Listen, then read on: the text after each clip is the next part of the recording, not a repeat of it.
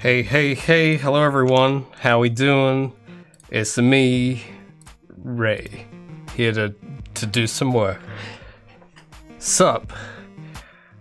We got, oh man, we got one kissy face in the chat. Mate, you just say hello like a normal person. You don't need no kissy faces in the chat, please. That is not COVID safe. So just stand way over that way and just wave at me. No need to get up close. Just getting my tablet out because guess what? That's right, we're not doing programming this week. What? I know, for like the first time this whole year, I think it's been that long, I'm gonna be doing some Photoshop stuff. And I'm a bit rusty, but yeah, it's gonna be fun because I'm so sick of looking at the code. I'm so tired of it, so I'm like, I want to do some other work. I want to do something else. So, and I think you guys have been waiting for an art stream for a while as well. I've been seeing some demand, so that's what we're gonna do. So let me just plug in the old tablet, while also trying to keep my cables nice and tidy.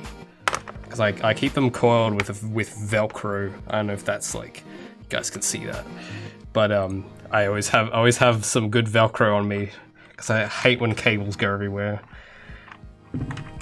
I treat my cables like I treat the connections in my blueprints. I'm gonna keep them neat and tidy. All right, is that plugged in? Is that working? Is this gonna pick up? Please work. Please don't have. Okay, it works. I don't have to reinstall any drivers. Let me just like rearrange my desk a bit so my tablet fits. Oh, can I put my tablet next to my keyboard? I wonder. That might make things a bit, instead of putting it behind, instead of putting my keyboard behind it. Man, I should really have like a desk cam because you guys can't see what I'm doing. But I'm basically trying to like move this over here, move that over here, and still have my mouse fit on somehow. I mean, I guess this could work. I just need to loosen that. I gotta take off this Velcro and loosen the coil a little bit. How is our, oh wow, we got a bit crowded today. We got some guys already here.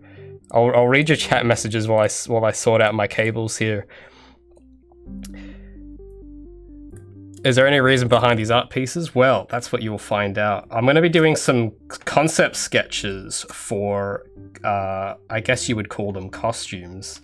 Although I think that's a very weird word to use because that sounds like something you do for a movie. Like, you know, like the costume department. But I guess you kind of do that for games as well.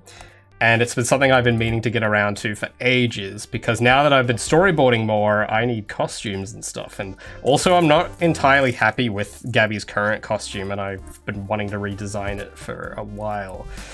So I might get the chance to play around with that today. An original mess. You got no Photoshop no more. Yeah, that's not a Poggers feeling.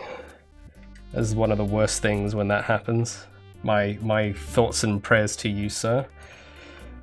Actually, oh, I loosened this a bit too much. Just gotta get this Velcro sorted. What tablet am I? I swear everyone always asks this. I honestly don't think it matters what tablet you use. Just use the one that works and fits on your desk. But if you really want to know the specific one I use, it's one of those old Wacom Intuos ones, not like the new fancy model they got. It's like a Wacom Intuos. It's like the smallest model. But it's not like the really small ones. It's the Intuos Pro line. I think it was about like $200, something like that. Might have been a bit more. But yeah, if you're an aspiring artist and you like want to use the exact tools I use, it's like honestly, no, it doesn't matter. Just use use anything, honestly. Whatever's most comfortable or whatever's most affordable, because that's like the one thing I see all the time of like, oh, I want to get into digital art, but I can't afford a tablet. And it's like, you could probably get one for like $50 if you looked. And yeah, it might not have as many features as my one, but I don't use half the stuff on, like there's all these buttons on it and I don't use any of them. And like there's touch controls and I completely forget that that's a thing because I never use it. So, all right. So now I've got this set up. Let's switch to the old desktop cam here. So I did not think about where to put my mouse, so I'm just gonna have to improvise. So I've got a blank thing up here because we're gonna be doing costumes. So I've just got this pose I'm gonna use as a reference because my anatomy is very rusty because I have to program all the time now. So we're gonna be using reference for the anatomy because this is roughly how tall Gabby is, more or less. And so I'm gonna be drawing over this with like a body, and then over the top we're gonna be drawing costumes, and we're just gonna do different variants. It's just ideating today. So, who else we got here? Oh, Mindcube, there he is. You weren't here last time, Mindcube. I didn't see your name here, so I'm glad you have returned, good sir. Yeah, so basically, yeah, I'm gonna draw an Iron Man suit. That was kind of the inspiration for the original suit. It used to be like a full body suit, but I made lots of changes, and now I will make more. So, I should probably like use my pen to click on these. Let me just move everything over a bit. Okay. So, sketch layer. Well, let's get the reference layer. You guys can see my screen, right? Hopefully, let me just double check. Okay, sweet. Let me turn on performance mode for my OBS because I don't want it chewing up resources. And let me set a timer so I don't go on too long. Alrighty, we are good to go. All lights green. Sweet. There's my chat window. Didn't look natural when you traced over. Well, mate, we'll see. I don't know how it could not look natural when doing that, but we'll figure out something. I do it a lot for a lot of my drawings lately. I've just been using 3D models. So where have I put? Here's my reference. So I'm gonna put that in here for a second, and I want to make it transparent because I've already set up like a bunch of layers. And I'm gonna, don't worry about those. That's just for me to help work better. So we're gonna add some transparency, and we might be able to make this bigger. Actually, let's make this a little larger. I'll probably shrink it down so we can fit more variants. But if we draw it bigger, it's probably best because then we can scale it down. So I will, let's see. Yeah, I'll make it about that big. All right, let's get a brush going. Let's get some hard brush. That's good. I'm using blue mainly because it just kind of helps me look at the image a bit. And also traditionally in comic books, it's what they use as well. And I like traditions, so that's what I'll be doing. I'm gonna make sure I've got some transparency on there as well. Make the brush reasonable, like thick, but not like too much and not too narrow, because I can use a really thick one for this. This is just going to be like kind of the base sketch underneath, which I can then use for everything else. Actually, maybe I'll go a bit thinner for the brush. I'm going to make a few modifications to this to kind of make it look more like Gabby. Like I'm going to add in the hair and everything, and maybe change her facial proportions a bit. Because yeah, this reference model isn't exactly what I want, but it's close. Mainly the pose. I can usually change proportions on the fly pretty quick. Oh, Mindcube, my man. Dude, thanks so much. Gifting. He's like, I don't know what's gotten into this guy, but every stream he keeps gifting subs to people and he keeps getting progressively nicer. I don't get it, but thanks. That's awesome, man. Noisy Chain, you're a sub now. How do you feel? You have entered into the realm of sub. Hold on, I just yanked my headphone cable. I got a really cheap headphone cable that, like, if you yank it slightly, it'll start glitching. But dude, Mindcube, my boy, thanks for being such a supportive boy in the community. If you are a sub, not mandatory at all, but if you are and you want access to some juicy stuff I got cooking that I haven't shown everyone yet, make sure to link your Discord account and Twitch account together and join the Discord linked in the description. I'll have a little treat waiting for you there. So I'm just gonna kind of, I don't know why I'm drawing in the circles. I guess I could rub those out later because I've already got like the base skeleton here. Like the basic blueprint for the pose, so I kind of don't need to draw the skeleton lines in. I guess it's just a force of habit. Now, these arms, yeah, these are kind of Gabby's arms, I guess, more or less. Might make the shoulders a wee bit more muscular. I've kind of been playing around a bit with like Gabby's proportions a little in my spare time, where they're like how short, high, muscular, thin, and all that to... I don't know, playing with that's fun. If you like it's usually fun if you like exaggerate it heaps and then tone it down after the fact. But I think I've kind of settled on sort of what Gabby's body type is, and I mean I settled on that months ago back when I did the model.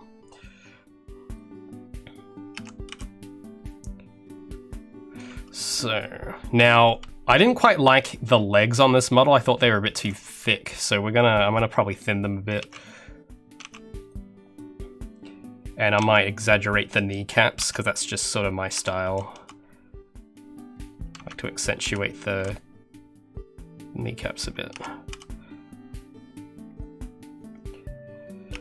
Now, yeah, I think that's a bit too wide, so I'm gonna, yeah, just through my own taste and what would you call it? I guess my own artistic liberty, I'm gonna like narrow the thighs a little, but maybe that's a bit too much. Maybe it needs a bit of volume. You make it too thin and it's like, it just looks kind of unrealistic, right? So.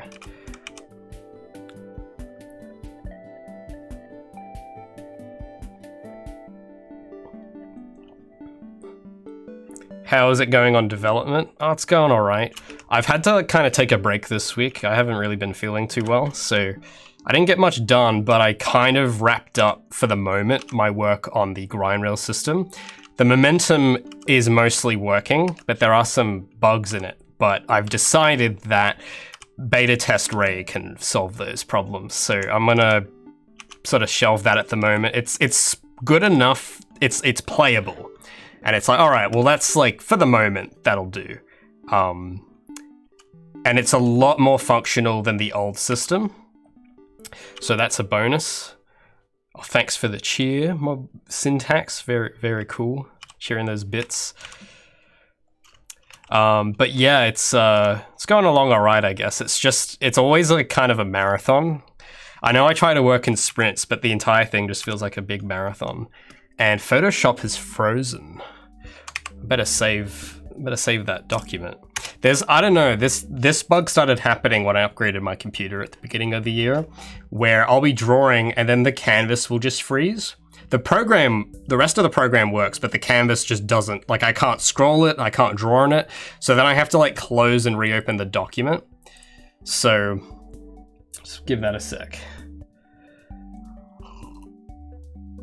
There we go. It just works. Well, yeah, you know, sometimes that's the best you can do. You can just get it just working. It might not work perfectly, but it just works enough. And yeah, you know, if Bethesda can't get it to just work, then maybe I'm being too hard on myself. Oh, Mindcube, gifting another sub. Oh, okay, so next to your name, it shows me the amount of subs you've gifted in total. So this is the 6th one, dude. It's pretty poggers. Adidas Kid, you are now not only a representative of Adidas, but you are now a sub. Congratulations. But Mindcube, dude, all seriously, thanks. It supports the channel quite a bit. It's hard to do these streams all the time. All right, so I'm just gonna like kind of draw some shoes, I guess. So I need like a base shoe. I actually don't know, like, I know that the suit that Gabby wears has like boots, but I'm not sure if like when she's not wearing that, if what kind of shoes she'll have. And also, I haven't drawn shoes in a while, so I'm kind of not that great at drawing shoes.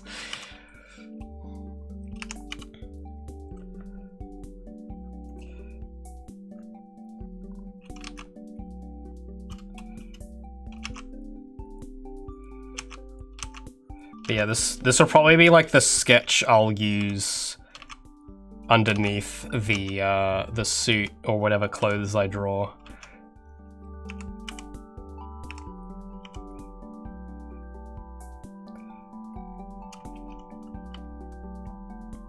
How's that looking without the reference? I might like, yeah, because the reference is getting it's a bit hard to see what I'm drawing, so I might tone that down to 14%. That's better. So now I can sort of see what it's all looking like. The legs look good.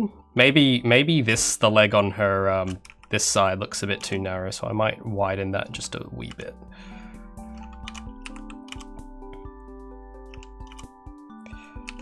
But I thought, yeah, this as well, I kind of thought this would be a good pose to draw the armor and stuff in, because it's like a three-quarters pose, and it's got a bit of angle to it, so you can kind of draw stuff and you can get that sense of depth. Oh, like, oh, you've like, okay, I guess you haven't been here in a while then, Adidas. Well, lots has been going on, yeah. I've kind of lost track myself. I'm only just focused on week to week what's happening. But basically, how do I summarize it? Well, back in, must have been October? No, it was a bit later than that, I think. I think it was December or January. I was trying to take time off, but I ended up just working more and started developing. I kind of rehauled the movement. So I did a complete movement overhaul, kind of ripped the code apart and put it back together. So now I kind of have the equivalent of what you might call Titanfall movement in the game. And what that essentially means is when Gabby wall runs and slides and grinds and everything, she actually has momentum that will carry over to each action. And you can chain moves together to gain lots of momentum, and you can lose momentum also very easily. So I think that's something that was already in the game a little bit, but it was hindered by the way I had programmed the mechanics. So now it's in a way where I think it just kind of all goes and flows together now. And I think it's going to be like a pretty big deal.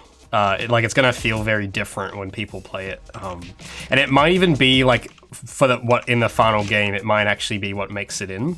So except for like the grind system, because that's still a little broken, but everything else, I haven't managed to break it. So I guess we'll see if anyone else does. But so far, like, I haven't managed to find much problems. Like, none of the old bugs are there anymore. So that's kind of neat. And I think it's like solidified now, where it's like, I think this is going to be kind of where I draw the line for the mechanics, in terms of what features will exist. But however, there are still like opportunities to add more with the technology I've made. So that I might explore, but there's not going to be anything like brand new. It's probably just going to be stuff based on the code I've already written.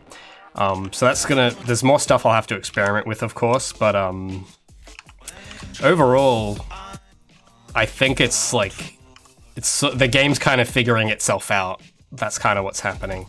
So while that's all been going on, though, I've also been trying to do some other pre-production work. So this is like part of the work is what I'm doing right here, for example, with costume design and stuff, and storyboarding, and a lot of stuff I haven't really shown yet, but it's all been kind of going on. But also, yeah, during that whole process, it's been kind of taxing because it's really difficult to stay focused for so many things for that long. So I've been trying to kind of take it a bit slow lately, and yeah, this week hadn't really got much done, but I mean, yeah, well, that's the thing. It's to the state now where in a week you won't see much happen, but over, like, compile those weeks up, and then it's like, oh, like, that's a lot there's a lot of differences, you know? So, it's just it's hard to navigate through that, but I'm sure if I just keep at it, it'll work itself out. So, I gotta draw Gabby's face. Well, yeah, actually, let me like check if this head is the right kind of head I want to use. So my hand's a little bit shaky today because I'm trying to draw at this weird angle.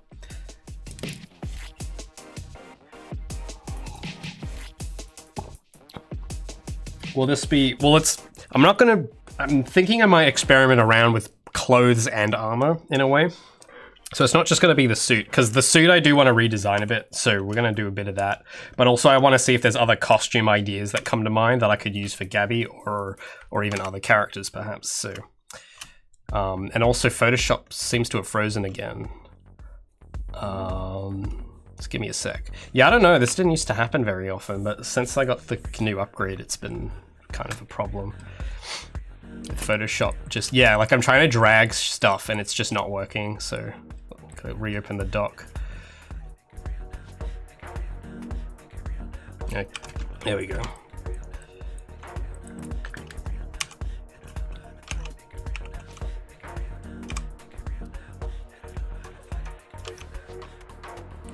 So I'll get that.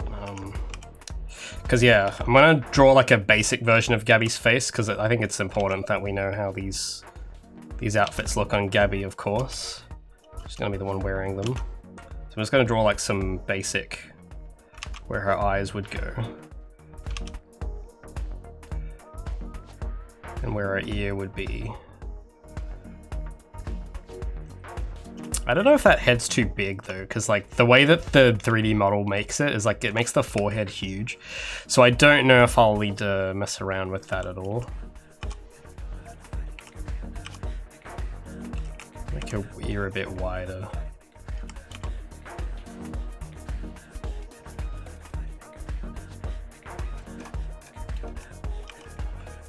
That's a bit too wide.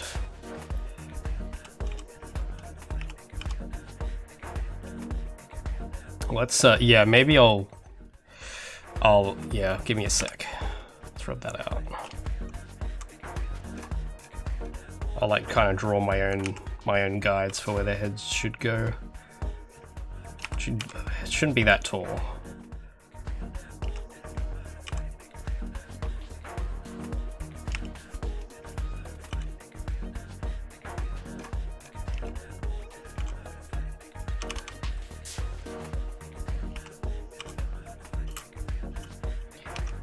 Hair will probably come in about here.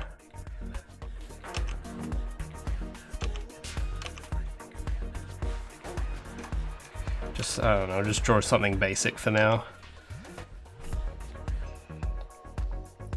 Gotta get that ear in. I still, like, the way I've drawn ears has kind of changed over the course of the project, so some of my older sketches of Gabby, like the ear looks like it's drawn very differently. And so yeah, I might have to maybe change the model a little because I wasn't quite happy with how the ear came out. It's very hard to, like for me it's hard to notice, but I don't know if that's just because I'm used to it or not. So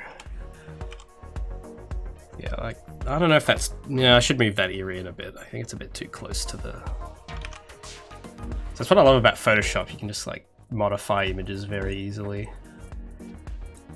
So I want to put it about there, but I need to treat it a bit.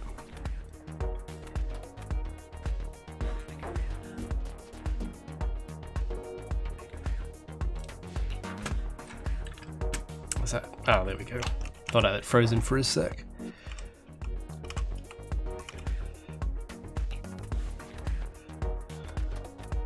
So yeah, then we draw her hair over the top.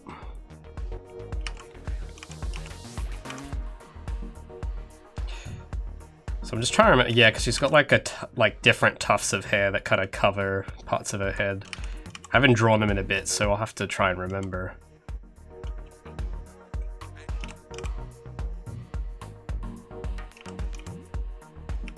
Actually, might need some photo reference. Let me check the website, because that has a drawing of her on it. Just take like a screenshot. There we go. Can I put that in Photoshop?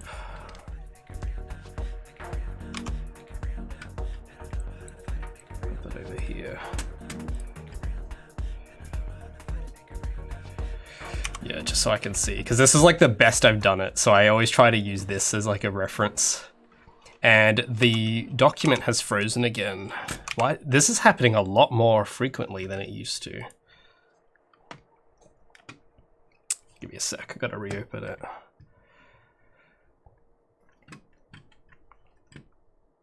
Oh, there's my chat window.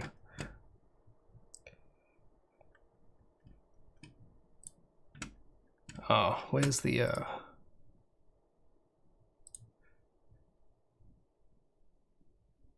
give it a sec. Yeah, because like a mistake I think I made a lot with my older pieces before this one is that I would make the hair too detailed. And it's like, actually, to me at least, it looks better when it's just simple. So I'm just trying to see if I can copy that again. But I gotta like, yeah, it's like facing the other direction this time, so this will be a bit of a challenge. But she had like that bit.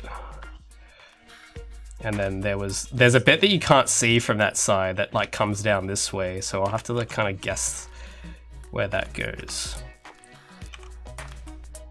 Goes like there, I think.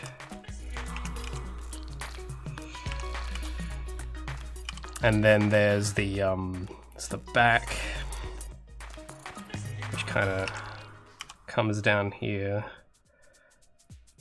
I guess, well, yeah, it's at a completely different angle, so I'm gonna have to make some guesses.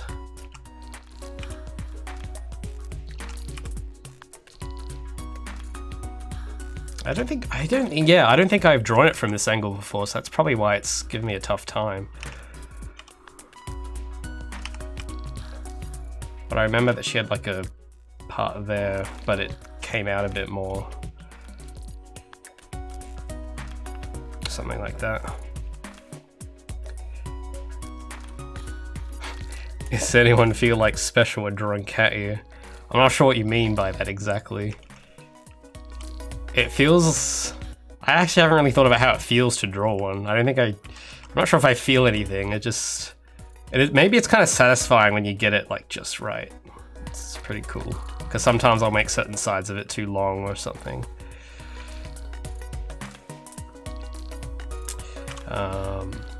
So far, I'm liking the shape so far, but there's like some volume I gotta draw here. I think like maybe if I do that. Nah, that doesn't look right. Well, let me rub out this part. Cause she has like a bit here, I think.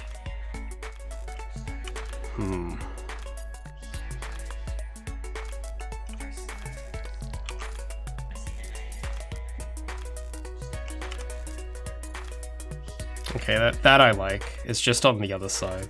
I'll turn off the reference because that's kind of messing my proportions of it. Okay, well this looks a bit more like Gabby now.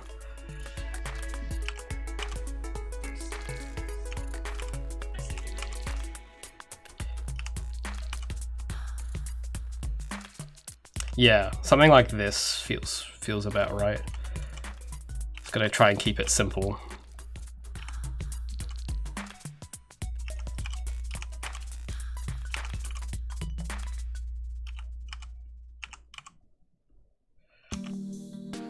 Anyway, yeah, that's looking a bit better.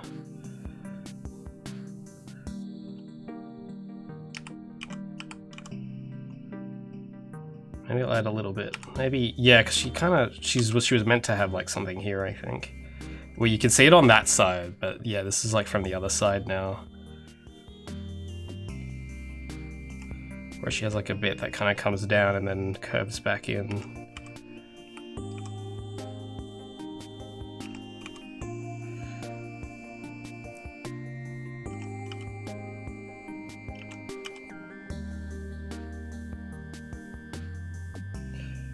And then, yeah, it's just, I haven't had to draw this part from this angle, so it's a bit tricky.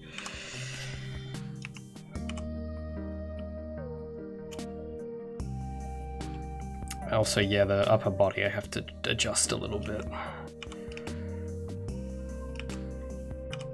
Yeah, no, I don't really like how that side turned out. Let me try that again.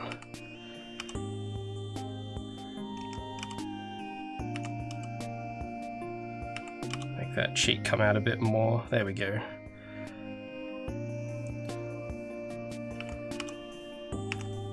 Maybe I'll try like this. Nah, that's wrong. That's not right. Because you can't have too much volume, otherwise it'll just look unrealistic. But I think that side needs a bit of heavier. Or not, maybe that's not right. Maybe I should flip this around.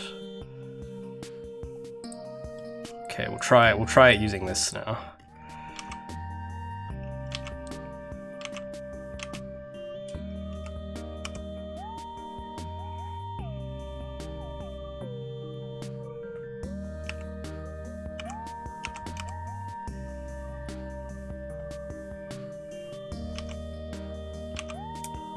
Oh, I see. Because on this side she's got like these spiky bits, so try something like that.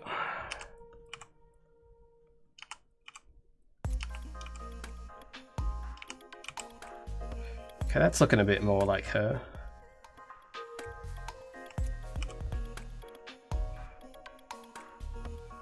It's just down there, I'm not sure whether to put anything. Maybe like, yeah, okay, yeah, this, I'm happy with that. And then of course we got to add the little bit here at the top, except I don't know which way you should go. No, that doesn't look right, I'll send it the other way.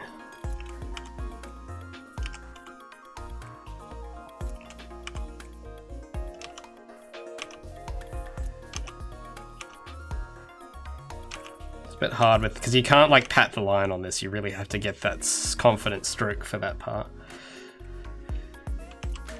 I guess I'll just do the one. Maybe, yeah, maybe another one there. And there we have it, there's Gabby's face. That turned out better than I thought, so I'm happy with that. Add a little whiskers in. Alright, so I gotta adjust the upper body a bit, because this is like kind of a bit, something's a bit stiff about it.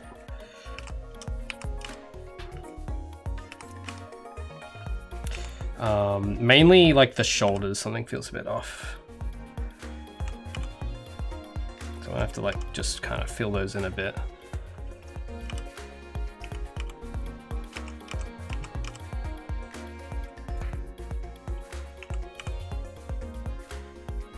And like something here feels off. Thin that part a bit. It feels a bit too solid.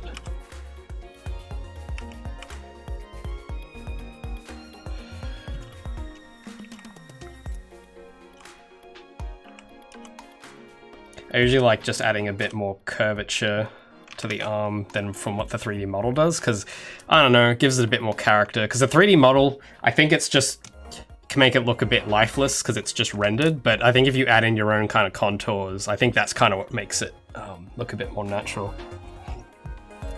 Even if it might not be technically correct, because I find that like just with cartoonists generally they'll add like contours where kind of like you wouldn't see the contour that way at that angle, but it looks really satisfying, so that's what you do. So I'm gonna, you know, just exaggerate like this curve a bit. Because essentially, like, the contours go that direction, it's just you kind of push them out a bit more, you know, exaggerate them slightly.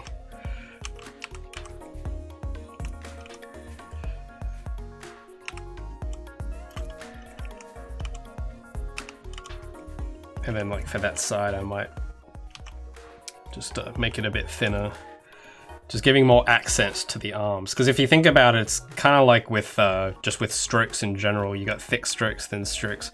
And it's like with the arm, there's thick parts of it and thin parts of it. And if you kind of just exaggerate them out a bit, it can make it look a bit more living, I suppose.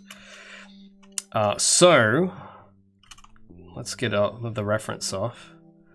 Something's really off with that other shoulder, though. I'll have to touch that up a bit. I think I've made this part a little too thin. Yeah, so let me try that again.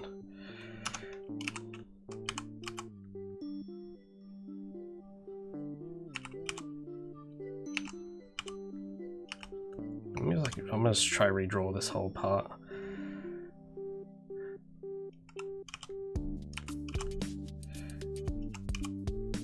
I usually use like the collarbones as like a guide for where the shoulders should come up, because they usually kind of connect when you look at the line work for a lot of things.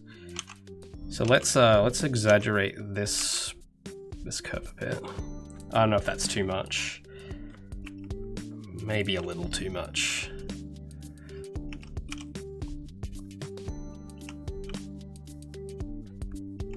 But then we'll put that, we'll make that dip a bit more. Yeah.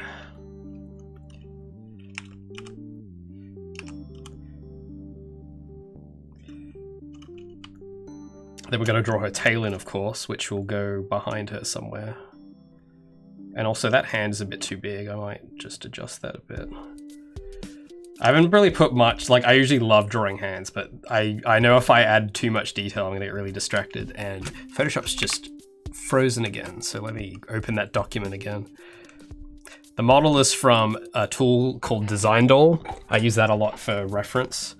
It's kind of like those little wooden figures that you see a lot of artists have, except this one's digital, because I don't have any, like I do have room for a physical one, but like, you know, who wants to have a model on their desk all the time? Like, I like keeping it pretty clean, so I just use a digital one. And the digital one's really cool because you can kind of change its proportions and everything, which is pretty cool. Have I ever struggled drawing Gabby's hair? Well, yeah, I guess just a moment ago you saw me struggle with Gabby's hair. Yeah, I struggle with hair quite a bit sometimes. Especially if it's like a new hairstyle. Like, I don't draw new hairstyles often, but when I do, I struggle heaps. Like long hair, I really struggle with. I don't know. Well, I haven't had long hair really before, so I don't really get how it works. Seems like very annoying having long hair because it just gets everywhere. Because I try and draw it and it's like, wow, this is like going really kind of far behind the character's back. Surely that would get irritating, right? But people live with it, I guess. The resilience of the human species. Can I put this on the main? Hold on. I can close this now. I'm done with this. Can I put this on the main window? There we go. Oh, come on. Go on the main window. Why won't this dock on the... There we go.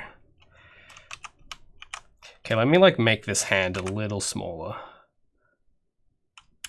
There we go.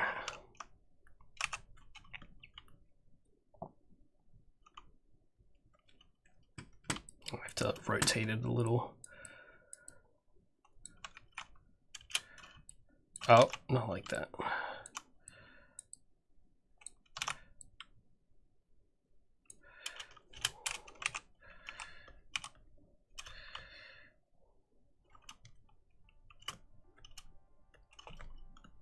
Because I've made my fingers shorter in this one, and the reference has much longer fingers, so I might just draw it the way the reference is, and then shrink the hand, because I think the hands on this are a little too large. And I've drawn my hand at a different angle, because I don't like the angle that that hand is. So I'm going to try and...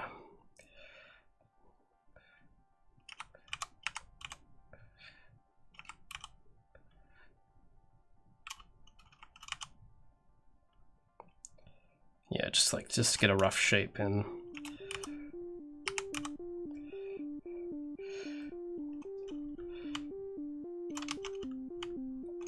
Might bring that thumb in more.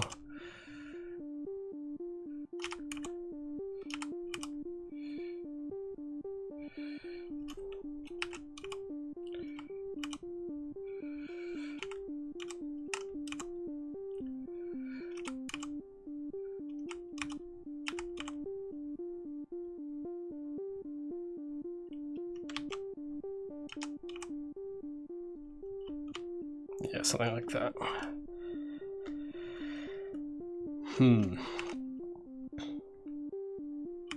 I think that's mostly the way except that foot is a bit too thick and the damn canvas keeps freezing. That's annoying. Why is hands my favorite? I don't know. I've just always been good at drawing them. So purely for that reason, they're like my favorite thing.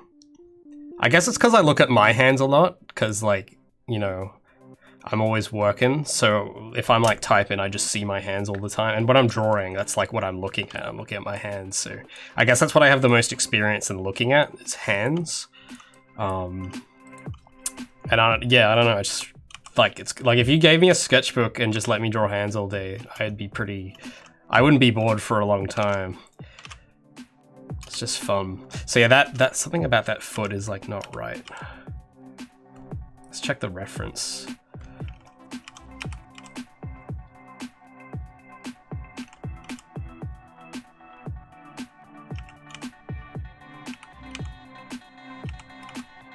Feet, on the other hand, I hate drawing.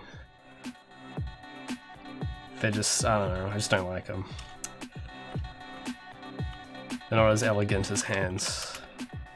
Because with hands, you can, you know, hands have cool poses. You can put hands in really neat positions, but feet are just like, it's boring. Like, what do you do with that? All right, so I think this is a pose I'm happy with. It's just, there's still something about that shot. I think it's just the fact that the crease comes up a bit too high on her shoulder there. Could be it. And I really did that line poorly there.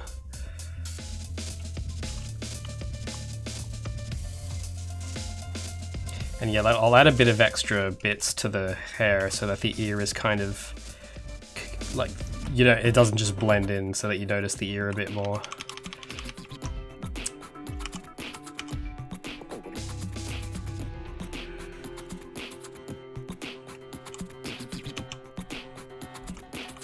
There we go.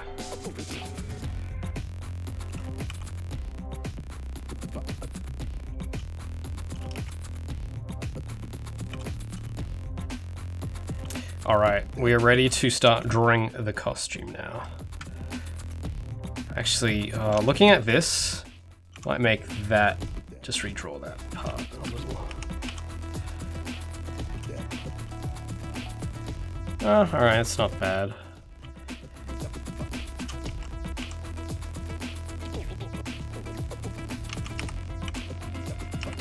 It's just this part's really tricky.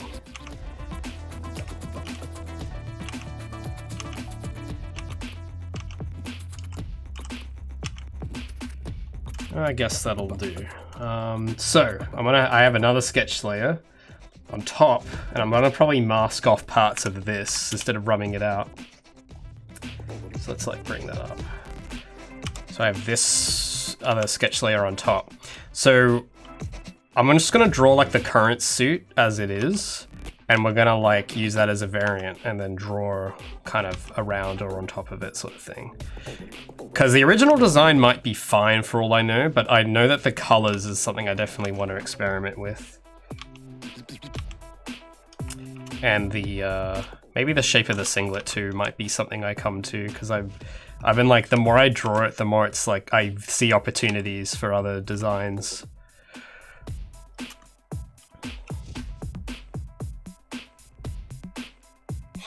I think I don't have a hand sketchbook per se, but I think I do have quite a few sketchbooks that might have drawings of hands in them somewhere, but not exclusively. It's not just hands, it's probably got other stuff too, but a sketchbook with hands in it does exist.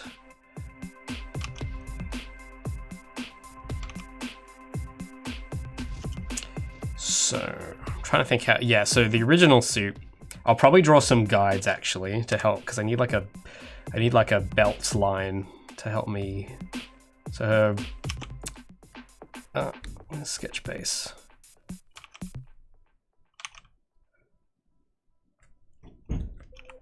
I'll draw like a little for where her belt would go.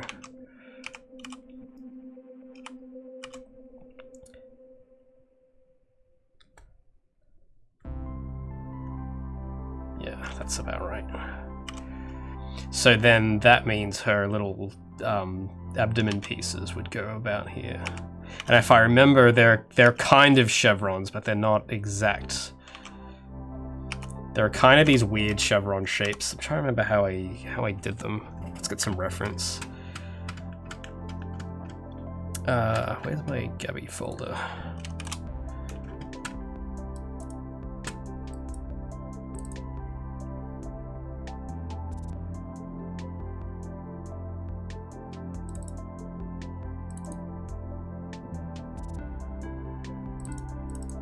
I'll get like some source files open from when I did her model sheet. That might be handy. I think even on the model sheet I kind of changed the design from the looks of it. So I think this was from the front.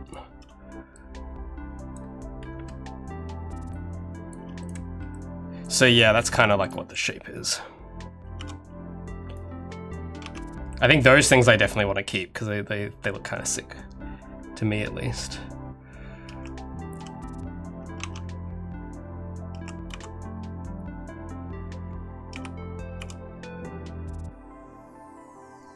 Yeah, because I've kind of drawn the character at this angle, it kind of lets me add a bit more depth than just a front-on view, which is kind of neat.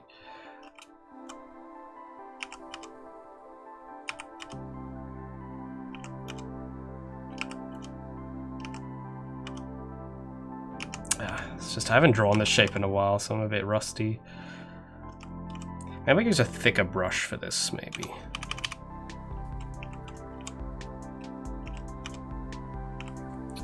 I'll move, just adjust my tablet a bit.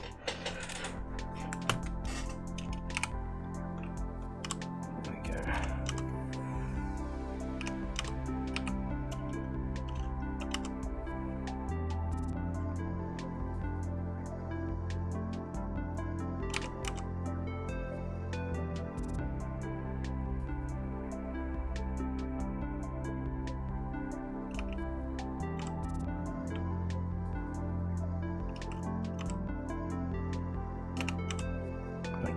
Yeah.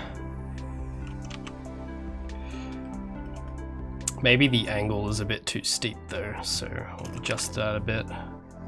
Using the warp. Oh, not like that.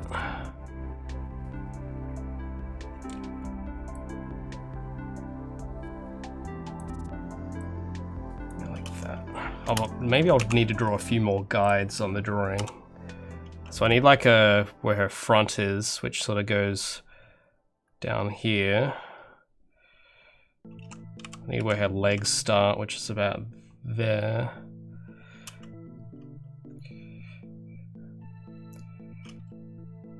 Probably like contours for our arms as well. Like where like the stitch line would be. So it'd probably go about there.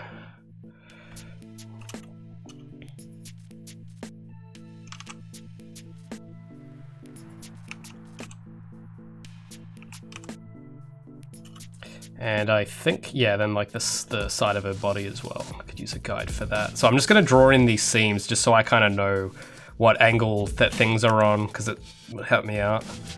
Because you don't want to draw something from the wrong perspective, because it'll just look really off and it'll be very obvious. But only after you draw it, of course. While you're drawing it, it's going to be hard to tell.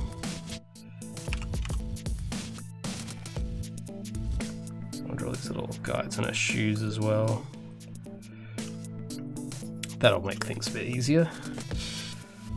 So yeah, I can already see like these parts, the angle is a bit off. I'll have to like adjust that a bit. Hold on, I've got my file explorer on top of you guys. There we go.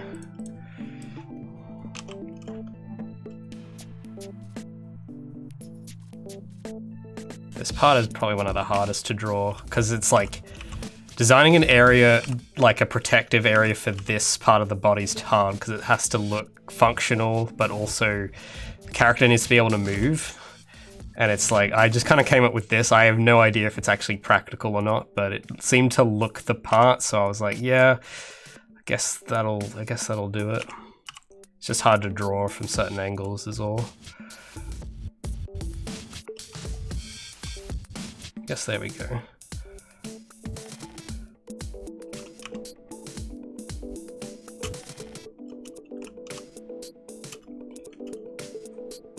there's these parts. These are my favorite. These are pretty easy to draw.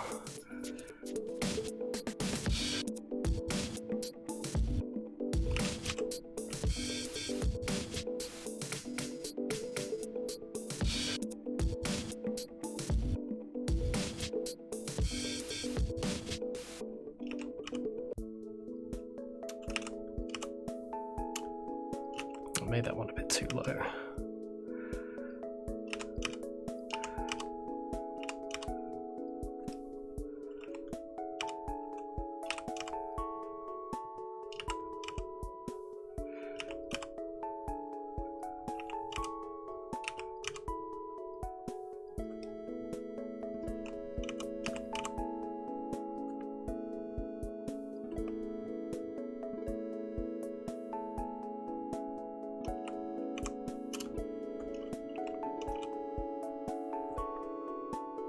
The only thing was that later I think I changed, like, I try to kind of put the, like, kneecaps into the boots. So the boots designs are very different from what's on the sketch. I mean, they're kind of similar, but I've made a few changes during the modeling process. So I think they went something like this. Had like these sort of big, these big parts.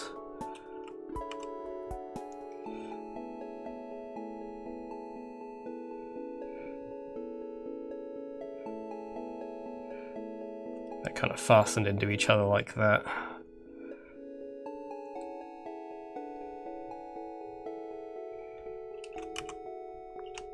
I gotta be careful not to put it too close to the to where the foot is, because then she won't be able to move her foot if I put it too far down. So I gotta like make sure I shift that up just a little above her ankle. There we go. That knee bit I've made too it's too curvy.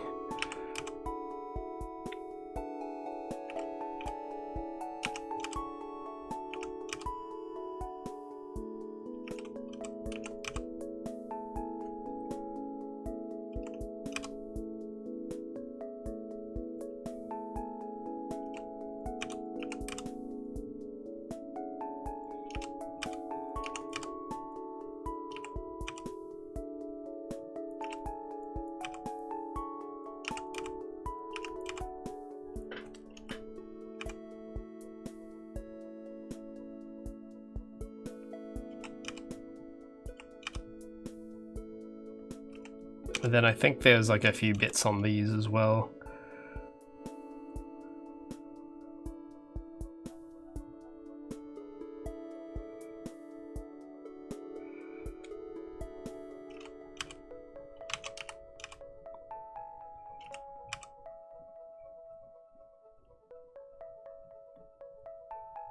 There we go.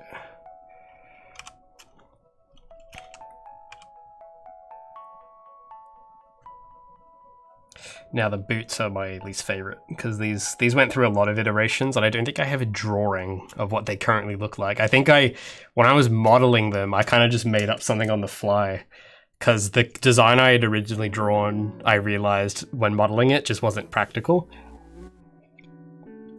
So I had to make some just on-the-fly alterations.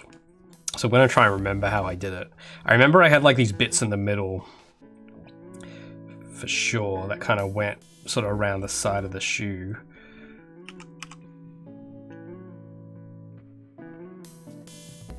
Kind of like this.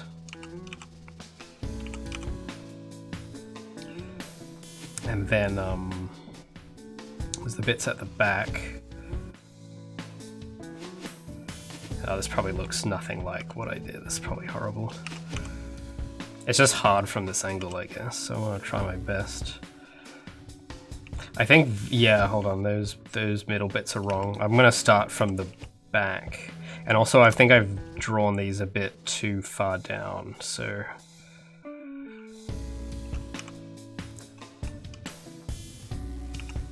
have a little part there as well I forgot to put in. But yeah, I'll need to quickly...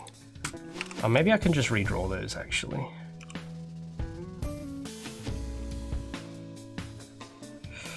No, that doesn't look right.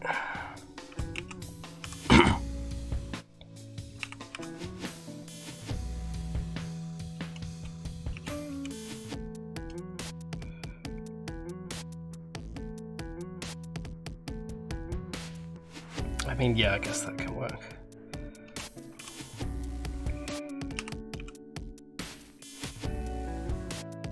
Alright, so I'm just doing my best from memory to kind of remember how these went, because these are quite bulky.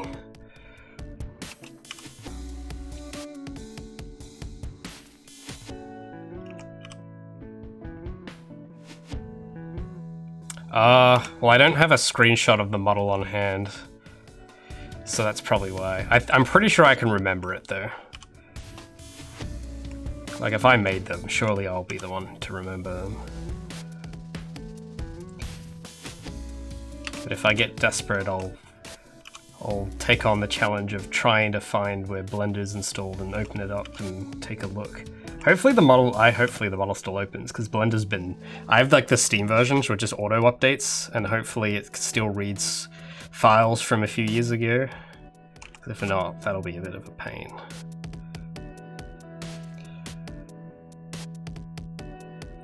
Yeah, they look something like this. Yeah, this looks pretty close. It's just because of the detail, it's a bit much, so it's hard to kind of pinpoint exactly where everything is with that color. So that's probably, I'll do like a shading pass next.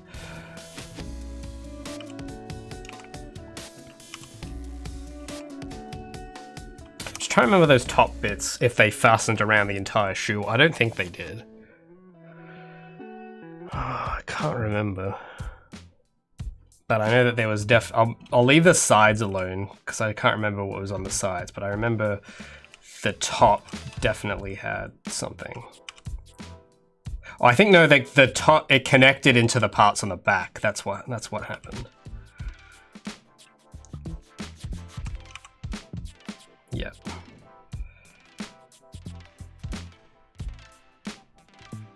Yeah, that's more like it. It's just I have to make that a bit thicker.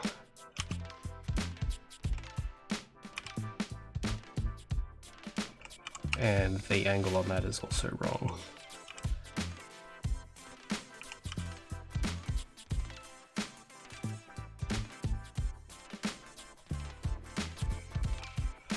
Yeah, something about the way that the details are all a bit skewed, so I'm gonna have to resketch some of those.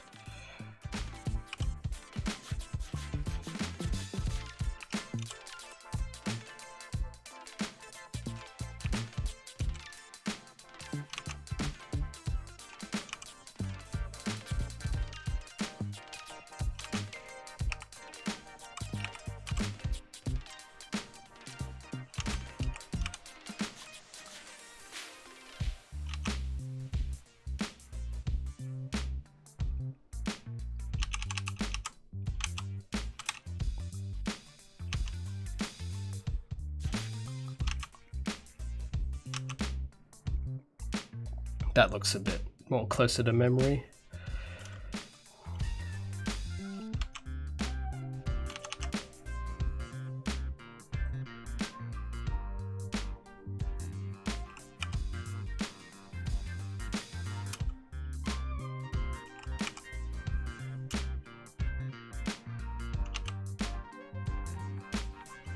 Now for the other side. It should be easier now that I know what it looks like on one side.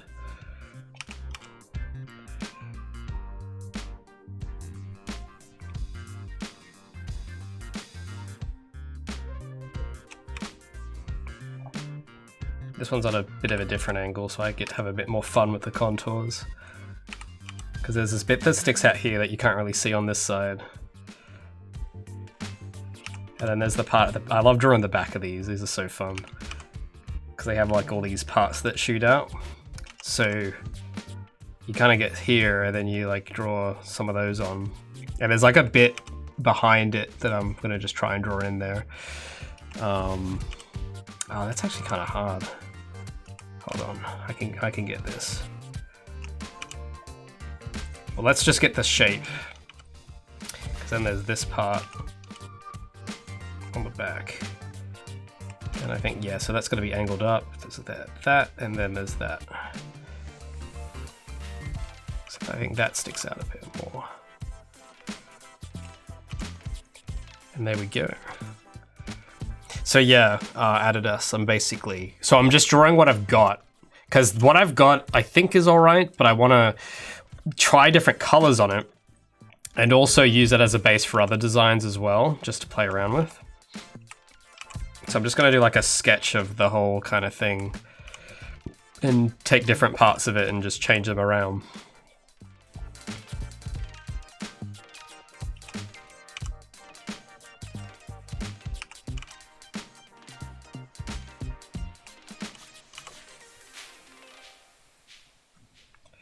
So on this side, yeah, you should be able to see the shoe should be a bit easier to draw.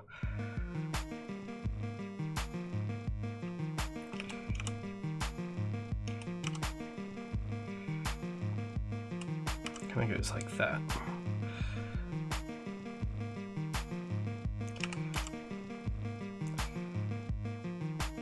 Sort of like, one thing I kind of try to do is kind of make them look a bit like car pieces. Because I just find bits of cars to look kind of neat. So I remember when I was like doing this suit, when I was modeling it, I would like take photos. Like if I'd be out for a drive, I'd try and take photos of like the back of cars for like headlights and stuff and how they all fit together as like reference for the suit. Because there's something, especially like white sedan sort of cars or hatchbacks, because they have like this kind of futuristic look to them, but it's like a functional sort of, it's weird. It's not like minimal, but it's very, it looks industrial, but like slick, because cars are supposed to look slick. So there's that nice little blend that I kind of tried doing with this first, this design. It's just getting that, something's about the angles just a bit off there.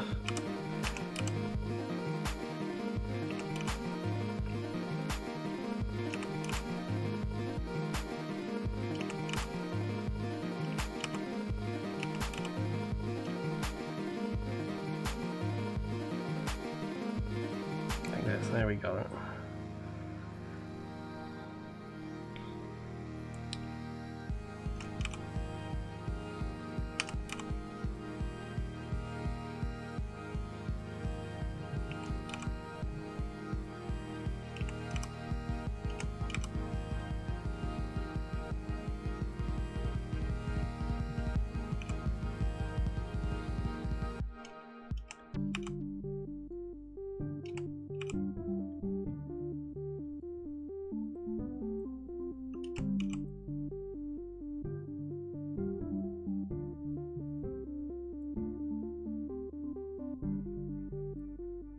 Yeah, that's sort of how the shoe looked.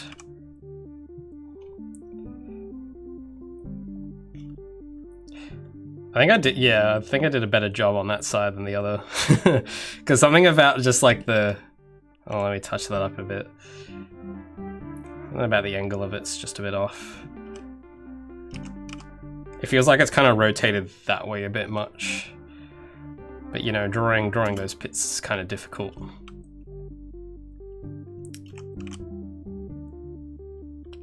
Okay, so now that that's in,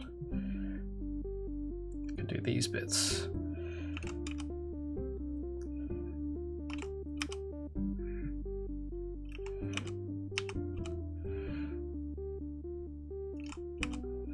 Can't remember if that went up or down. I don't think it went down. I think it went like kind of like that.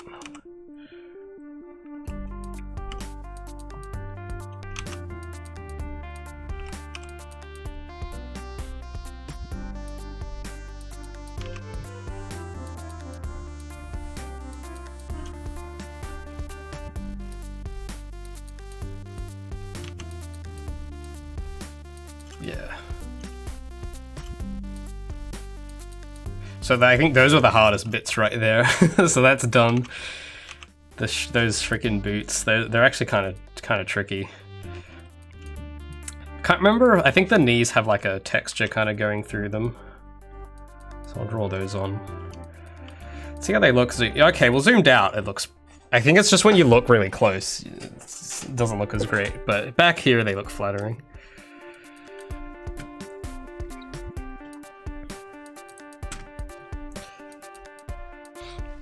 Oh, hold on. Did someone redeem Gabby Trivia? Someone just mentioned it, but I don't see it in my chat log. You guys are sending me on edge here. Sorry, my hand's just a bit tight. My joints have been really sore like all week, so it's been like kind of hard to get work done. But now they're feeling a bit better, except for right now, of course, because I've just held a pencil really tightly for the last 20 minutes. Oh, well, I guess that is a bit of Gabby trivia, I suppose. Man, I should have saved that one. I don't know why I told you guys that. I should have saved that up. But yeah, I mean, because I look at like the back of like the bumpers of cars and stuff, and I was just like, that I would like to wear that. You know, that seems like a weird thing to think, right? But I thought that'd be cool to wear in a world where you needed armor. If I actually search car bumpers, what comes up? I actually don't know if it's the bumper. I don't know what the names of parts are called, really. Oh yeah, I guess so. Let me like this kind of stuff a bit. There's also like back of car, I don't know. Mainly, I'm trying to find like a car that's like from this decade. Yeah, like on this. How do I open that image? Oh, this is a really low quality image, but like just kind of like the contours of it and how the shape sort of goes and how it all connects, like especially like these bottom bits here, like where the lights have to be put in and everything around them. I just thought was so interesting. So yeah, that was like I've tried to kind of carry that through with the suit a bit.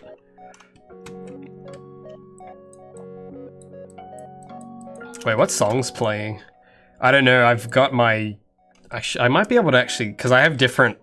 I have like my licensed copyright-free music that I play on stream that I can't hear, but you guys can. So if I monitor the output of that audio, how do I do that? I'll see what song is playing. Oh, where is it? Oh, here we go. Stream soundtrack. I'll do monitor. Monitor and output. Oh, it's this song. Yeah, it's a good one. All right, let's get it to the next part. Yeah, now everything else looks off now because I put all these effort into the shoes. I want to redo this whole part. Give me a sec. I should be able to do it quickly now that I've got some practice in now. Let's like draw some guides. Because these aren't like normal chevrons, they're like chevroned chevrons.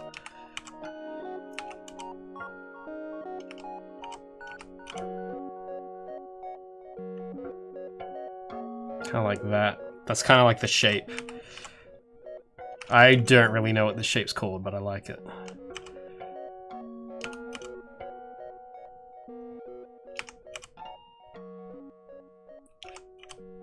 So what I might do, I'll just draw it on, right? And then I will try to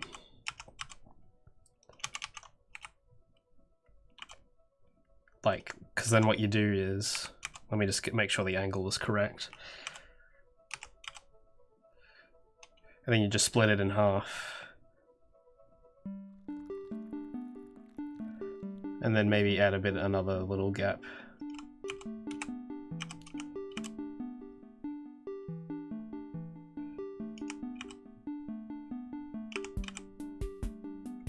Like that.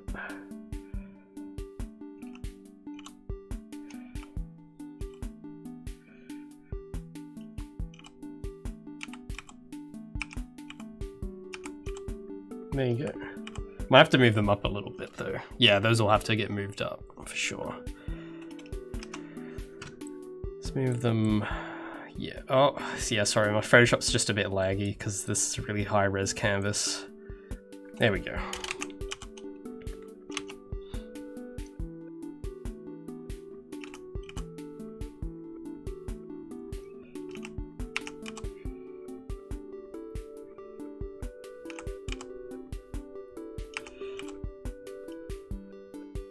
This bit's always really hard. I have to scroll up the reference.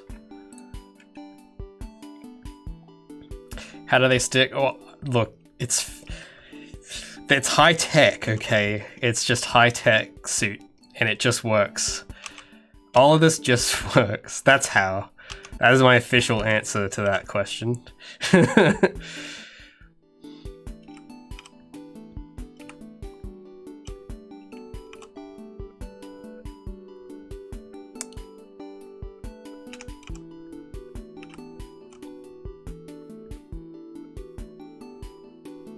Okay, I think I finally figured out how to draw this shape now. Yeah, that's like, maybe it's a bit too wide, but that's kind of the idea.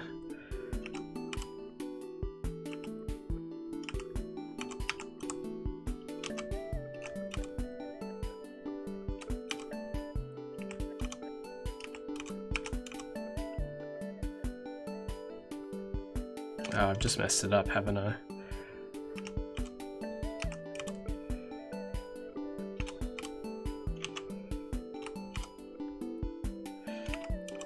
Yeah, there we go.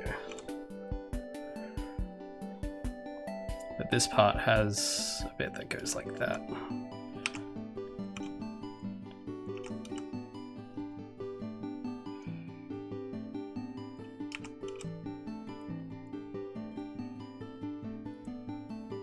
All those little rivets on.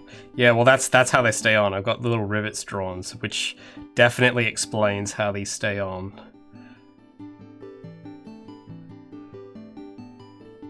And I've just realized that I've like mucked up one of these. I realized that this part here is a bit too tight, so let's, yeah, there we go.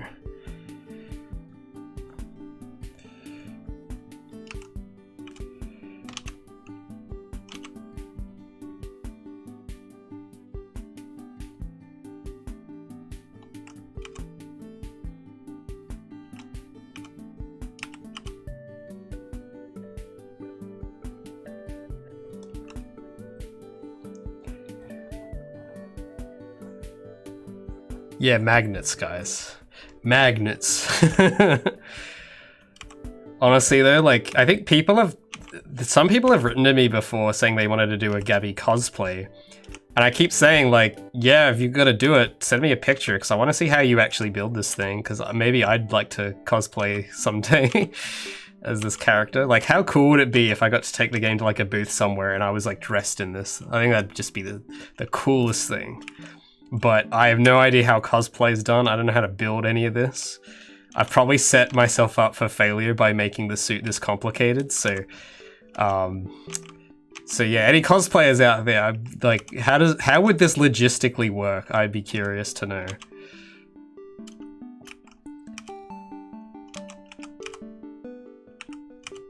Just forgot those little accents on this side. All right. I just noticed as well that something's like right here, it's like pinched too tight together. So I don't know if I can like warp that and fix that problem. Maybe I can.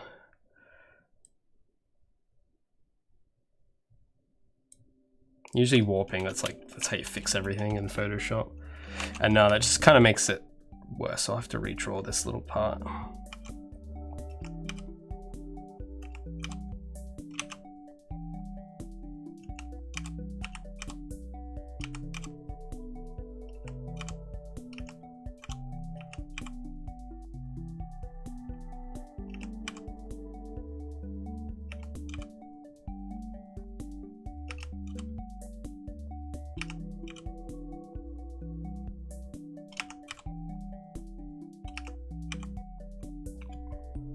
Oh, hey, chills. I'm going alright.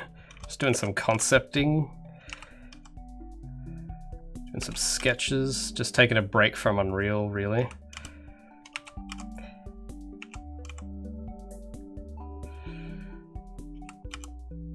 And it's just dawning on me now, I might have to move this whole piece down just a little bit because it's too close to the other one. That's probably why I have to make it wider. So if I can like get in there and just slice out this part. Oh, sorry. You can probably just hear my wrist just crack. I've like, over the past month, I've like slowly degenerated into like an old man. So yeah, my body ain't what it used to be, guys. I kid you not, I went to bed at like 9 o'clock the other day. which is just like unbelievable for me because usually I go to bed at like 2 in the morning. So 9 o'clock was like, it's like, okay, I'm hitting retirement age. Oh no, and my game's still not done. Ah, that's the worst part. It's the worst part about retirement. And also, yeah, your joints hurting all the time.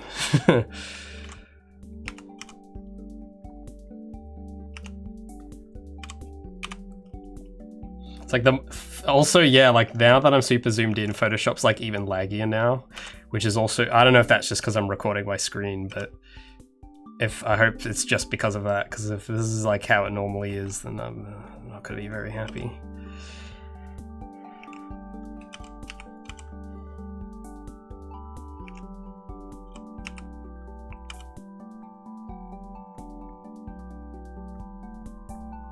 All right, that's better.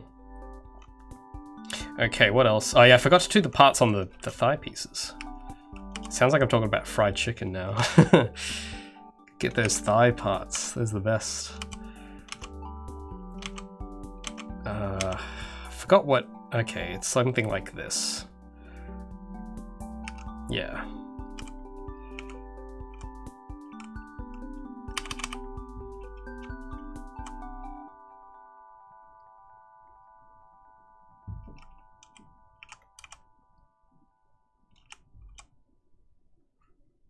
And then we've got these bits.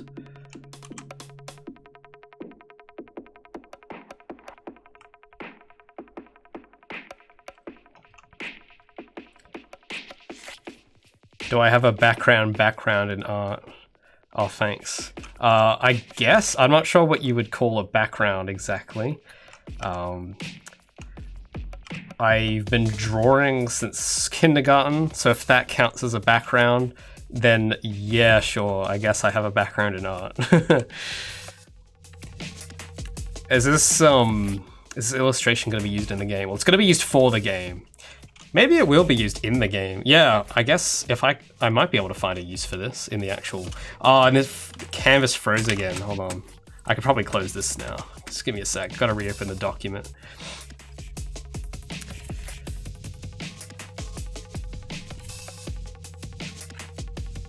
Do I? Oh, an art? No, I don't have a degree in anything. I have zero. I don't have any education at all. I'm a high school dropout, just doing his best. Oh, Astros, just found my vids today and you're already on stream. Dude, that's like legendary. That's awesome. You must be really committed. Also an Australian, dude. Crikey, that's awesome news. See guys, I'm a real Australian. I use the word crikey. That must mean I'm a real Australian, right? But dude, that's sick. From which state do you hail? Is it the disaster state, or is it one of the states that's doing okay at the moment? Okay, Adelaide. Cool. I'm in the worst place in the world right now. But I just pretend it doesn't exist. I just stay in my room and draw, so yeah, nothing's going on here.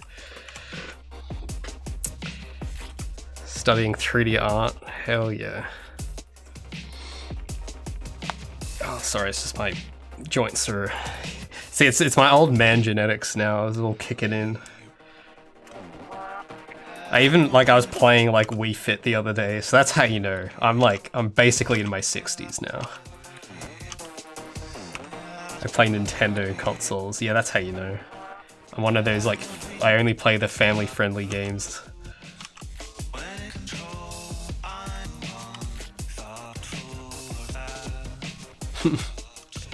Isn't cracking joints bad? I think it's not that I'm cracking them, they just crack. Like my wrist cracked earlier when I was leaning on it.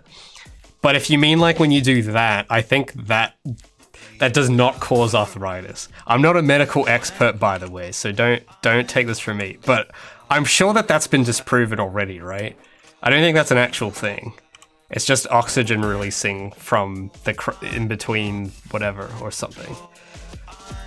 Obviously, don't physically like put like cracks in your bones, like if you try and split them. That's obviously not a good idea, and I don't endorse that. But no, you don't get bloody arthritis from just that. I don't think humans are so badly designed.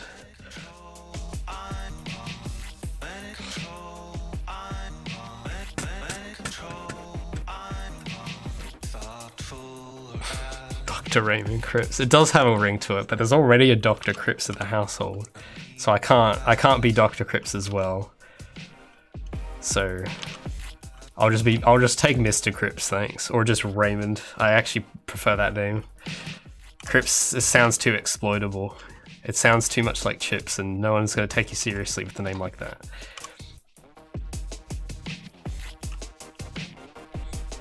Yeah, so bloody arthritis, that's the Australian variant of arthritis. Very prevalent here. It's kills a lot of people, so yeah, don't get it. Don't do it. Don't do bloody arthritis, okay? I know all the cool kids are doing it, but guys, come on. It's no joke. Now that's a title designer. I like that. I don't think designers, man, imagine if game designers had a title like that. That'd be pretty cool. Or if you were like any kind of creator, like an author or something. Imagine if like they had a different title. That'd be interesting. Wonder what the title would be. Because we can't use anything with D, because DR has been taken. Can't use MR, that's been taken. Maybe master. I'm sure that's probably used for something else. GD, but you can't how do you phonetically pronounce that though? G'da, you say, hey, G'da Smith. There's gotta be like a phonetic, well, I guess it's an acronym, but it's gotta stand for something that you can say phonetically. Good. Yeah, I guess so. A video game doctor. There is someone I know that actually got a doctorate in animation, and it's pretty depressing, honestly, because she got the doctorate, gave a bunch of TED Talks, and proceeded to develop a grand total of 0 games. So I always thought that was really comedic, that she would go around saying, oh, I'm Dr. This, I'm an expert in animation in games. And it's like, what titles have you done? And she's just like, oh, I'm a doctor in games. It's like, yeah, but what titles have you done? It's always kind of a meme. But I mean, yeah, I guess like the academic society is a bit different to the industry, I guess, because they have, apparently there's like an academic, I just learned about these things recently, but apparently like when you go to university you get access to this academic journal, and it's supposed to be just like information that us normal people get, but it's like from smart people, and they get it first before the rest of the world knows it. It's interesting because people who write for it don't get paid. So I thought that was kind of funny, where it's like, oh, you can have your work published in a paper, and it's like, cool. Do I get anything out of it? It's like, you get knowledge, you get recognition, and it's like, well, last I checked, those don't pay the bills. So, but I mean, what I do doesn't pay the bills either, so it's like, what do you do?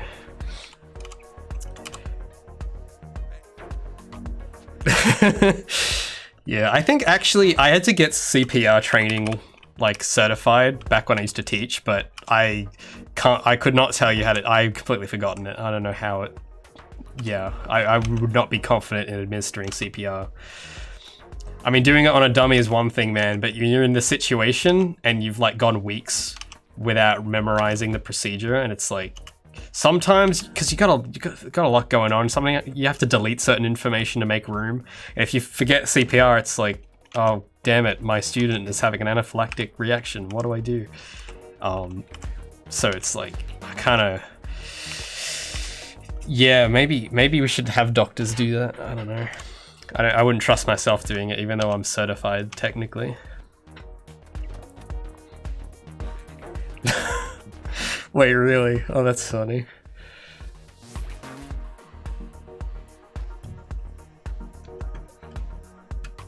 Where did I learn all my art skills? I couldn't tell you. I just kind of started drawing and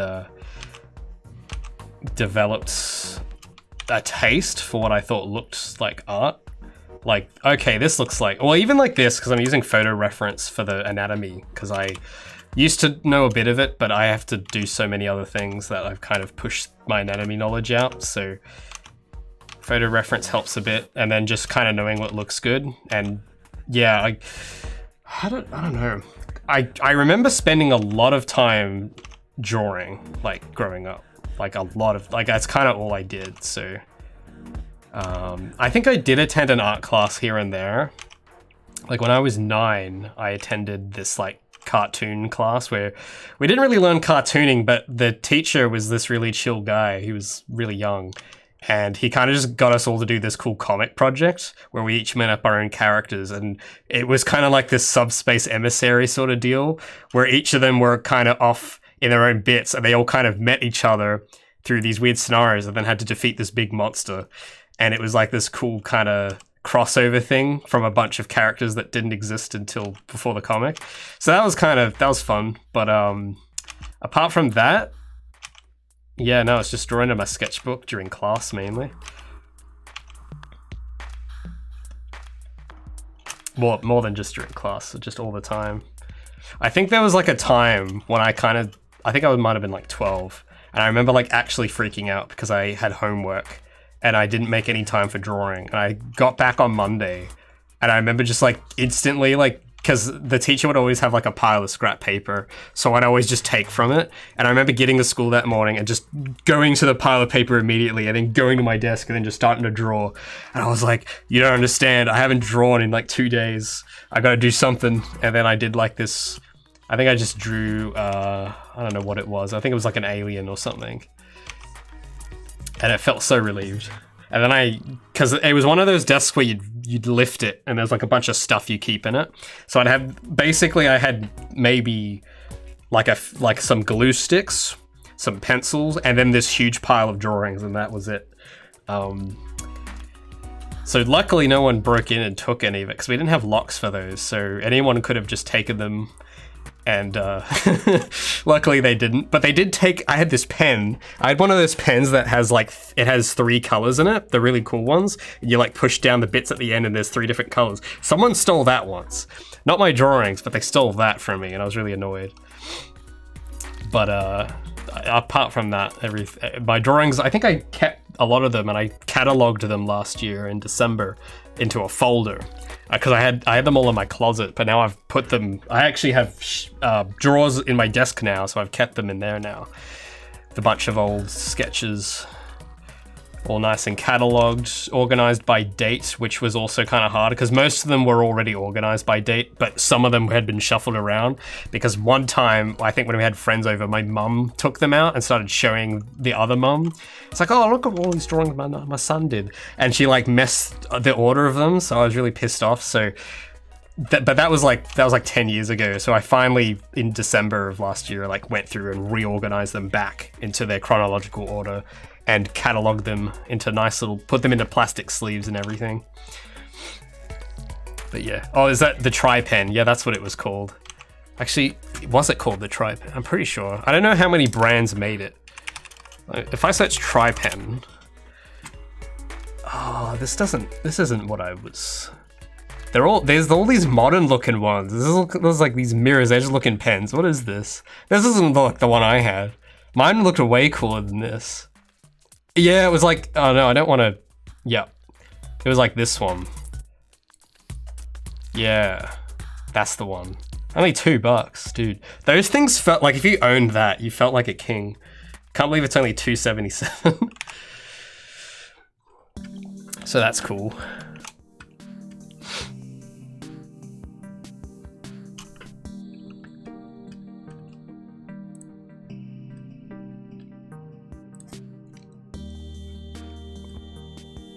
Yeah, I really should. I think I took photos of some of them and put them on my Insta story.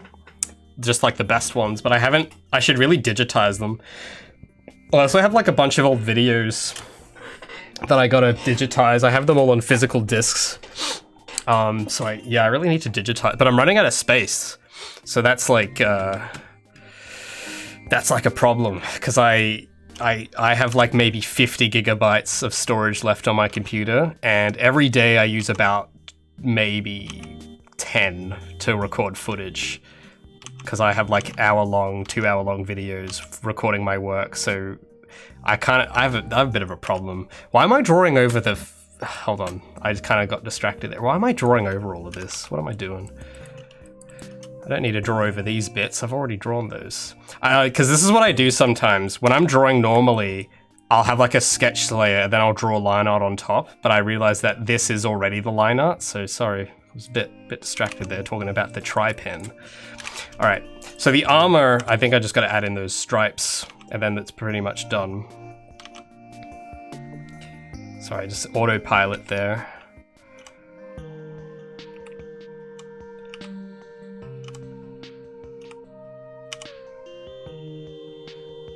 I don't know if it was just a thing at my school, but we used to have this thing called the pen license. It was like in primary school. I don't know if this is just a weird thing that my school did or not, but basically you weren't allowed to use a pen until you got your pen license. You had to use a pencil otherwise. And I think there's a test, and no one would all do it at once. Like, you get selected for it individually. And I always remember getting pissed off because I was like one of the last kids to get it.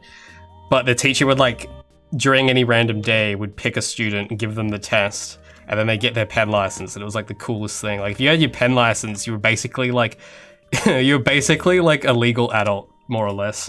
So I was like one of the last ones picked, I think, because my handwriting is terrible, which is weird because I draw, and you might say, well, if you can draw, why do you have terrible handwriting? It's like, I don't know, I just do. So I was like one of the last kids to do it. But I did get it eventually. But I have to wonder if there were kids who would use pens anyway without a pen license, because they were the naughty ones. You never go full pen without pen license. You don't do that. It's a violation of protocol. But yeah, I don't know. Was that just me, or is that did everyone have that? Okay, Original Mess didn't have it. Okay, so maybe it's just this weird niche thing that my school did. Draw your handwriting. Well, that's the thing, is that my handwriting is terrible, so even if I tried to draw it or copy it, it would still look bad.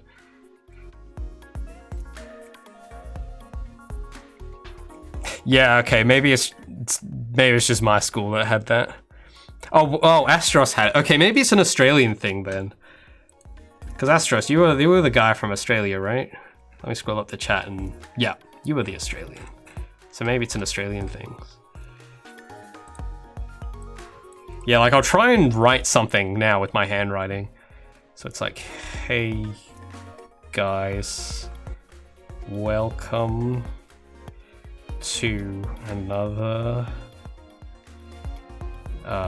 video. That's kind of, you don't get these in-between bits here as much because Photoshop adds some smears in there, but I can't, that's the best I can do, guys. Why? Well, because I write caps lock because it's easier. I hate, lowercase is harder and it just looks terrible. It looks like a kid writes it when it's in lowercase. If you go, hey guys, he. See, it looks like a kid is writing it. Welcome to the clubhouse. This to me is harder to read. This is easier to read for me. And it looks more grown up because it's in caps lock. So I write in caps lock. But even so, I know this isn't the best. But then I take it a step further, because if none of these do it, dude, you just get the freaking text tool out. This is how a man writes, okay? You get the bloody text tool and you go, oh damn it, why is this not showing up? There we go. See, that is a man's font right there. Hey guys, this is my handwriting. See, it's so big I have to zoom out to see it all. See, that's my real handwriting, guys.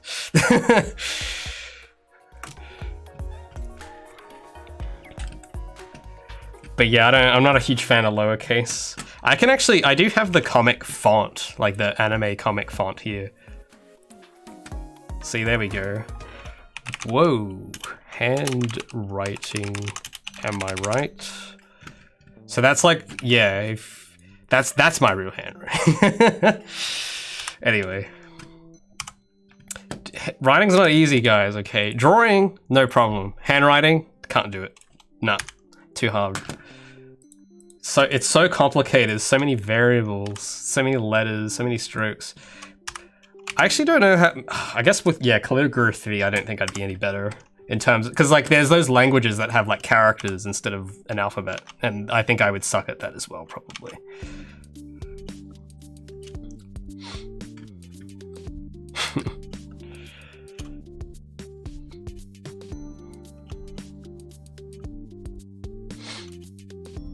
No, guys, lowercase is cringe. I don't know what you're talking about.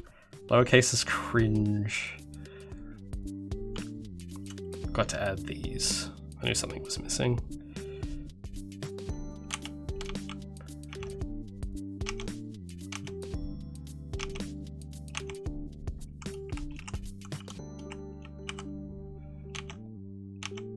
All right, so I think that's the... Oh, I didn't draw Gabby's tail. That's what I was missing. So let's draw that in on the base layer. So Gabby's tail would kind of...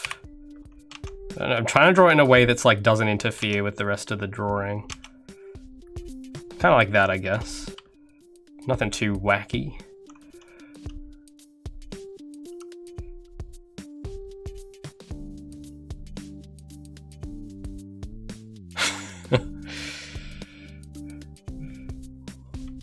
Yeah, guys, come on, caps lock, it's where it's at. Get with the program.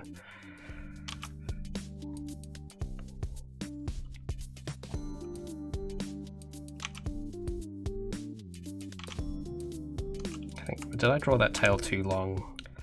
I actually don't know how long Gabby's tail is. I think it's like 50 centimeters in the 3D model, but I actually never decided exactly how long it was because I think sometimes I draw it too long. But no one seems to notice, so maybe it's fine.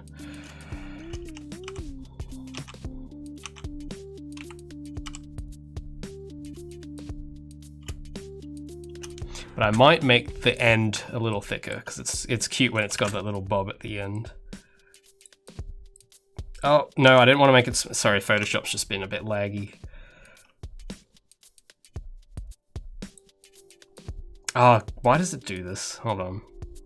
I gotta keep my mouse frozen here for, there we go.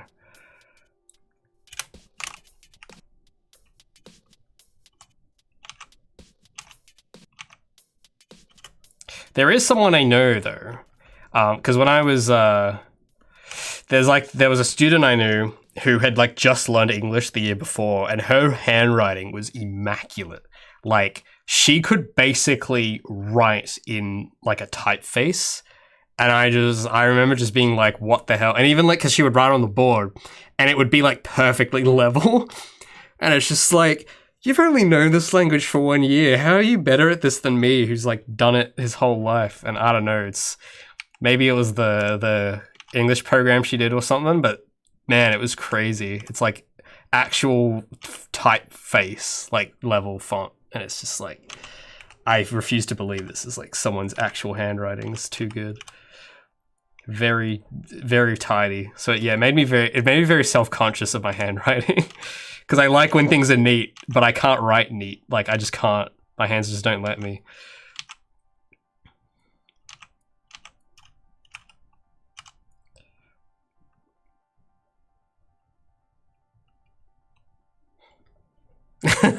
She could have, but I saw her write it though physically. She had the pen and everything. And it was just like 100% accurate. Maybe it was like some AI algorithm thing that she's got like wired in, and she's like being taught in real time how to write based on like I don't know. I think I've got a font that might look similar to what it was, but it's like one of those sort of roundish lowercase sort of handwriting styles. But anyway, it was pretty good.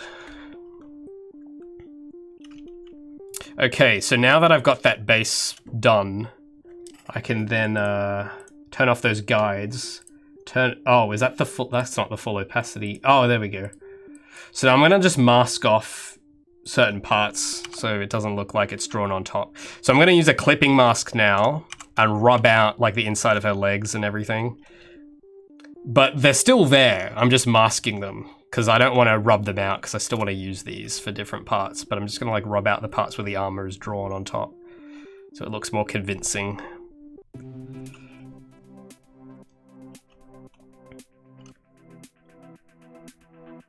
I don't know what prehensile means. You have to refresh me on that word.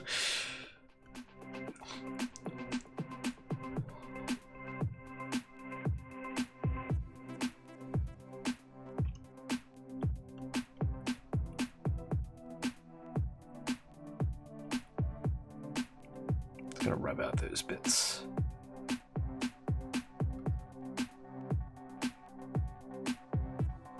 Yeah, basically just rubbing out her whole leg here.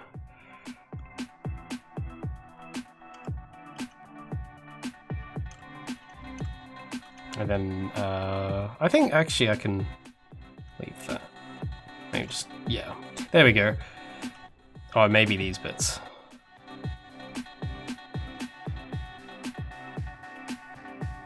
Yeah. Oh.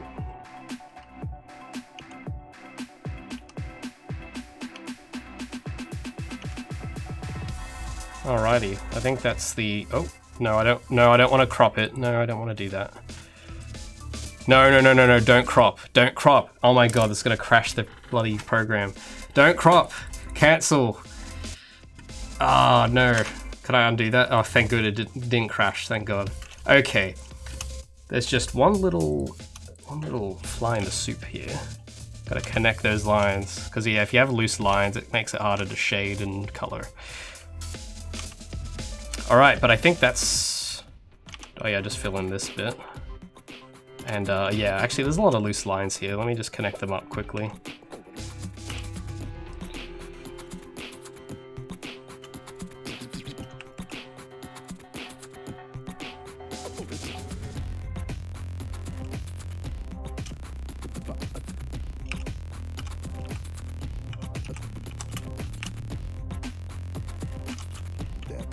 There we go. Just clean up some of those.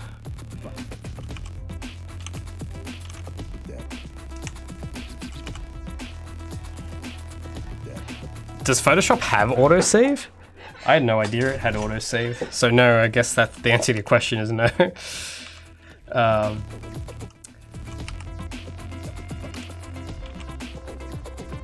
Well, yeah, I guess I'll look into that later. Hasn't really been a problem in the past though, so... Alright, now did I draw on any wrong bits there? Oh, okay, there's a bit of a... Gotta connect that up. There we go.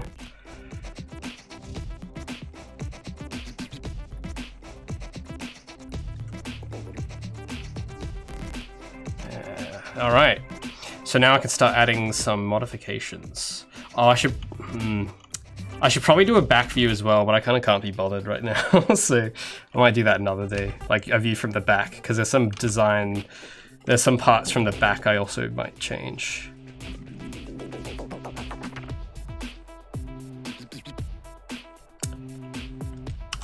But, yeah, I'm just rubbing out little bits here. Oh, there's like a bit of line art here that shouldn't be there. There we go. Alrighty, so what to do next?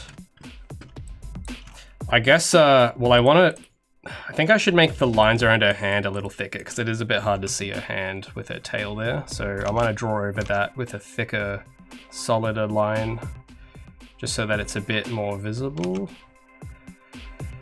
There we go, that's a bit better. And might name that layer guys. So that's our sketch layer now, which I can basically now, I guess I could just take this here and boom, there we go.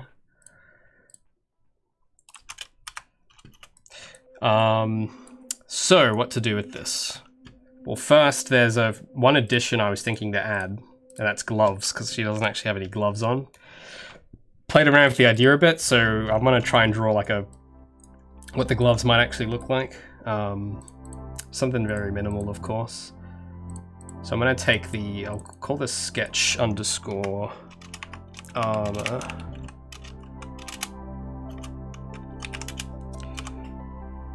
so just some fingerless gloves. How far down the fingers should come though, I'm not sure, so I'm gonna leave them very shallow at the moment.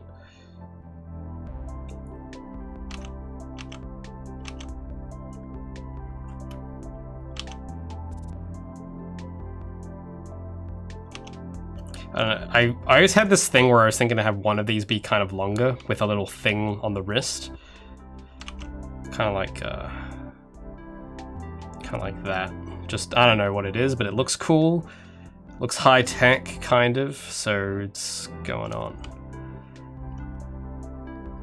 But then, yeah, the other glove, I don't know if I should make it the same, I mean, it kind of, yeah, it looks nice when it's symmetrical, I guess. Maybe I'll add a bit of like, I don't know if I should add any like pattern or threading on that side. Thing is though, is that sometimes I'll get a bit too carried away with these little details, so I want to be a bit careful this time, but I think sometimes like it can look kind of neat, but I know definitely for the knuckles, you always got to add little things there all the time. But I think, yeah, that could work. Could do. Oh yeah, I was thinking maybe making like, because I designed her custom headphones a while back. And I've been questioning whether to add that permanently to the design. And I think I might do it actually, because it's like, it serves a lot of purposes gameplay wise that I'm thinking to do. So I might try and draw that in. The gab phones, we call them. So let me like rub out the bit of the ear there so it makes it a bit easier for me. And we'll add in, let me get for those who don't know what the gab phones are, oh, I got a treat for you.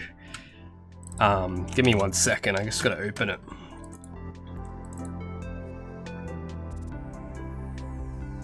How much time we got? Oh, we got an hour still. Sweet. Wow, that time went by really quick.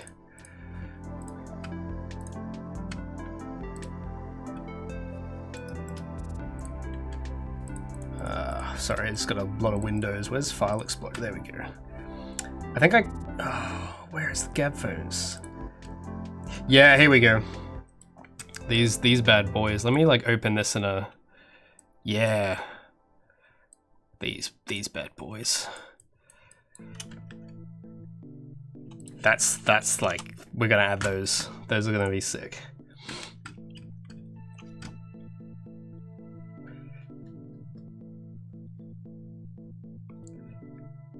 So that's gonna kind of be, because, well, yeah, I can't tell you the exact idea yet, but basically, Gabby having a way to communicate might be a good thing to add to the design. And it's like, yeah, like I know I've got the bracelet. I don't know actually like, yeah, it could be like a little, like, I don't know, Buzz Lightyear mission command thing. I don't know, but I reckon maybe headphones might be more fitting because her ears are a prominent feature. So I don't know if I'll keep the bracelet or not, but. Oh no, the canvas is frozen. Let me save. Gotta reopen the dock.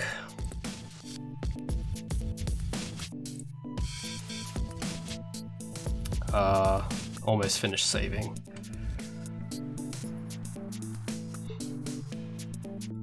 Am I thinking of adding voice acting? Probably not.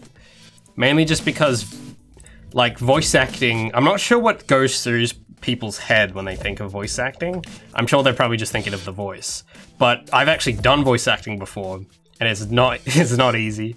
It's really it's a lot more work than it seems. Because to have voice acting, you need to have dialogue, and you need to have direction, and you need to have the right cadence, and the right delivery, and the right tone, and you gotta have all the audio clips, and it's like, I could do that, or I could not do that and do something else to supplement it.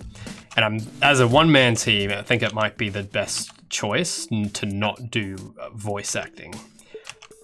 Because it's hard. Like, it's really hard. I don't think people realize just how much, it's not just recording the voice. Like, to actually that's like halfway in, you start recording the voice. But to get to that point where you can record, it's like a lot of work. You gotta write, gotta make sure the dialogue written is actually readable and read it like it can be pronounced and it rolls off the tongue and everything.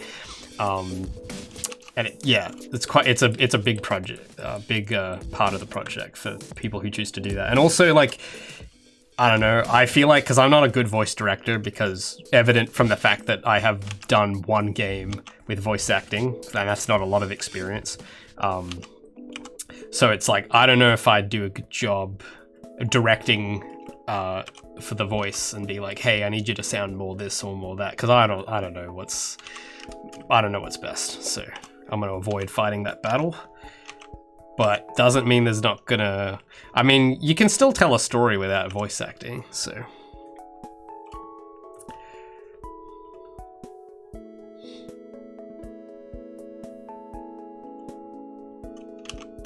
If she calls people with her phone, just use her cat ear. Well, yeah, like, that's her ear. She wouldn't use her mouth to listen. Or her nose, right? She'd use her ear. It's just, the way I've drawn the ear makes it hard. Oh, damn it, it's frozen again. God damn it. Gotta reopen. Every time it freezes, I don't know how to unfreeze it, but it's basically stuck. Like, the canvas, whatever's rendering the canvas just doesn't update it. I don't know if maybe it's a graphics card problem, because that's when this problem started happening, so maybe my GPU gets stuck. But it's weird because it's like a pretty decent GPU, so I don't know why it'd be doing that, but it's just one of the many other problems I've had to fix. But the other problem I had with Unreal, though, because I had this problem with Unreal where the menus would stop rendering, and I fixed that. It's because of NVIDIA. They added this stupid thing called multi-planar rendering that kind of screwed with everything. So I've used the also powerful registry to disable that feature, and now Unreal works properly, which is amazing. But I don't know, that definitely wouldn't be causing it for Photoshop, so I don't know what's going on.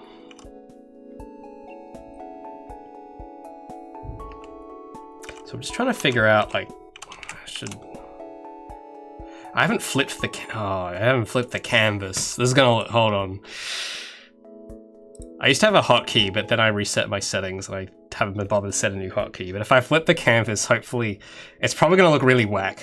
Actually, yeah, that does look a bit whack. We could fix that up. We could do better than that.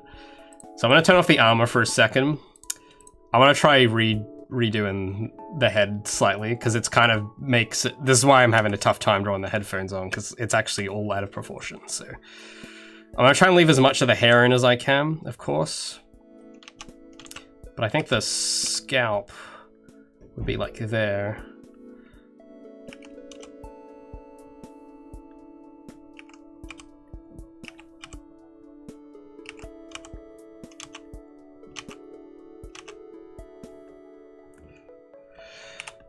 And then the ear. It's gonna be kind of tricky, actually. Might need another... Give me another layer. Give me a sec. Gotta make another layer.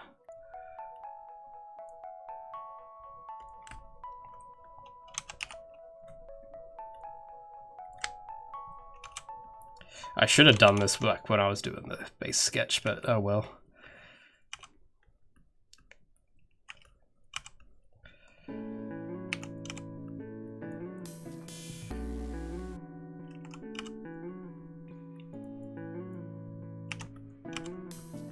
Make the head a bit smaller.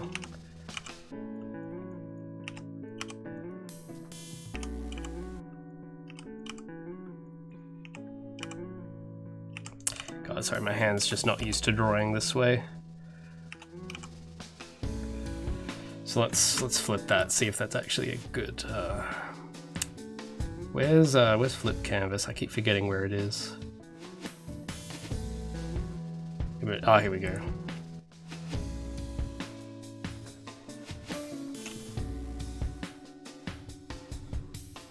Okay, that's all right. So I'll try drawing like the ear in from this side again and see if I can adjust it. So this is like where the ear would sit along this line.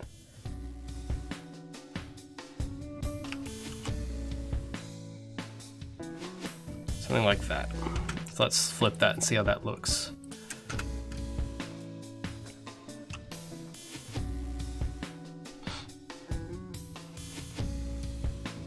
Thanks, Simply. It's hard to get the expressions right sometimes, but I try my best.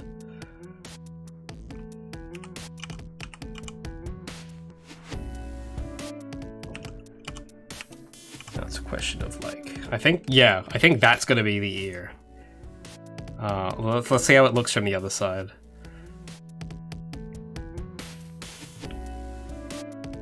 Flip horizontal. Sure takes its time to flip. All right, yeah, that's acceptable. All right, let's try draw those gab phones in now. But first, actually, let me finish up the ear.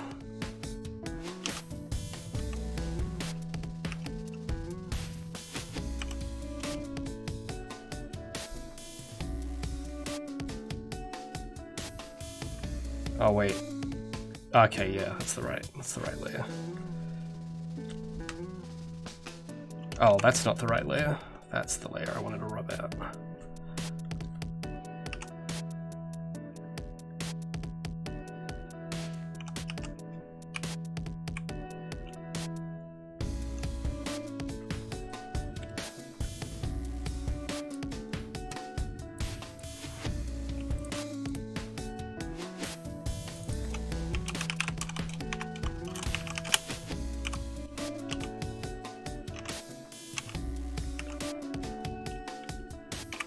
The top looks a bit off now, so I'm gonna try and flatten it a bit.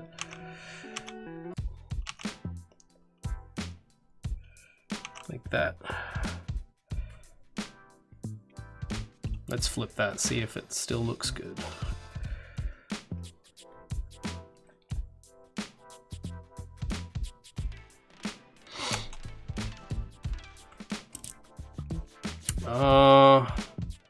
It's better. It's just the hair mainly that just looks a bit strange, so I might try and adjust that.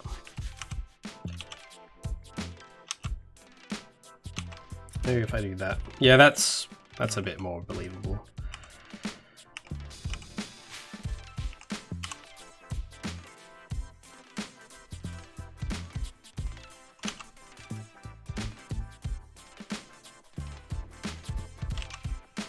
And then I just gotta add like the part that covers that yeah, I don't know. Because I don't really know how it connects with hair, right? So I just kind of draw just a bit of tuft of hair over it.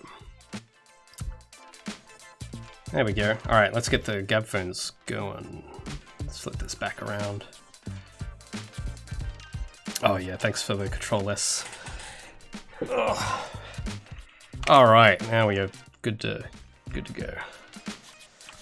So I'll need to, guess I'll mask out. Oh, no, I don't. Well, it's because I hit C. I meant to hit Control Z, but I keep hitting C, Control C, and it, or not Control, or something. Some hotkey that applies the crop, which is like, that's not what I want. All right, so I should be able to turn off the reference now. Yep.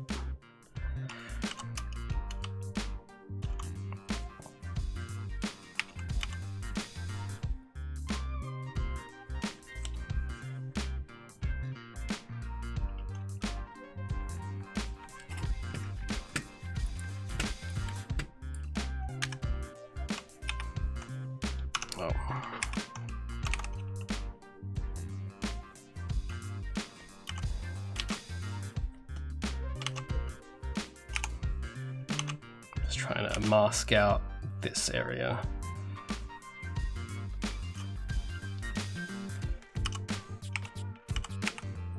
These are a bit tricky to draw though, because I haven't drawn them in a while.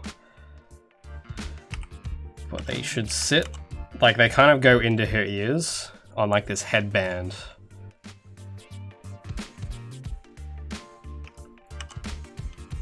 Like that.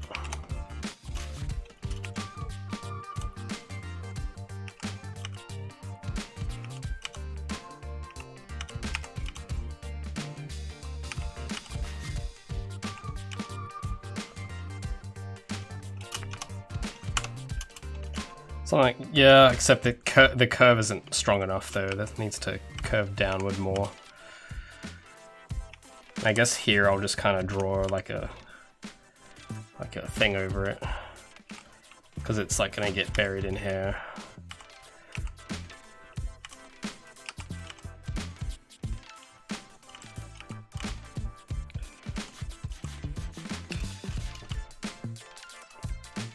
It's just, yeah, the curvature is definitely not uniform, so I'm gonna have to modify it a bit.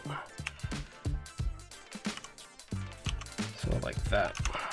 Yeah, that's more like it.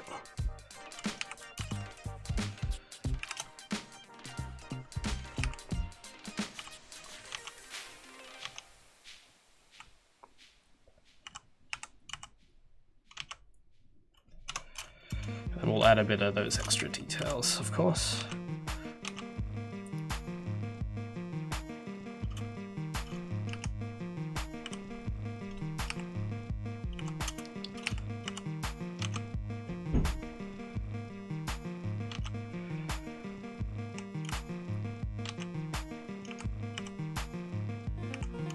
I'm not quite sure how I wanted to approach that, because it's, I don't know, it's kind of weird that angle it's on.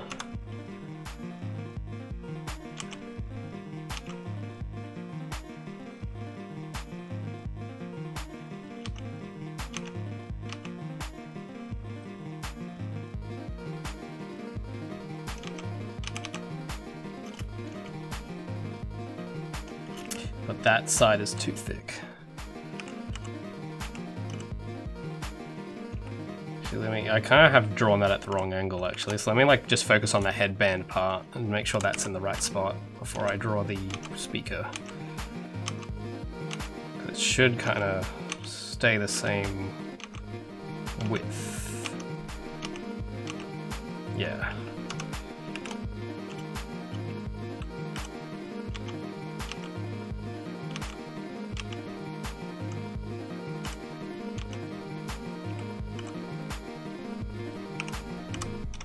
So now if the headband's on, yeah, then we can add the speaker.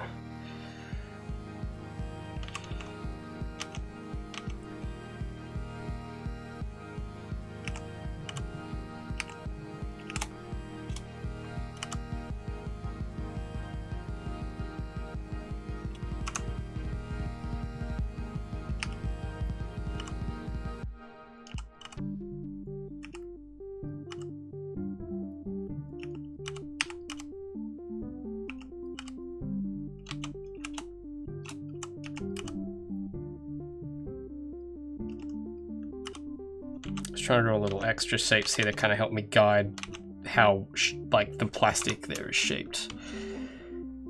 Something like that, I'd imagine.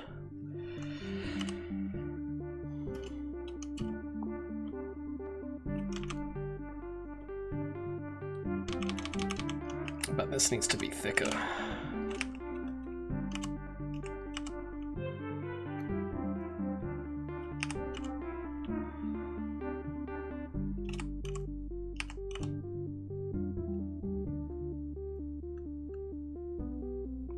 That.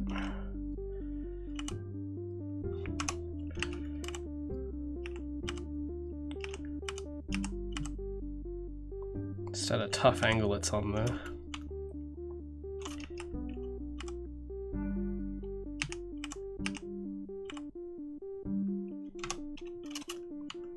I feel like, I don't know if it needs to be rotated. Maybe it does a bit.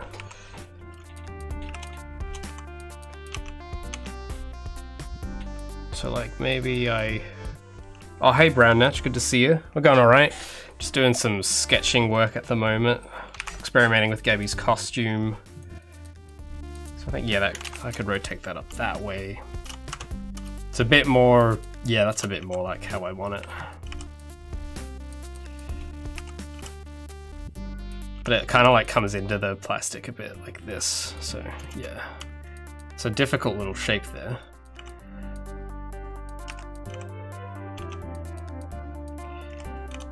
Yeah, so I've just got like a base sketch that we've done up. Got some of the armor on there. I'm like thinking I might make a little bit of changes to the details maybe. But mainly what I wanted to get to was coloring. So I think that we should be up to soon, I reckon. Because I'm not entirely satisfied with the palette. Like, I think I could do something more with it, so... Yeah, but also we've made some adjustments. She's got some gloves now, and she's got the headset on. And I've forgotten to draw the mic, actually, because there's supposed to be a little microphone on that, so I'll draw that coming out here. Just a little bit like that. That's hard. It's like a little Xbox gamer microphone, I guess.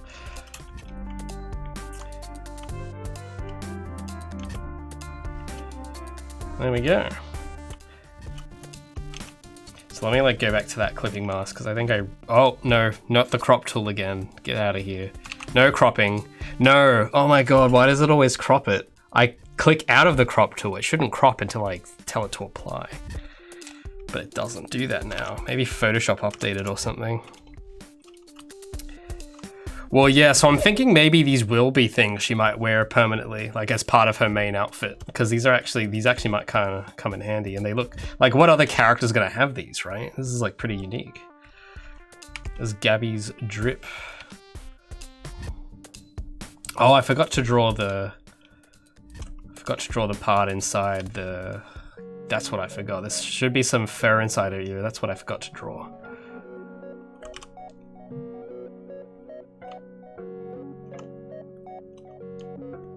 Something like, yeah. So let me just do that quickly.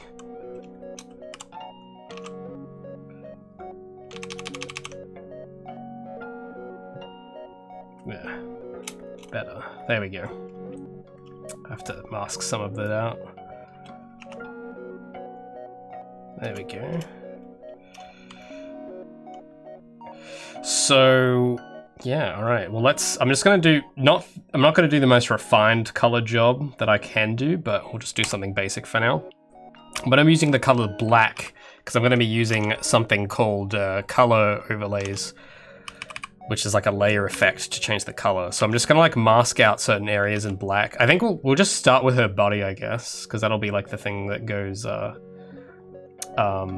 thing that we do first. So let me turn off the armor. So what I'm gonna do is basically draw masks for each part that needs coloring, and then use layer effects to color them. So that way I'm not stuck with one color, and I can make the color anything I want, which is really good for experimenting with colors, because you can basically just change it on the fly, which I've done before quite a bit. Also, why is this white? Oh, I switched to...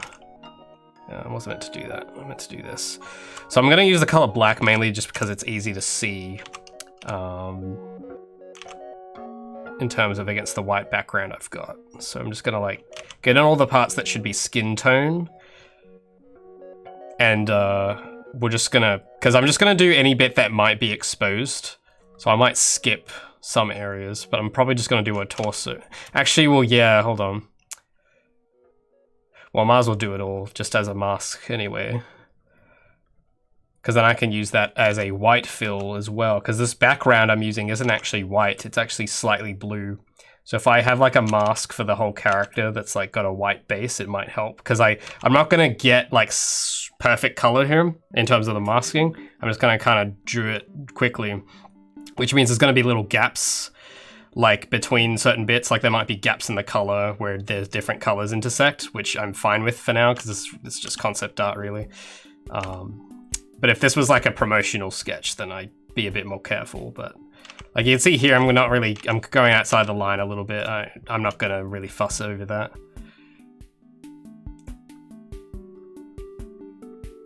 So we're just gonna fill all of that in. This is like, I hate coloring normally. Like if it's on paper, I absolutely hate coloring because it's just so much work. But for digitally, I love it. It's really relaxing. Like just filling in everything, it's kind of soothes my OCD a bit. So you're getting all those little details filled.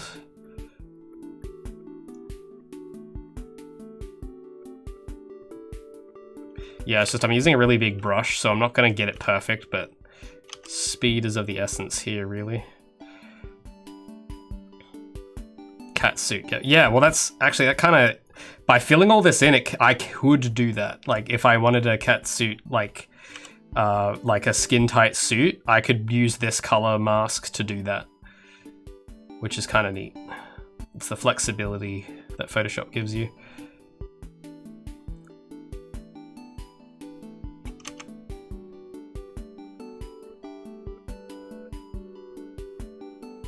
That's, you know, that's an idea I might look into, but because she does wear an undersuit, so that's kind of, yeah, she does wear an undersuit. So maybe I'll have parts where it's like, I don't know, because there's like some ideas I'm throwing around with like the parts of the armor. I don't want to go too into detail because it's still like not final, but I've made all the bits kind of detachable, at least in Blender, which is kind of a help in that regard. So I might have things where the outfit will change a bit. But again, it's not a promise. I'm not promising that. I'm just saying it's an idea I'm throwing around. Find paper. Well, paper drawing, like I don't mind drawing like line work on paper. Like inking on paper for me is more relaxing than digital, but coloring on paper, it's like no, I don't vibe with that. Not my cup of tea really. I think it's because when I was like 5, something like that, I remember my mum sent me to this at the local library. They had some painting class or something, and I went, and I think we were using what are those, like those chalk things? Pastels. I hate pastels, by the way, and this is why. Because I remember drawing, we had to like draw a guitar and a steel drum, like something that she had on the table, and we had to color it with pastels. But pastels are messy, right? Like they aren't easy. Like you color and it's like a textured, like it's not flat digital color like what you're seeing with what I've got open here. It's like textured, right? And I remember doing it, and the art teacher kept saying, Ray, there's little gaps here. You didn't get the whole thing, there's white gaps. And I'm just like, it's the pastel. It doesn't do like a paint bucket tool fill like digital. It's a pastel thing. I don't know if there's any examples, like, hold on, pastel shading. I don't know if, maybe that's the right, yeah. So stuff like this, right? Like, I would do that, and you see here, there's like white gaps in it.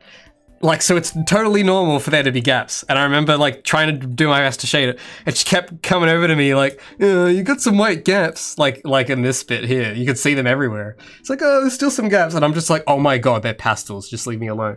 So that's when I had my traumatic pastel experience, and I hated coloring.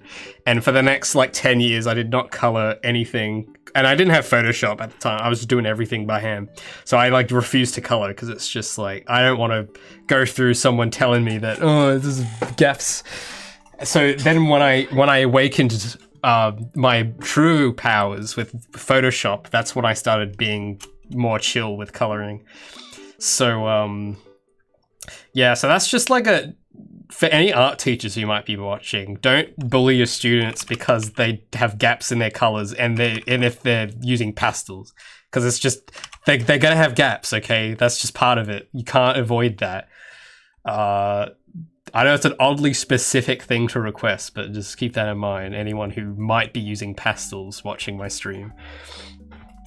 But yeah, it's no joke, man. That like screwed me out for a lot of years. I just hated color after that day. But even like with pencil, like I had these little acrylic pencils. I don't know if they were called that, but basically what you do is you could draw on the page with them and then put a wet paintbrush over it, and it would kind of spread the color around. It was like these special kind of colored pencils that I would use on the very rare occasions I decided to color anything on paper. And those were kind of nice, but they still had gaps in them, of course, because it's textured. But yeah, no, digital was definitely when I could just paint bucket tool everything. I was like, hell yeah, that's my kind of deal.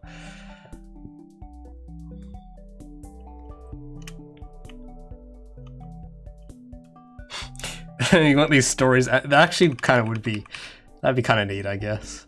Although I'd have to like spend a lot of time animating them, so I'm not really up for that at the moment. But yeah, man, pastels, man, it's no joke. It's no joke, okay? Seriously. They're gonna have gaps. Art teachers need to realize this fact.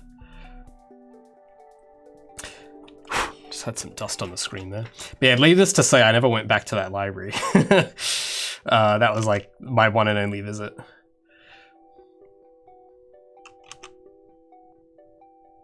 But then, yeah, a few years later, I had that guy when we were doing the comics, the drawing class with the comics and stuff, and he was really cool. He didn't make me color in anything. I liked him.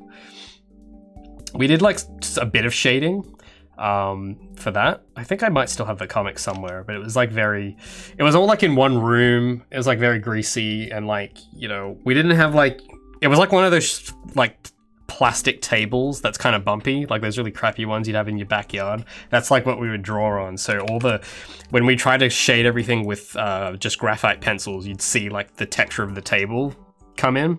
And then also we would get chips because there was like a chips shop right downstairs. So the teacher would always like pop down in the middle of the class and get us all chips. And then like on the comic pages, you could see like grease and oil like on the pages. And it's like, oh, it's just, I mean, hell, it's coloring, I guess. It's the texture. It's the authentic paper experience. But that was fun though. The greasiest chips ever, but God, were they worth it.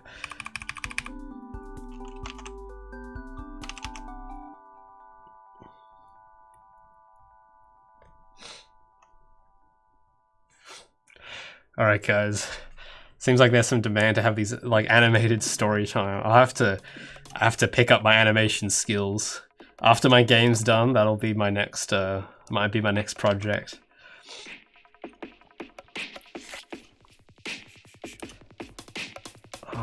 Okay, so I think that's then there's this bit. That's also skin tone inside here.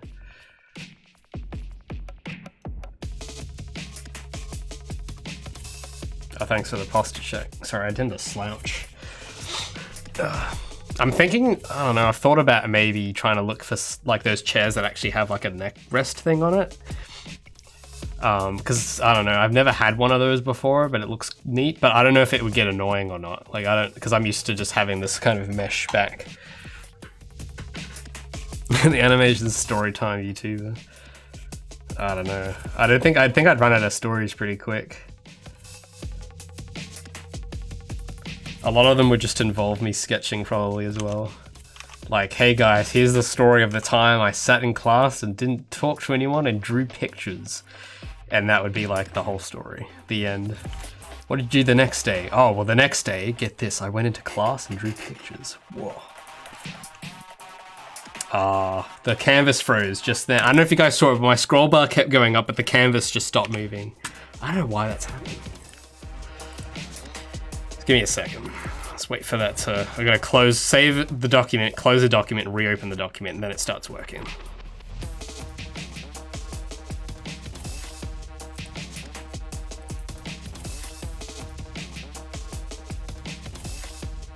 There we go. Looks kind of scary when I open it, because it's this big silhouette on the screen, and it just looks like the boogeyman or something. It's like, oh, she's gonna catch me. Oh no.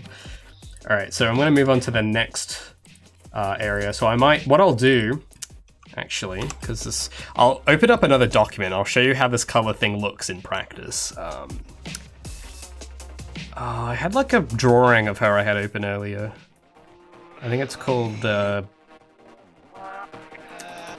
Gabby Napping, I think, because it was a drawing I did for a thumbnail. It's in here somewhere.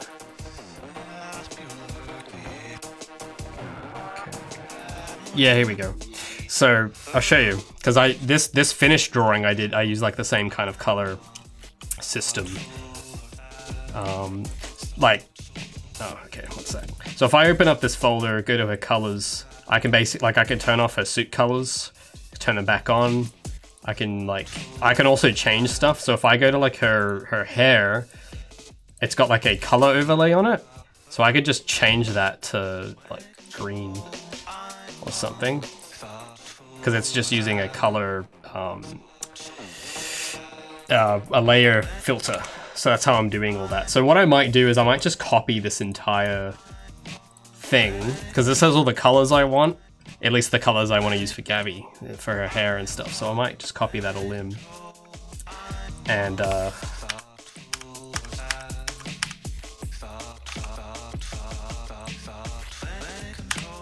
just put these here. The skin. And then if I just drag that layer effect on, you see now the color all changes to a skin tone. So there you go. Quick and easy. And I can just change these colors to whatever I want at any given time, which is pretty pog, I would say. Let me just make sure the other layers are like cleared out. So I've already got like slots for, so each color is a different layer, and I've already got these set up from the other doc, so I'm just gonna keep those in. Now we can do the hair. So now if I start drawing, I'm drawing black on the canvas, but the layer effect makes it pink. So, which is the color of Gabby's hair. So that's kind of, I can just do that. So it's kind of neat. You can't do that with pastels. Ha, take that, art teacher. Can't do any of this with pastels.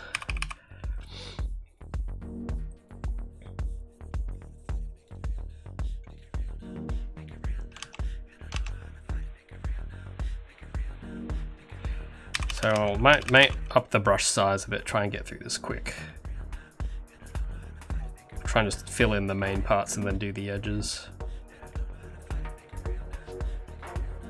And then I gotta do a tail, of course.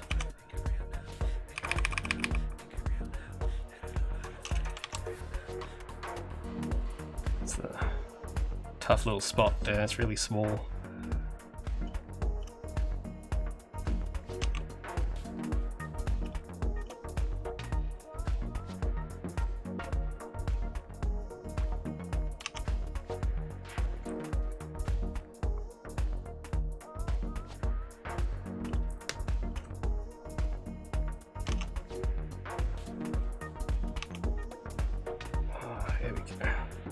So the tail's very thin, so this is kind of the hardest bit. Thought I might as well get it over with. There we go. So it's not like perfect, there's gonna be some overlap, but it's like, it's fine in this case. I don't really mind, as long as it kind of gets the idea across.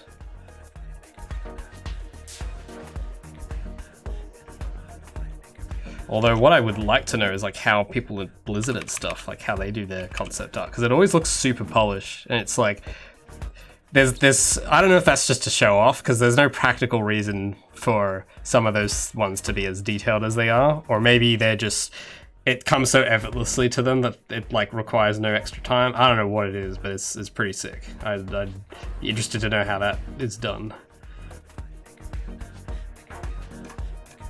But yeah, I guess I won't know until like, I don't know if there's like a devlog they do or something.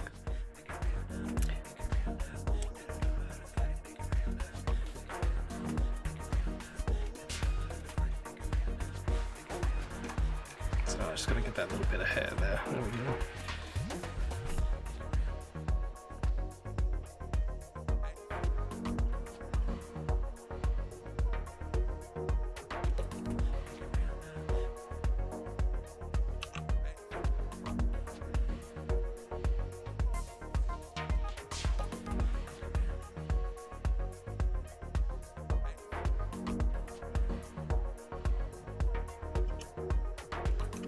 Oh, we got hydrates going? Alright, hold on. I think I still got some chalky milk left.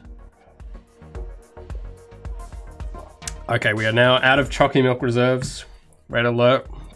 We have expended our chalky milk. Ugh. That's a sad moment when that happens. I've been trying to like ease off coffee a bit, like after like 7 o'clock. Because I noticed that I tend to stay up. Like, I know I'm a bit of a night owl, but it's maybe 2 a.m.'s too late, you know? So, I'm trying to keep it under control. And gosh, why does the canvas keep freezing? Give me a sec. I'll wait for that to save. Have this, yeah, so this other drawing I had open, this was for, I think a video thumbnail.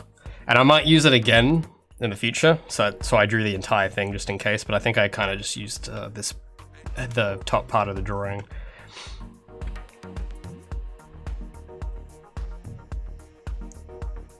The hydrate barrage. Hey, well, I've got no chalky milk left. I can't drink the water vapor. Come on, guys. There are limits to how much I can drink. Oh, actually, I do have some water here, so fine. You win this time. You win this time, chat. Oh, guys, freaking Jackie Chan is in the chat. Say hi to Jackie Chan, everybody. Is that the real Jackie Chan?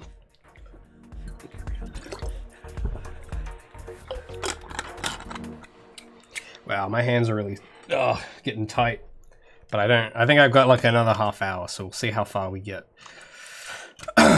What do I do now? Oh yeah, I got a bit of fur. I got a shade in. She's got this grey kind of fur. What I might do, I'll turn the back. Yeah, there we go. So now I can actually, I've got the darker background, so I can actually see which parts I've coloured.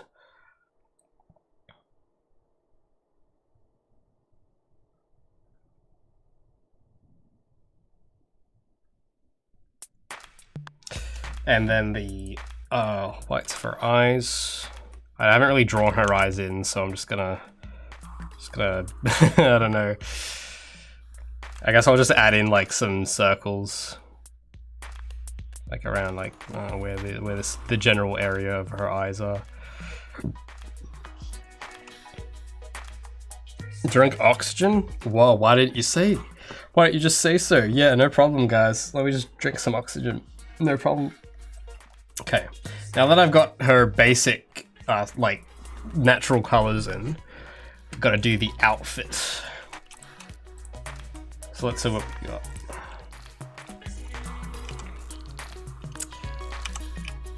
So we'll do the undersuit first.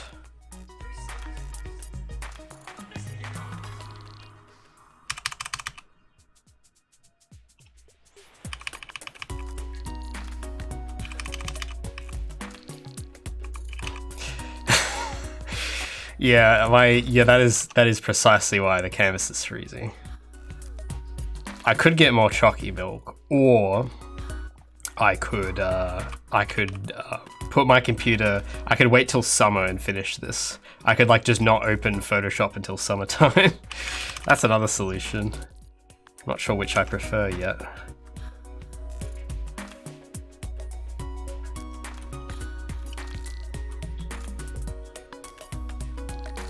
What I might do for this part, because I want to be a bit superfluous with the undersuit layer, so I'm going to turn her line art back on for the rest of her, for all her body, so I can, even if I don't draw on the armor pieces, there's still like a color for the undersuit still going through here.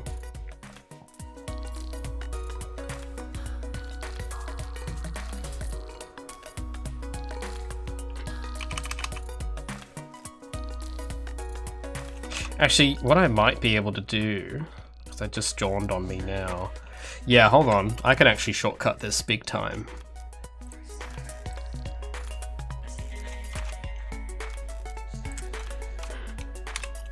I'll just like hold on.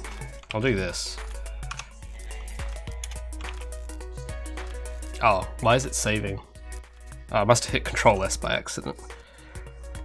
Any advice for those hoping to do a long-term project? Well, it depends. I'm gonna need some more details to give anything useful. Tell me a bit about it. Like, how big's the team? What's sort of the scope of the whole thing? Is it like, what kind of game is it? Because I don't know what, if I'm gonna assume it's something similar to what I'm doing, but I can't really make any assumptions, so I don't know. But yeah, tell me a bit about it. I might be able to kind of guide you a bit if I know what you're building. But what I'll do just for the shortcut here, I'm just gonna like take the part I already did for her skin, and I'm just, okay. I'm just gonna like mask out, get like her arms and stuff, and I'm just gonna like use the part from my legs because that's already kind of been masked. So I'm just gonna like take, just delete that and put the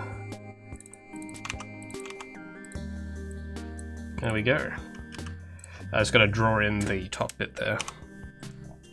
Single player hardcore. I mean, it kind of is. If you're doing it alone, yeah, it's the hardcore challenge mode, I guess. Or I don't know, actually. I think it's kind of, from my little experience doing team projects and my lot of experience doing solo, I would say they're kind of both equally hard, but for very different reasons. Individual development, yeah. Well, what kind of game is it? Is it what genre? Like, is it like an RPG? Because if it's like World of Warcraft, I'm gonna just say, yeah, maybe don't do that. But but if it's like, I don't know, if it's like something, kind of just depends. It depends on if it's gonna have like a lot of stuff. I don't know what I'd call it. I want to say content, but that doesn't quite specify what it is what I'm trying to say, because there's mechanics and then there's content, and I think content is stuff like on top of that, so things like the expensive parts, basically, like adding voice acting, story, like that sort of stuff. Turn-based JRPG, all right. Is it like a 2D game or a 3D game? I'm assuming it's like RPG Maker, because every indie dev uses RPG Maker when they're doing JRPGs. Because if that's the case, you'll have a much easier time than me, probably. But if it's like single player Half-Life 3, it's like, okay, you're doing something a bit more ambitious than me, so I'm not... Oh, it's 3D. Okay, well, I haven't played Dragon Quest, so I don't really have a good frame of reference there, but tell me a bit about what Dragon Quest is. What do you do in Dragon Quest? Are there NPCs? Well, if it's an RPG, I'm gonna assume there's NPCs. I'm gonna assume there's quests, but it's a JRPG, not an RPG. So I don't really know what a JRPG is. I don't really play them, so you have to help me out a bit here, just to kind of give me an idea of what it is you're trying to do.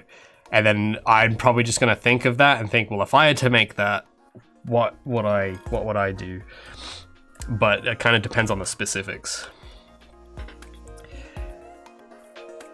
But yeah, I use UE4, that is correct. RPGs are heavily inspired by RPGs. Oh, wow, really? Who would have thought? I think what you meant to say was like JRPGs, or actually, is it RPGs inspired by JRPGs or JRPGs inspired by RPGs? I don't know. I'm assuming it's one or the other. I think Pokemon. Okay, I've only just started playing Final Fantasy. I've played a little bit of that now, so I kind of get a bit of an idea. But that's a big game though. That's huge.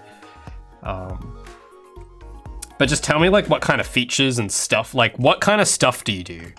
Like in a JR, like for what you want to make. What does the player do from moment to moment? Do they like interact with NPC, get quest, do mission? Like, is it like that? I'm guessing it might be like that. I don't know. Or is it like speed run through level, finish stage, best time? Well, if it's a JRPG, it's definitely not that. Because if it's anything like what I'm thinking it is, where it's like there's a lot of, because what I'm trying to figure out is how much. How can I demonstrate? We gotta get MS Paint open real quick. I gotta draw some graphs, because there's two camps or piles of stuff. There's like core, and then there's like the content. And think of the core. Think of that like, you know how like you can get well, you know, like a Christmas turkey or something. I don't know if they have bones in them. I have no idea because we don't have Thanksgiving in Australia. But like, I would say that like, if you have like a Christmas turkey or something, the core is like the bone and like the fundamental structure of the turkey, and the content is all the meat and the stuffing that you might put in, right? So an example of what might be core might be like systems like dialogue, like a dialogue system or a movement, or just interacting with objects, like a framework for that. I'll zoom this in a bit so you guys can see. And yeah, also my handwriting, as we have already established this stream, my handwriting is terrible, so bear with me. But core stuff, it's it's like what the player does moment to moment. Like maybe jumping, looting, maybe, if that's a thing in JRPGs. But content is none of... It's like it uses that stuff to give you things to do. That's kind of how I see it. So content would be like the quests, world, like maybe even enemies. I'm not sure which they would fit into. I don't know which category they go into exactly. I guess it depends on their prominence in the game. But things like content, like something that would be content would be like concept art, or like the work I'm doing now, that'd be like content. So maybe like skins, or like stuff that's like it's the stuff like that you have to use once and you can't do much with again. Like the core stuff, it takes a long time to make, but you can use those things to make more things. That's kind of been my experience. But with content, it's like, if you want to make something, it's like the cost is like really high, and it's like, I'm trying to think of how to say it. Because the way, I haven't really explained this before. This is just how I've kind of thought of it in my head. But what else would be considered content? I'm trying to think of examples. Maybe like vehicles, even, that you only use like one time in a specific part of the level. Like the stuff that's like, it's like hard to recycle, and it's expensive, but it's like used in the moment.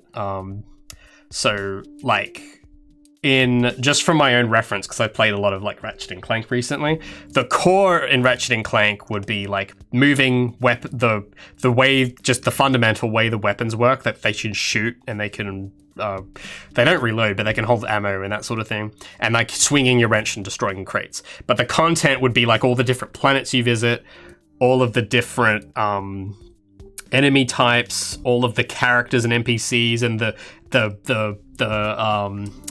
what do they call them? The bots, the info bots.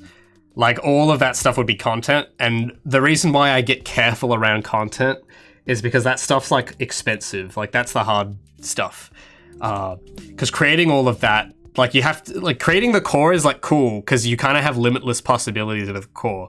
You could place the core into any scenario, even if it's an empty one, and you could still probably make fun out of it, right? Like you could still turn that into something cool.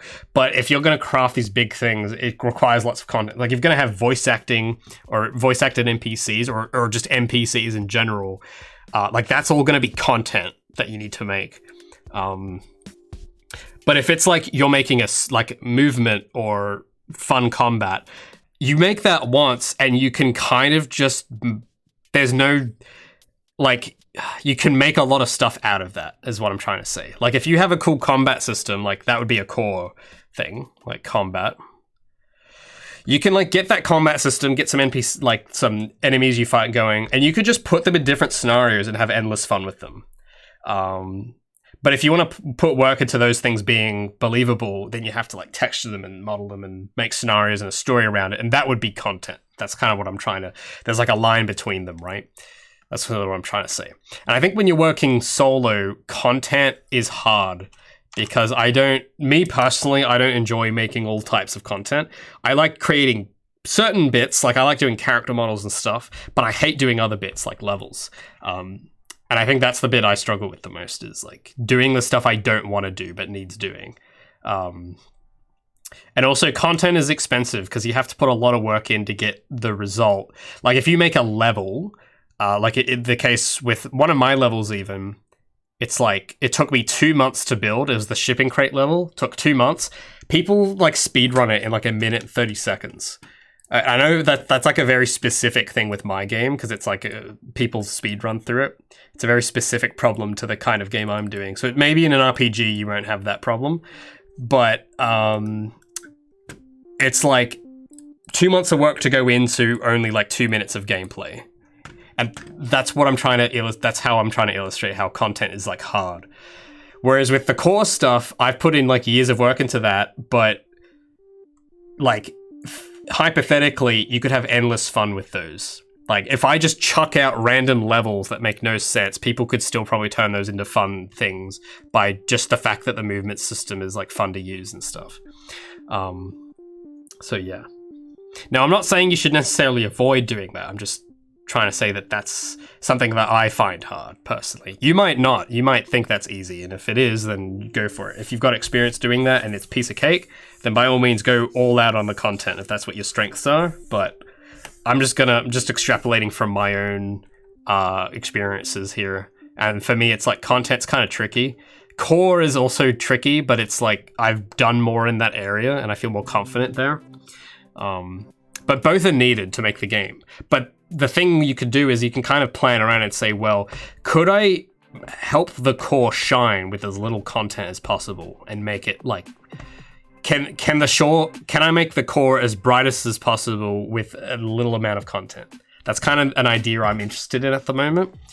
So it might be hard to do for an RPG, but one thing I noticed about games with quests is that they're very, like, it's actually kind of easy, like, because the thing that goes in my head is how do I convince the player to care about this? Because this really doesn't matter. It's a video game. Like, who cares? Like, how do I convince someone to sit down and play this and actually take it seriously? And what I found is that players are kind of willing to be fooled. Like, they want to be taken away to a world and do an errand. Because I think I was like playing, I was like trying out Final Fantasy 14, and a lot of the quests are just errands. Like, they're just straight up errands. Like, go get this for me in this place. And it's just that copy pasted over and over. But because they put a bit of different flavor on it each time, it makes it seem different. And I remember just playing through it and just thinking, wow, like, this actually is enough to fool people. This is actually hilarious. So, but, you know, I think with that approach, the reason they do that probably, and they don't have epic cinematics for every quest, is because those content bits are hard and expensive. So they save those up for the really important quests. But for the little quests you do, they've kind of scaled it so that there's no, like, because it has little text box and stuff for all the dialogue, and that's easy to make. You just have to write some text. It's creating the content is very easy. They've made it easy because they haven't set the bar that high. They haven't said, oh, we need to voice act and do all that for every... They've just gone, all right, we just need a bit of a text box and it needs to animate, and that's it. So they make that process easy for them to do. And again, like, I probably would have more to say about that area once I've done more work on that for my game. But from what I've seen, it's like, there's a balance there, definitely, between content and the core. And as a solo, I think, for me at least, it's tough if you try to make, like, because it's not the quantity of content necessarily. It's whether you can make less of it feel like more, which is like possible. I've seen it, but there's things you can do to make that harder, and there's things that are very tempting that make that harder. Like, for example, the direction I'm headed in now, I think I'm only going to have like maybe 3 environments in the game, but I want to squeeze out a lot out of those environments. And the reason why is because I'm not a big environment. I don't want to make like 10 environments because I just hate, not a fan of that part of the process. So it could be just me playing to my strengths, or maybe it is in terms of scope, it might be a good decision. I can't say for sure which is true, but it's like, that's kind of my own, how I've had to deal with that problem of the fact that content's hard. So I don't know, that's just kind of story of my game. But if that kind of helps you think about approaching a project that's like relatively large in scale, then that's kind of how it's been for me. So try and, I guess to summarize, from what I've done so far, I will tell you to try and see if you can make less content, like make more content with less. Because I don't necessarily want to say that you should make something smaller, because I'm not sure if that's what it's about necessarily. Because in my experience, when people have told me to just do something smaller, it's like, it's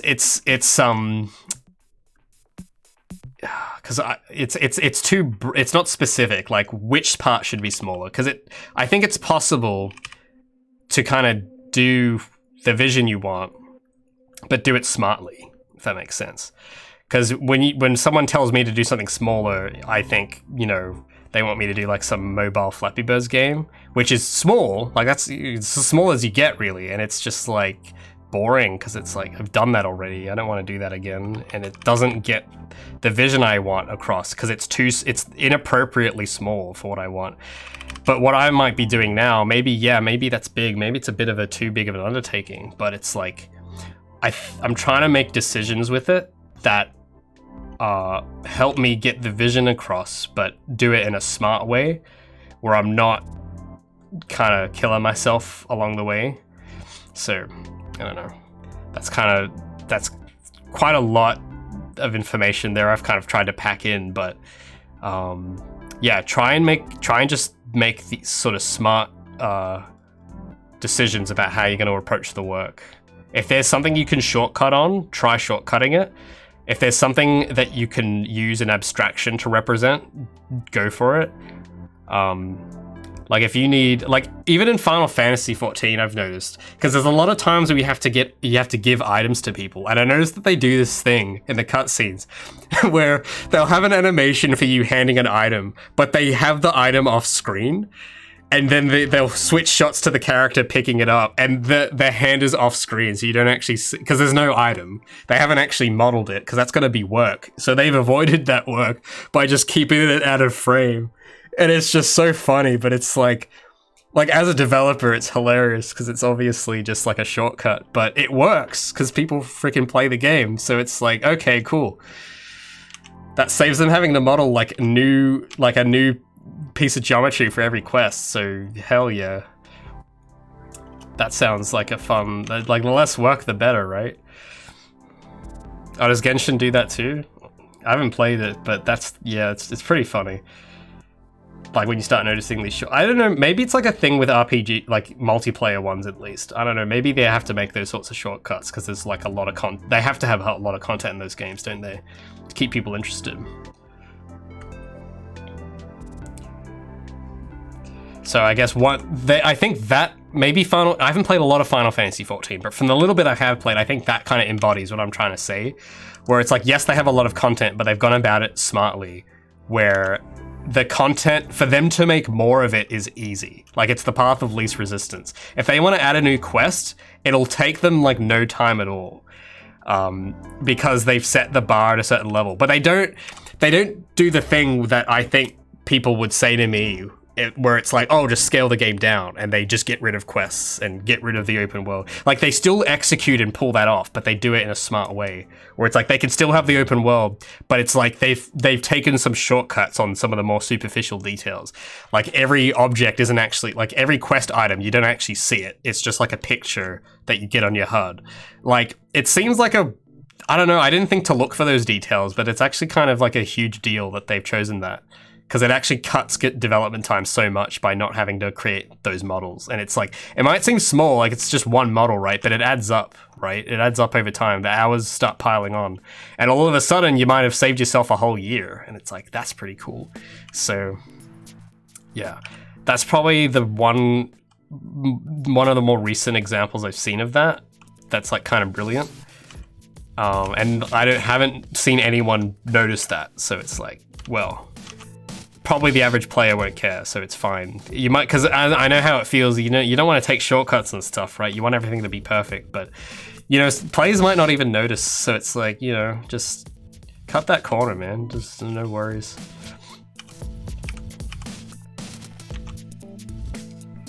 But yeah, so yeah, that's kind of what I would say in your case. Hopefully that was helpful.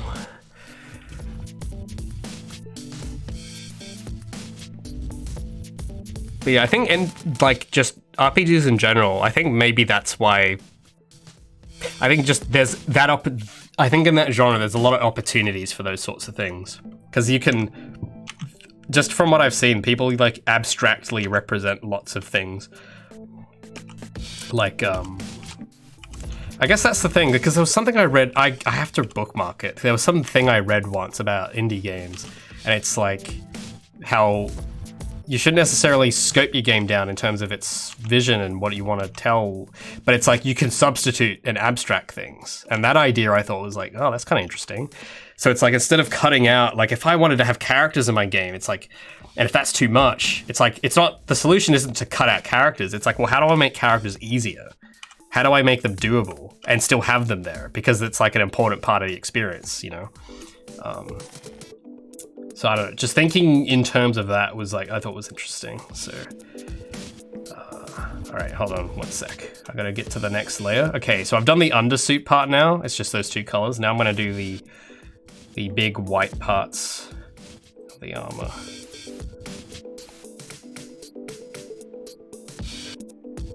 Once these are all filled in, I'll be able to change the colors because I want to try out some different schemes. I think I did try out some schemes at the very beginning, but I think I've gotten a better eye for what kind of colors I want to try now. So I think I was trying stuff like yellow and blue and stuff before, and I know that's definitely not those colors, but I think I have an idea now what I want to try.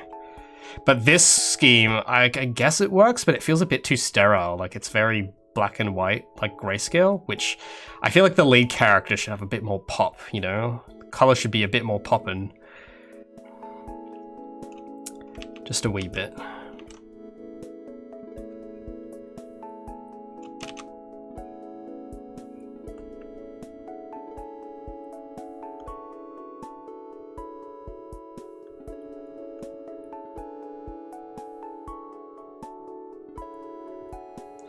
I think I even had a concept. Do I have the document? I think it's like on my art station or something.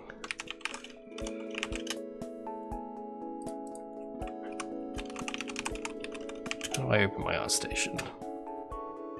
It was like the very first drawing of from the project. So I had like a bunch of schemes, but yeah.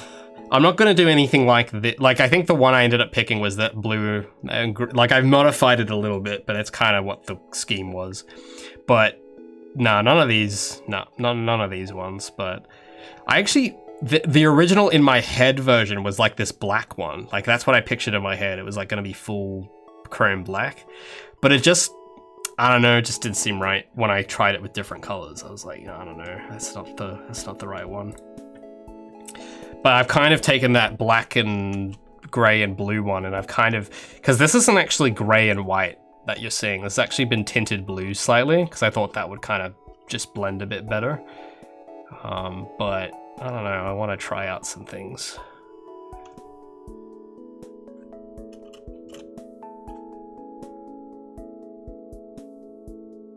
I'm just gonna fill in everything with this white color for the big armor pieces. And then go over them with the secondary and tertiary shades. Because I do have that rule where it's like there's going to be 3 kind of colors for the armor. But one of them is like a main color, one is an accent color, and one is like a tertiary color to just fill in other bits. So there's definitely like a hierarchy. Like I don't just put any random colors in those slots. Like one of them is going to be like a signaling color, one of them is going to be a neutral color, one of them is going to be like a complementary color. That's kind of like the rule I've set. Because if you were to make like the tertiary color like a signaling color, it would just look wrong, because it's drawing attention to the wrong place. So I've like the parts that I want not people to look at as much, I've kind of put in the light gray, which I haven't painted those parts in yet, but then yeah, the big broad parts are in white, and then the cool parts are in like this blue, because I got those glowy blue bits. Oh, oops, that's the wrong layer.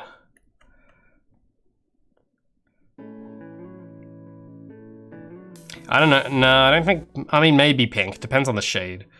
But I don't want to make it too close to Gabby's hair color, because I think that'll, I think that on its own is its own kind of signaling color, and I kind of want to leave that alone. But if it, I don't know, maybe if there's like a place in the armor it might work, then I'll try it, but I'm not sure if pink is going to be the color. But I want to try, like, even with those rules, I think that the trend I'm going to try and lean in towards is more like a mono, what is it called? It's not mono, maybe it is monochromatic, but it doesn't mean black and white. It just means different shades of one color. I think that's going to be what I'm going to try and do with this. And I know it looks that way at the moment, but I want to see if I can like still breathe a bit more color into it, but still have like a monochromatic hue in terms of its like you know, one shade of like, I'll have like one color, but it uses different shades of it, which it kind of is doing now, but I want to kind of change like how those shades are used, because it still looks like it's monochrome, but it also literally looks monochrome, like it looks black and white, I think. But I reckon I could probably try out different, give it a bit more saturation. I think that might maybe look better. Oh yeah, we'll wait and see though. I should be up to that real soon. I just gotta like fill in these parts.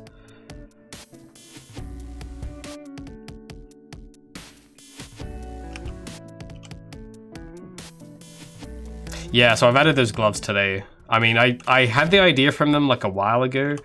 I've tried drawing them here and there on certain bits, but I think, yeah, I'm deciding I might keep those in now, so I've drawn them on this. I'm not sure about the bracelet though still. I guess we'll keep it in. It looks kind of neat. I don't know what it does, but it looks like kind of cool. Maybe it's just like a scrap bracelet she finds or something. Or maybe another character gives it to her. Oh.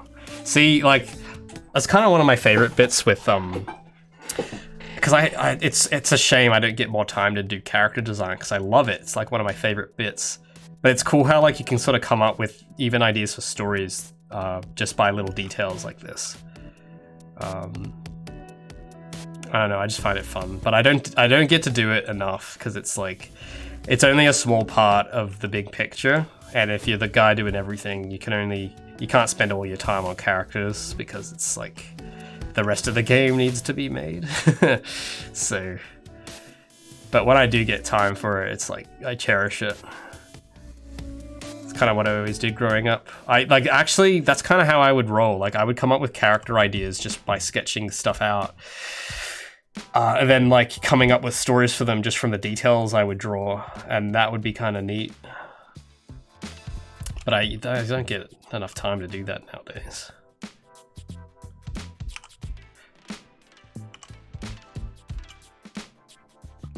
Is that everything? Okay, yeah, let's go in with the next cue now. So this is the secondary color. I think I use this part for the inside these bits.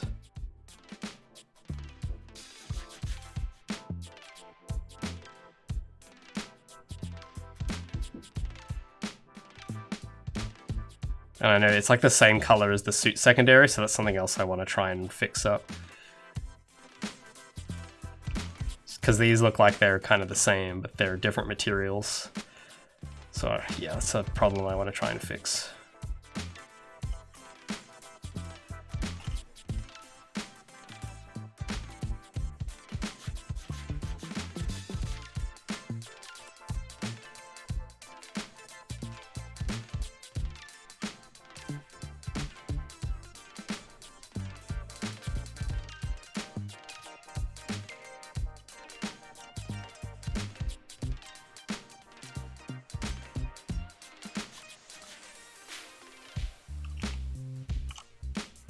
So yeah, like the coloring on the lines isn't perfect, but it's, you know, for concept art, it's good enough. And now we'll get the tertiary shade now, which is like a light gray. This is just the part I use for extra little details.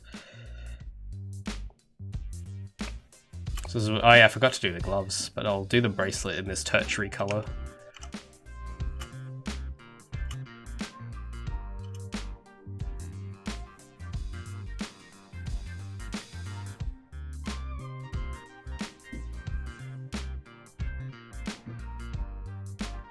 Oh yeah, I'll do the bottoms of the shoes as well. I've got to do those.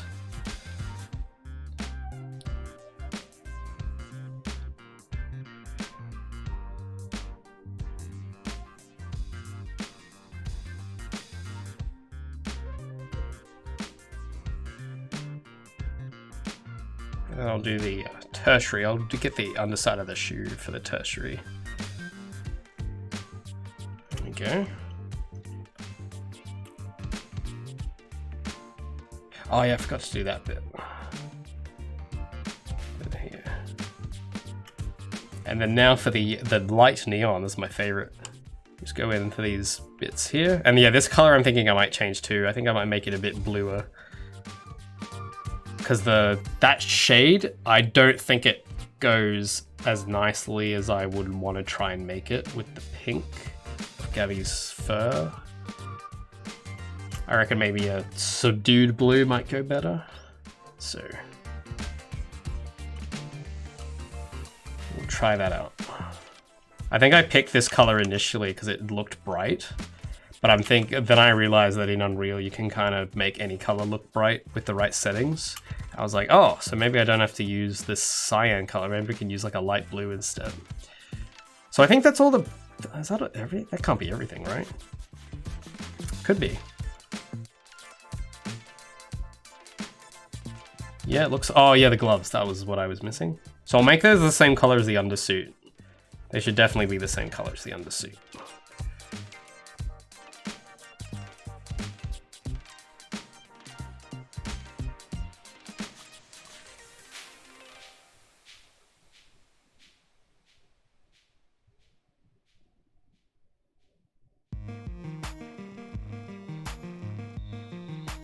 And then we'll add like maybe that tertiary color for those little details.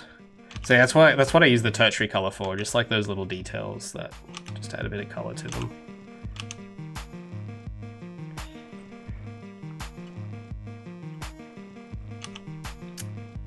Oh, there we go. Oh, that's not the right color. But yeah, because I've set this up in the way where I've got it using layer filters, I can change the color of any of these at any given time, which is like, I've basically got Palpatine's powers, okay? That's kind of what it gives me. Just unlimited power over the colors, which is just, it's nice. Because I used to do this sort of thing in PowerPoint. Oh, I just realized I just said PowerPoint. Yeah, I don't think I've told this story yet. So my first digital art experiences, because I didn't have like Photoshop or anything, and I think I must have been like maybe 11 years old.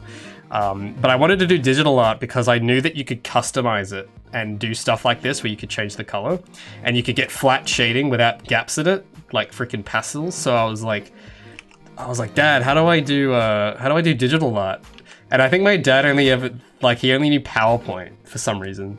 So he taught me how to use the freeform tool. And then I started making a bunch of like digital art in PowerPoint for a number of years. And that was how I would do stuff. Wait, did I draw this on the right layer? I did, okay.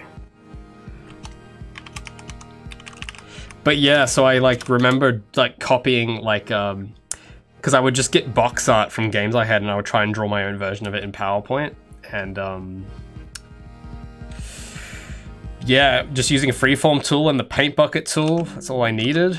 It's pretty fun, but also like, looking back at it, it's so excruciating because you have to like vector draw everything with I would use the mouse. I didn't have a tablet back then either. So it was actually quite hard, but I managed to get it to work, I guess, one way or another. And I also, hold on a second. Why is that line so, what is that? Oh, wait, one sec. That line is too, that's because of the color underneath. 1 second. Or is it? Yeah, it's like, oh, wait, what is, wait. Oh, okay, yeah, I can mask that off. 1 second.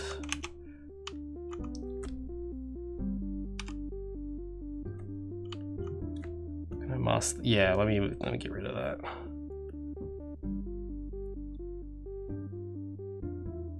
Because the line is way too thick for those. And then I gotta tone back the color a bit.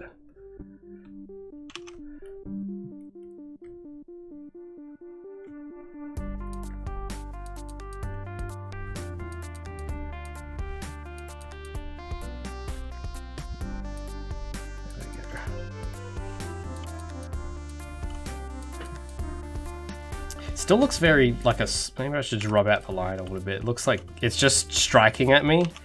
Line is too defined. It's distracting. It's better. Maybe I should just draw like a, just because the line, yeah, I didn't really do that line art very well. So I'm just gonna like quickly draw just an outline over the outside just to kind of give it some weight. Just to kind of define it. So I'm gonna make, because yeah, usually you want to make the outer lines a bit thicker than the inner lines. That will probably make the whole thing just look better. So maybe I'll do that on its own layer. So I'll put the clipping mask over here, put that in there. We'll call this outline.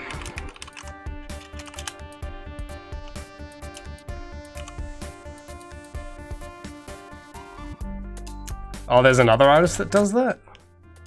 Oh, let me look him up.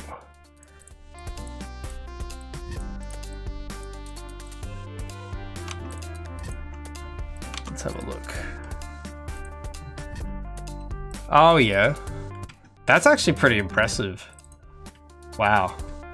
Oh, I see how he... Okay. I can sort of see how he does it. That's really cool, though.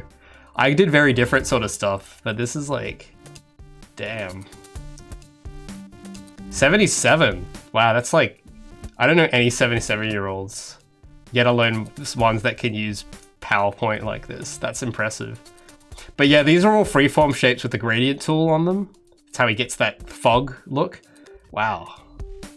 Pretty good. I'll see if I can find some of my old ones. They don't look as pretty as his, of course. I only did characters stuff, so... Oh, they're like buried in some old folder. Let me go for a hunt.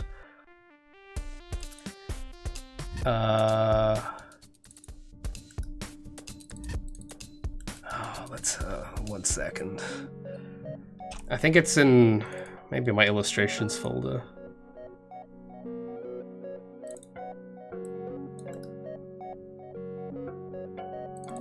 Okay, I've got a really old character. Oh, this looks so bad. But it's very derivative of Sonic.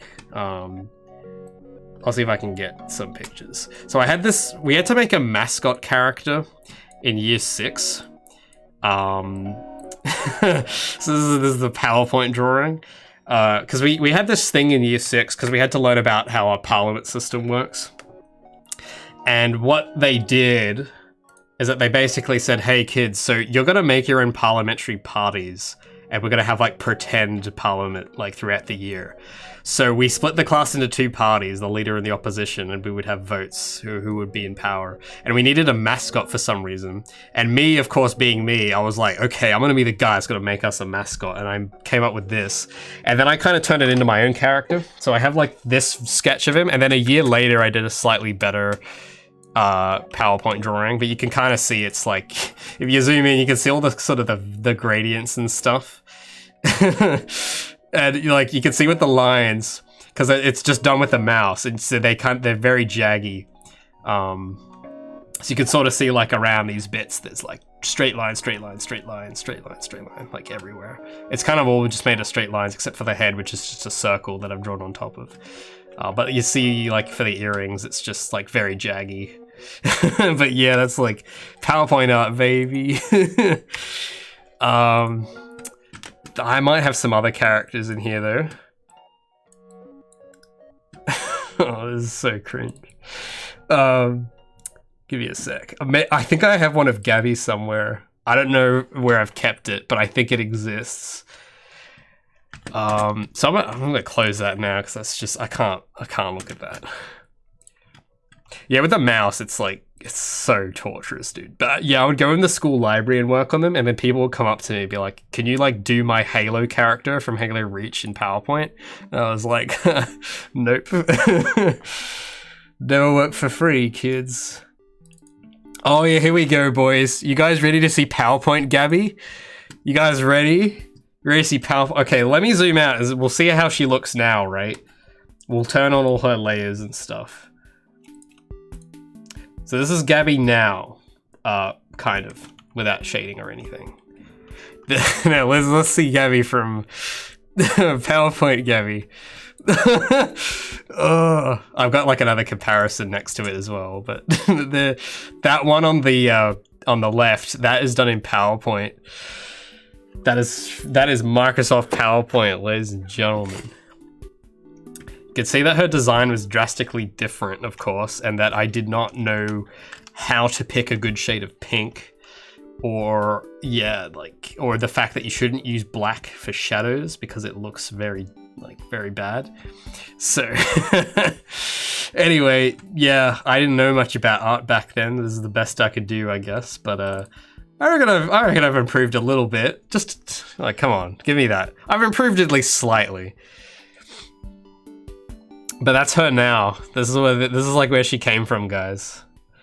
This was Gabby like 11 years ago. Pretty whack. Starless thinks she's still cute. Well, I'm very sorry, Starless, but I think I disagree. I think you're objectively wrong based on a very subjective criteria. Oh, the 2015 one, yeah, I think, I forgot, I don't know how old I would have been then, but that was like Photoshop for sure. Back when she had green eyes. That was a fun one. But you can tell I was really messy with the brush because you look at her legs and it's like it's going outside the lines all over the place. But yeah, this outfit, actually, I don't know, maybe I could do this outfit in the game. I always kind of liked it. I think the brown and the pink I thought was like a cozy palette. And with that cream scarf, to me it's like that, like if I had pink hair, that's what I would wear. Like I would wear that color. But yeah, anyway, let's say goodbye to PowerPoint Gabby now, because I'm really sick of looking at this. Say bye to PowerPoint Gabby. Bye. Let's get her out of here. But yeah, that's what using a mouse gets you. For those who are curious. Yeah, that was like 11 years. Quite a while ago, eh?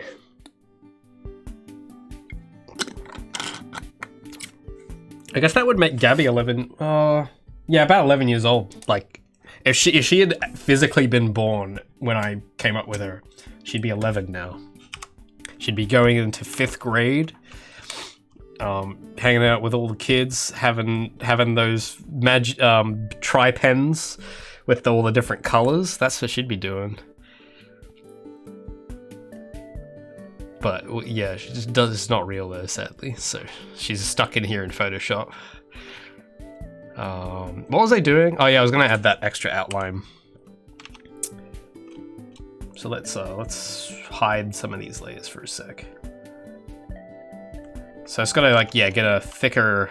Oh, is this gonna zoom? There we go. It's just a thicker outline for the exterior. I might make that a size 10 brush.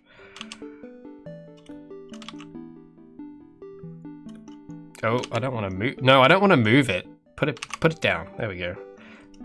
I don't know why. I don't know how I just did that. I hit some shortcut that let me move the line.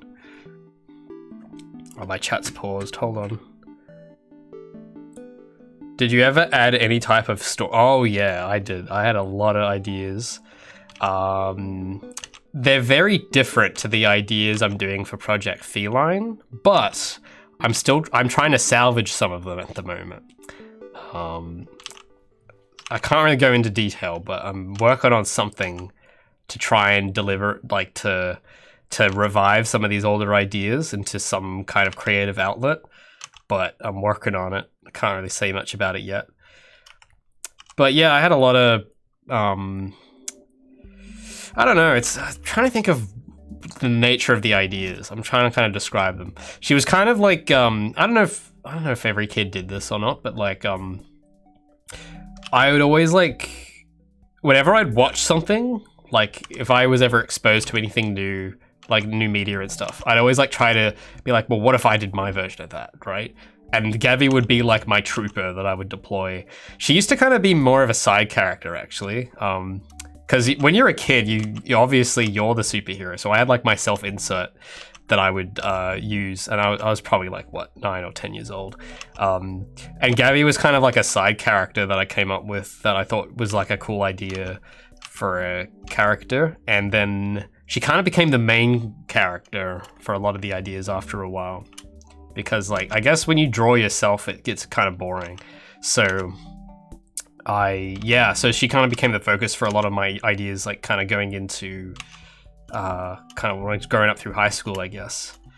And it's interesting, because I look back on some of those ideas now, and it's like, I can see what I was trying to do.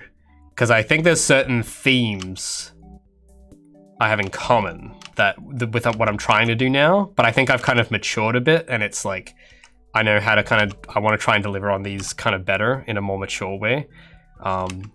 Themes like belonging, that's like one theme I always kind of found interesting in storytelling, or like coming of age stories.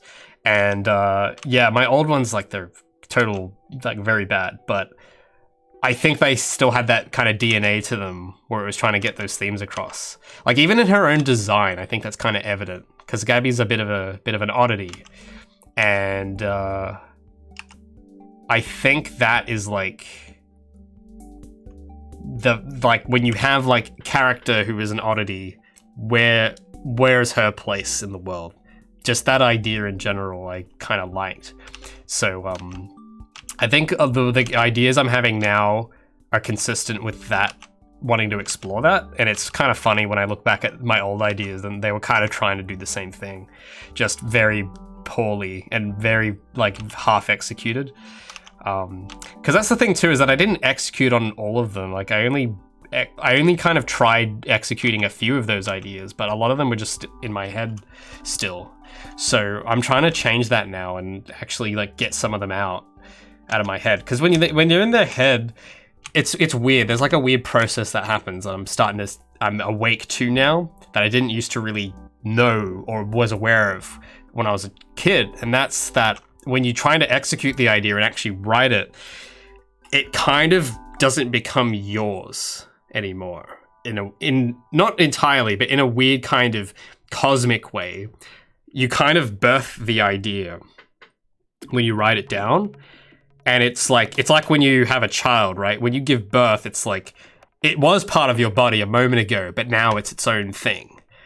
And it'll start having its own wants and needs, and it'll grow into its whatever it wants. And you're kind of the vessel through which that development happens. You have to provide for the idea, you have to give it food and oxygen. This is all metaphorical. You don't have to literally shove food into your disc tray or something, but you know, metaphorically, that's kind of how it feels. You gotta cater to the idea and feed it different angles and inspirations, and then it kind of just starts growing, and then you kind of don't get much control over what it grows into, which is something I kind of fight with a lot, because I really like having control over things. But a lot of the stuff for Project Feline, at least, it's been the case where that's sort of what it's been like.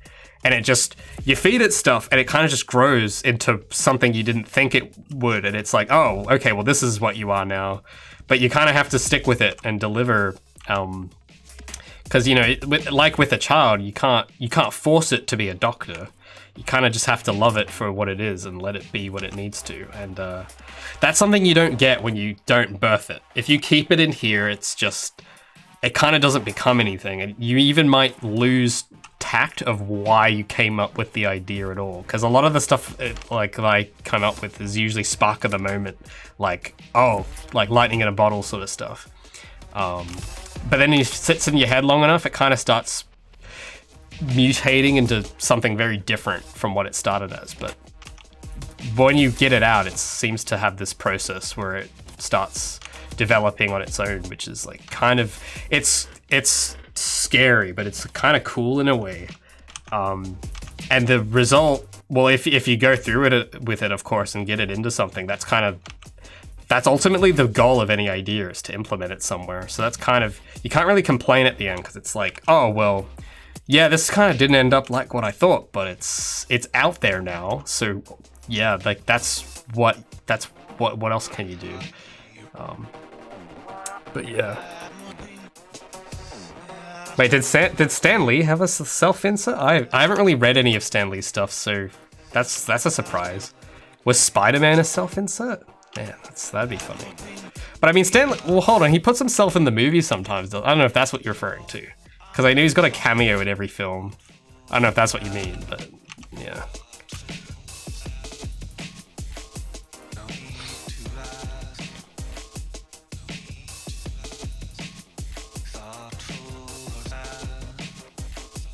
Is the cat toupee story from SoundCloud? What? What? I don't know. Do you mean from my SoundCloud? I don't remember anything about. I don't know what that's about. You have to fill me in there, man. I'm lost. I don't know. What that is. Oh, thanks, bro. Yeah, I don't know. It's honestly, it sounds kind of cringy when I say it out loud, but it's like, it is kind of like raising a kid in a way. Like, that's kind of how I treat my ideas, at least. They're like my babies, and it's like, you cannot. There's definitely wrong ways to raise them, but the worst way is to just not birth them at all, I guess. Actually, well, that's not always true. Maybe some ideas maybe shouldn't be birthed. I think there are some ideas that are just terrible. Or the conditions you're in are just not good. You shouldn't birth it. Maybe you should birth it later. But generally, I think it's sort of gives it a different meaning to be because I kind of live up in my head a lot, right? But I think when you birth it, you become the creator then. Whereas if you're just having the ideas, I don't think you're really a creator yet. You could be, but I don't think you become the creator role until you like put it in somewhere. And doing that, honestly, there's nothing I've done in my life that's been more fulfilling. So I don't know. I feel like that's kind of what I was made for, is to birth ideas, to guide the ideas, to care for them, to let them grow into what they need to. I guess that's sort of how it feels. Like the caretaker of the ideas, or the parent.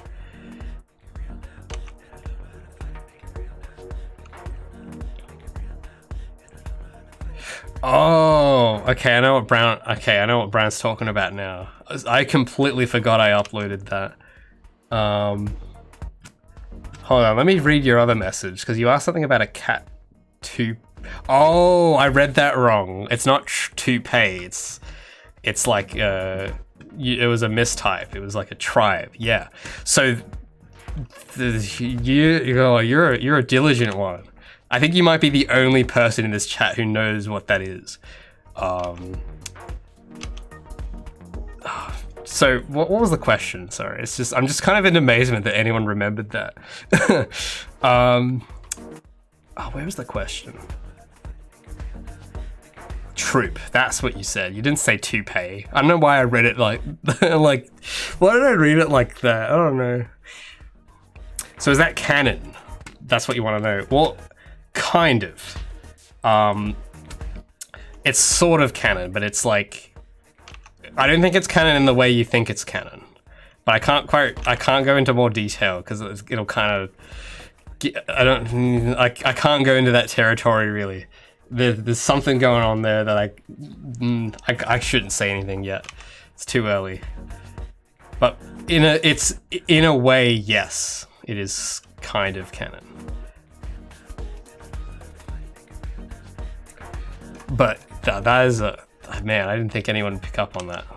I think that was for my 10K special. I uploaded that, but I don't think anyone, because the beginning of the video was this really cringe skit, because like one of my mods wanted me to, we did a poll for it, and everyone was like, do an eggplant thing because it's a meme or something. So I think the first like 5 minutes of the video was me attempting to cook eggplants in the oven. And then after that, I talked about that album project, but I don't think anyone got up to that point. Cause yeah, it wasn't my best video. I didn't really like it, but yeah, wow, Natch, you must have been around here for a while if you know about that. That's crazy. All right, so now that I've got that line art in, hopefully everything here will look a bit better.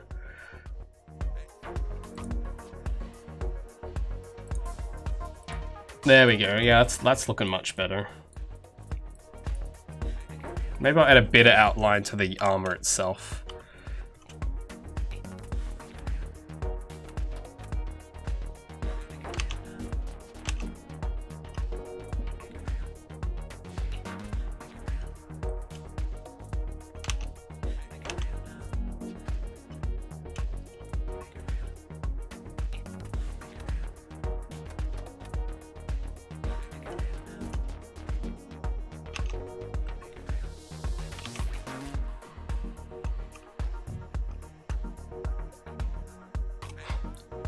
Love that quote. I can will cat girls into existence, I suppose. I guess anyone can will anything into existence now though. It's just a me thing. Everyone can do it. The question is, should you? That's the real question.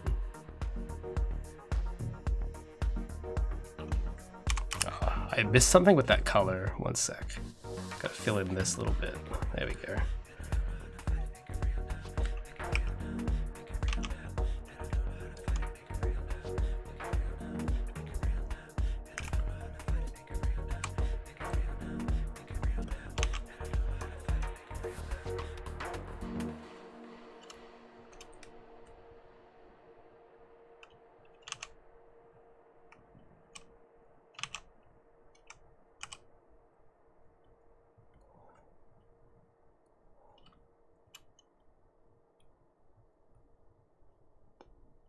But yeah, I'll just like touch up the lines on this, and then we'll play around with the colors.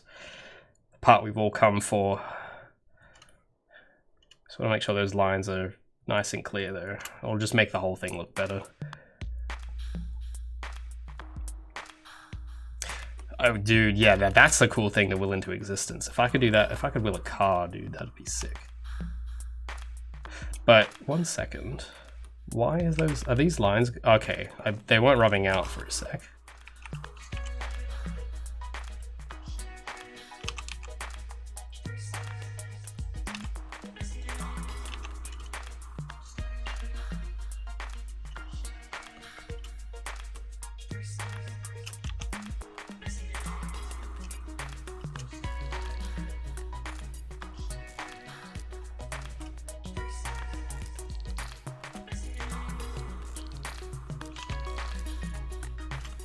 Gotta do these bits, yeah.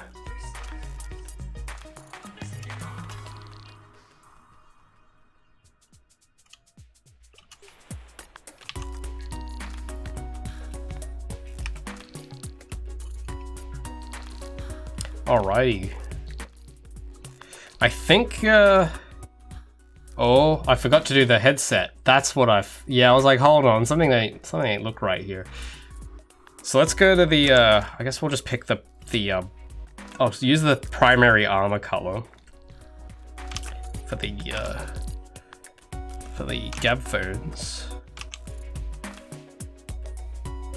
So let's turn off these for a sec. So I can just see what I'm doing.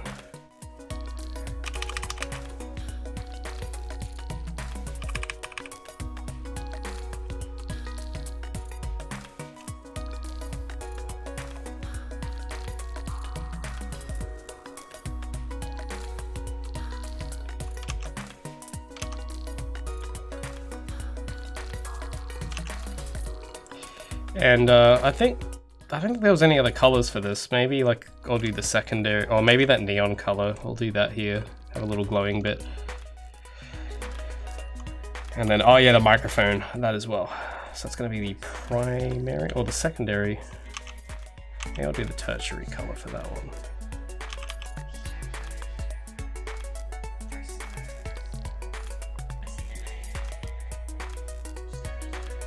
There we go. All right, let's turn everything back on. Boom. Oh yeah, and also if we want, just for a bit of touch up, just for a bit of polish, I'll add some shadows, and I'll do it the very cheap, quick way. So I've got some adjustment layers I've set up here, where I can basically paint on shadows. So the mask doesn't seem to be working at the moment, however. Oh, I know why. Okay, I'm just gonna do a quick thing. I gotta like mask off certain parts here. So I basically need to get the entire color. I might just copy it all, merge it all, and use a color overlay. Make that black. So I need to make this a mask.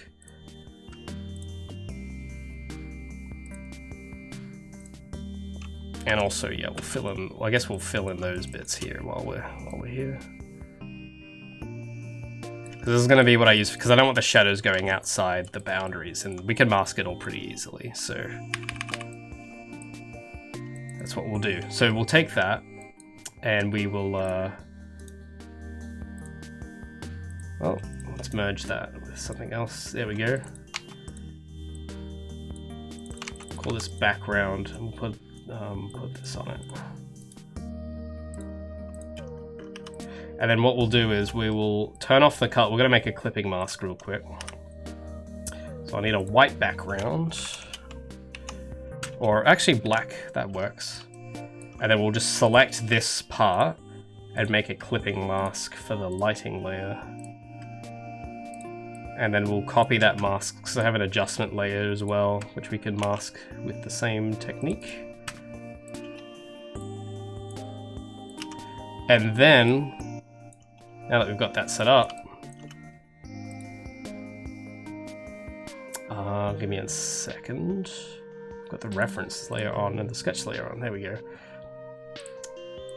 So now that we've got that, yeah, you can see I've kind of painted into it a bit already, but we can like fill, that's like shadows now, and we can like rub out bits to add light. So I don't know where the light source is going to come from, but we'll do it from the top, I guess, because that seems like a safe spot. So I'll just add these little top bits. We're going to make it well lit enough so that we can actually see, because the goal here is like, I want to see how this looks with some lighting on it, because that'll probably affect how I choose the colors, because it's not just going to look flat like in the game. There's going to be some shadows and stuff, so I want to make sure that that's going to look good. So I'll paint in some highlights and shadows here. But also, yeah, we want it from an angle where she's not entirely engulfed in shadow. Like, she's pretty well lit, but there's still enough shadow so we can see how it looks in darker areas. So yeah, this is just an adjustment layer that I'm masking away, and it just decreases the brightness and stuff. So I think, yeah, like that kind of looks, I mean, it doesn't look the most realistic, but it'll do. I'm just gonna do it very rough, very rough. Nothing too fancy.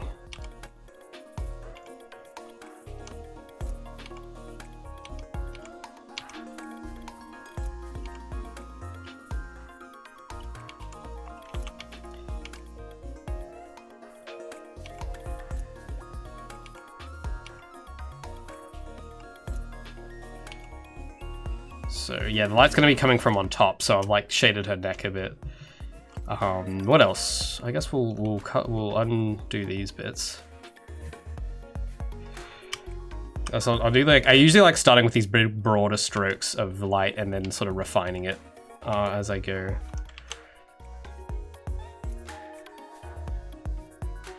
But I think this leg I'll leave in shadow and this leg I'll highlight, just to kind of give some contrast to the whole thing.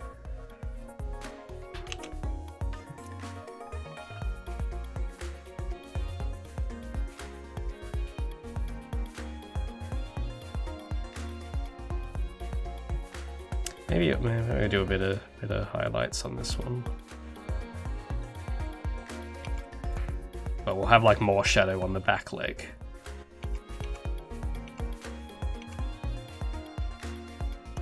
I should do an art tutorial. I mean, maybe. I'm not really much of a tutorials guy, but I mean, I guess this could be the tutorial right here. If you haven't been following along this whole time, then I'm very sorry, we're not going back. But I think, I don't know, I remember learning this technique from a YouTube video somewhere. I'm sure others have done way better tutorials.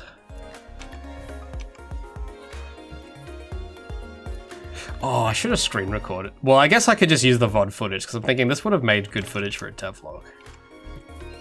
I could probably use VOD footage there. It's just not as high quality, it's like 720p.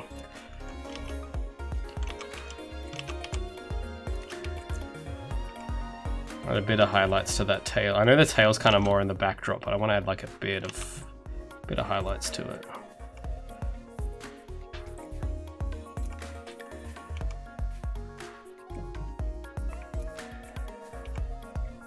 And then for those bits of armor, we'll like add shadows under them because the light's gonna be facing down.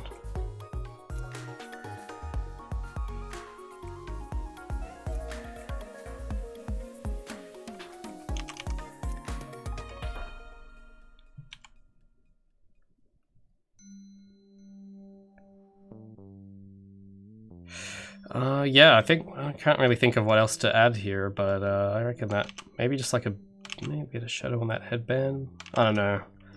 Oh, the canvas froze. Let me save and reopen it. But it's looking way better than the flat shading. This is looking much nicer.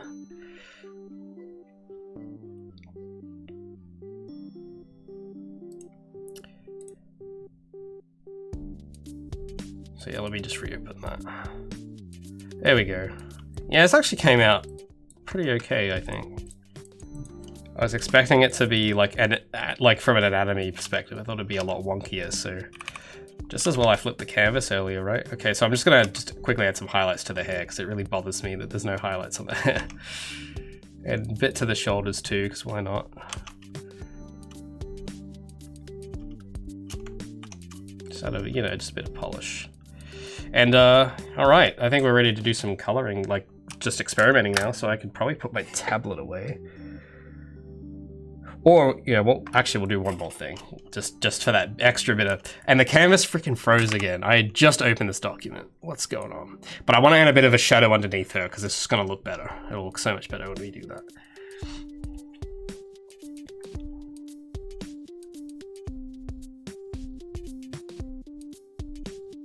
Give me a sec. Alrighty. And I also just noticed that there's one bit on the hair that's bothering me. There we go.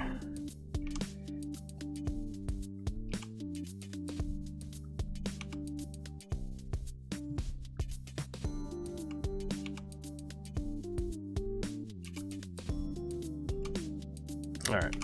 So, and then there's part of the line art as well that's like, there's a huge dot up here that's, I don't know which layer that's on. So, oh, okay, it was on the suit layer.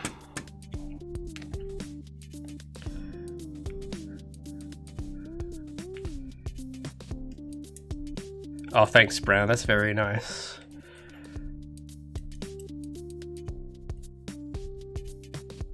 Well, dude, yeah, that's pretty, like, that's pretty cool. Yeah, like, even for me, like, there's not a lot of projects I'm interested in, really. Like, I mean, I don't really follow indie devs because I don't know, I just don't really. And the stuff I like am a fan of, like, if there's like the stuff I grew up with, like that are still putting out new games, I kind of just don't follow it. I don't know. I'm just not really huge on the hype or anything. But yeah, the fact that people follow my work that closely, because I don't really follow anyone that closely, so that's kind of cool. It's kind of neat that people think this is like worth checking out. So thanks, Brown. That's very kind words. Glad that I guess that's all I could ever really want. Even if this doesn't do great, as long as like the work is appreciated. It helps me sleep knowing that it's like, okay, all of this stuff is like not entirely terrible. People can appreciate it. That's kind of cool. Also, yeah, this part on the body here is kind of irritating me. So let me just fix that up.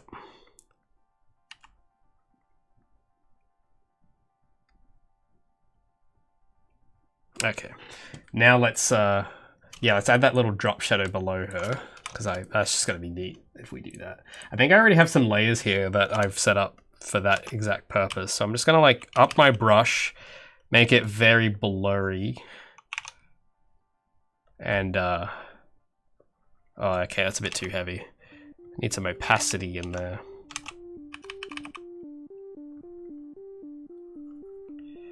Yeah, like that. But I'm gonna make it a little blurrier because that's like blurry, but we could make it more because just to look soft, because we like nice soft sort of shadows. So if I go to like my blur blur, Gaussian, oh, not lens blur, no, not lens blur, no, it's gonna open this huge menu. I don't want that, I just want Gaussian blur, thanks. Yeah, that's it. So we'll do maybe about that much. Might shrink this just a little.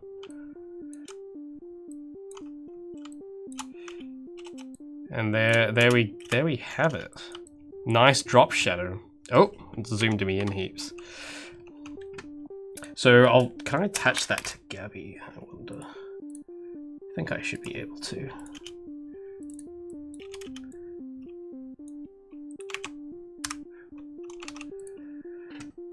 So I'll minimize all these layer groups.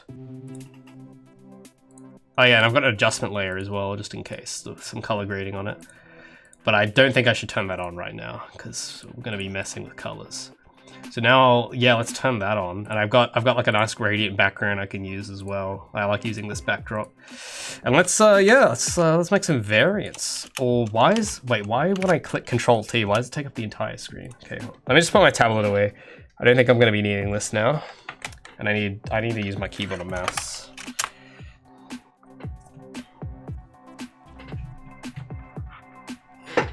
Ah, my headphone cable. Every time I yank it slightly, the entire audio breaks. Oh, thanks, Starless. Appreciate that. Yeah, honestly, it took me a while. Like, for my last devlog, it was kind of scary because it gets to a point where you make so many of them, you kind of like start wondering why people watch them. Because I don't watch devlogs. I just don't, I don't know, that's not what I do, like, because I'm working, right? And in my spare time, the last thing I want to think about is more game dev. So I usually watch whatever, like those very short 5-second videos that YouTube recommends everybody that are super random. That's what I watch. So, so when I think about the content I make, it's just like, I don't watch this. Sort of like, if I was like a consumer, I would not watch my videos. So it's weird, like, Cause I like making them. I just don't think I would watch them if I was anybody else. So it's kind of cool, humbling in a way, I guess. That there seems to be like interest in them. Let me just put this away.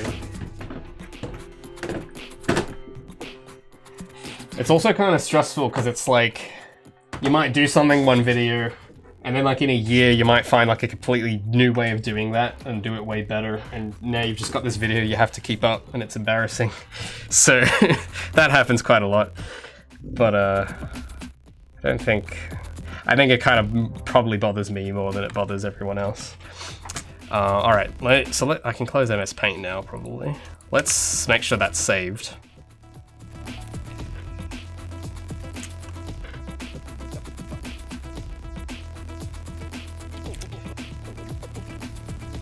Oh, Mindcube gift, you're still here. Oh my god, Mindcube's been here the whole time, gifting subs left and right. Thanks for gifting the sub, my guy.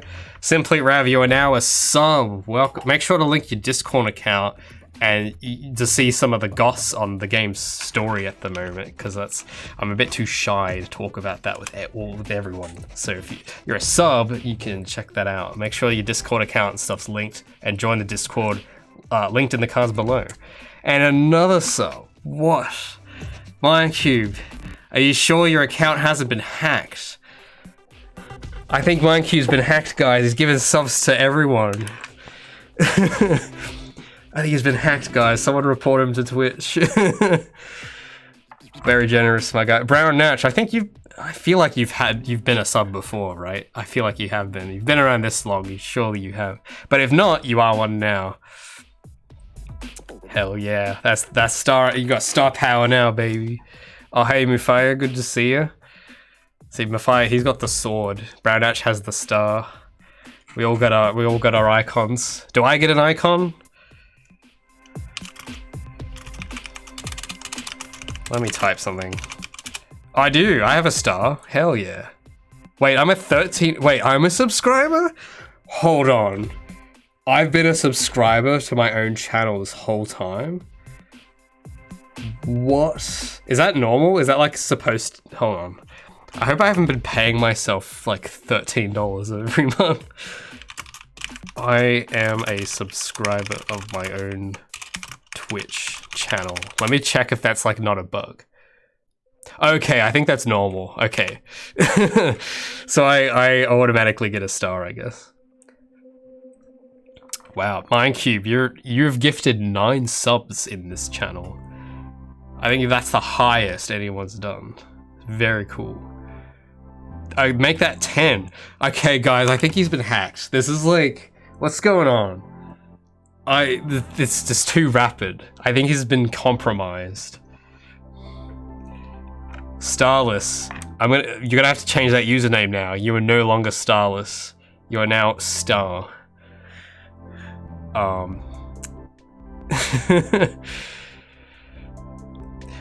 Awesome. There's quite a few.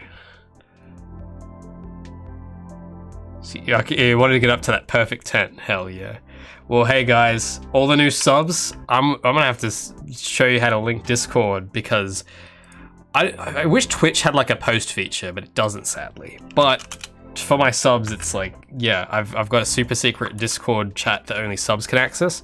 If you want the link to the Discord, that is in the cards. If you just scroll down, you'll see a big button that says Discord, and you click on it, and it looks like Simply Rav. He's figured it out. I see him in here.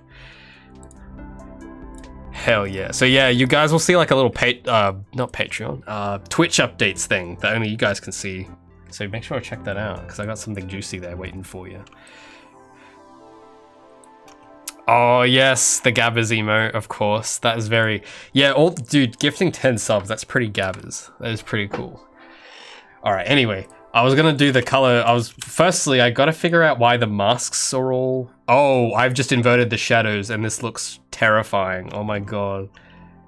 But I wanna be able to select Gabby without it selecting the entire thingamabob. Like it's selecting the entire canvas, and it's like kind of irritating. So maybe if I do that, I don't know. Maybe I have to invert all these masks. Yeah, I have to hit invert, and then boom. Okay, now it selects the right bit. There we go.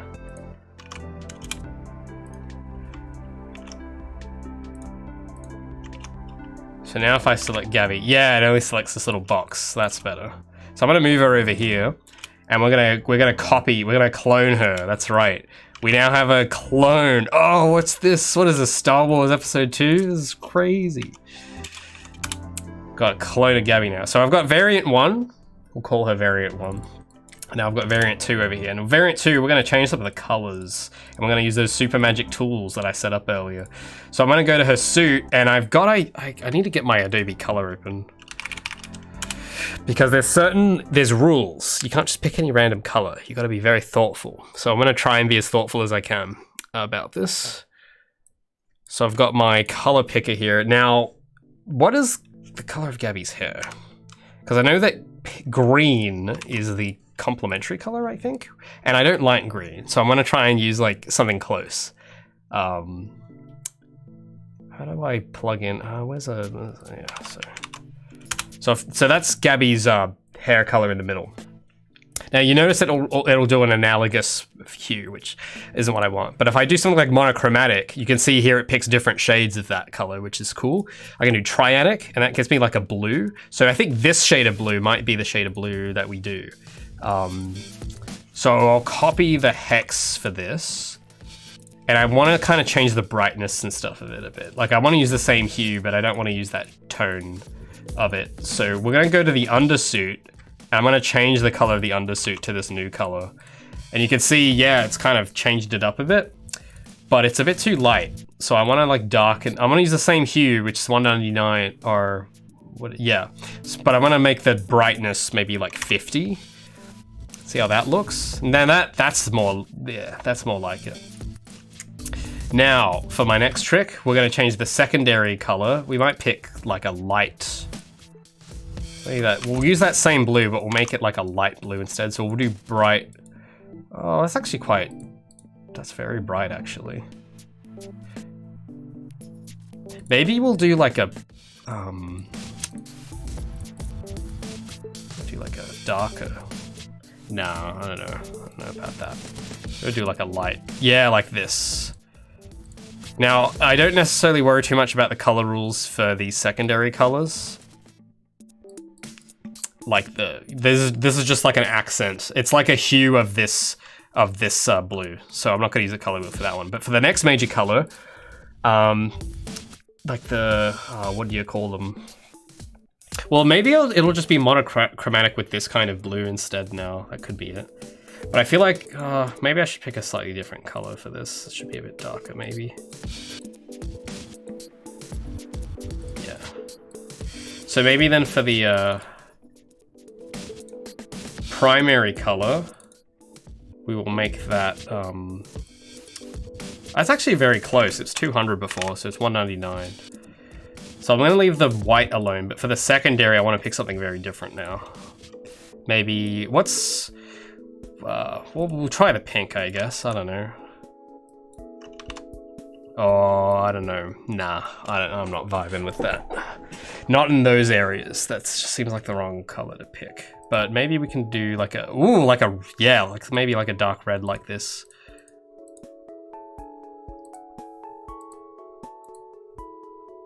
That could work. Now the tertiary, I think this is just like mid-gray. Oh no, it's slightly blue. Okay, so we'll pick like another color.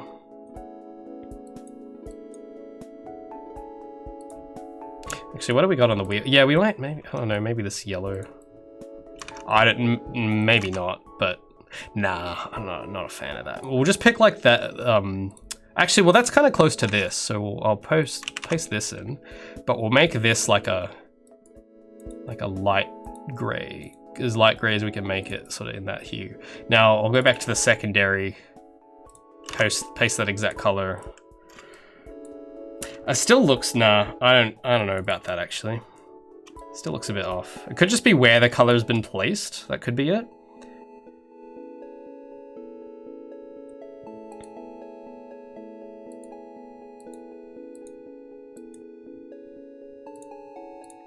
Maybe I'll just pick like this.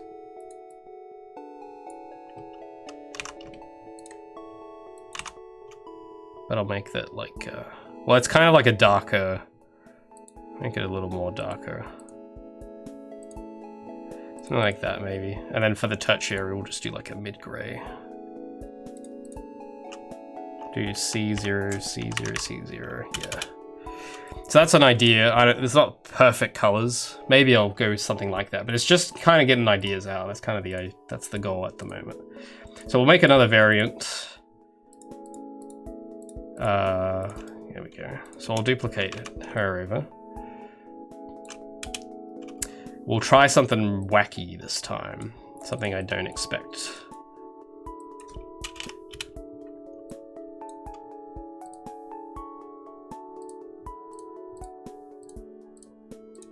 Oh, I forgot to change the neon. Yeah, hold on. I was gonna try a different color for the blue on the armor. Wait a sec. Oh, I forgot to do something actually.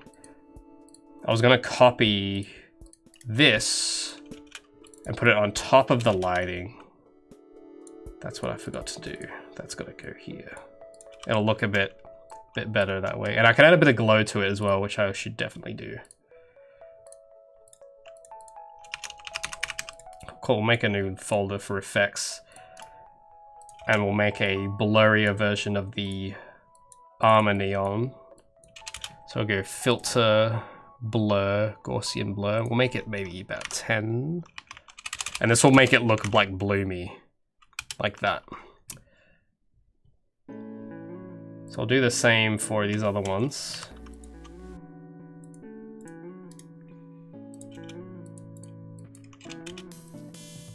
I might, yeah, so we'll do that.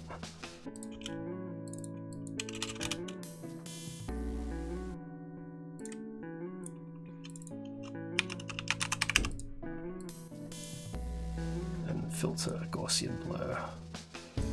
There we go, I've got some nice bloom now.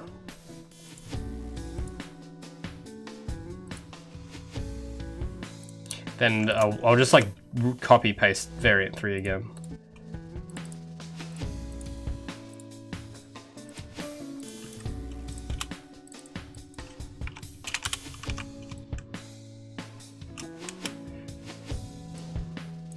But variant 2, I did want to change the actual color of the neon lights there. So we'll pick, maybe we'll try that yellow from the color wheel, see how that looks.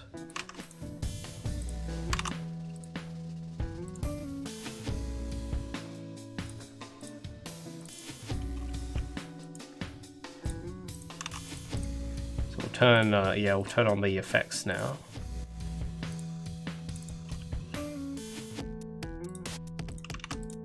Yeah, I mean, could work. Alright, let's do variant 3.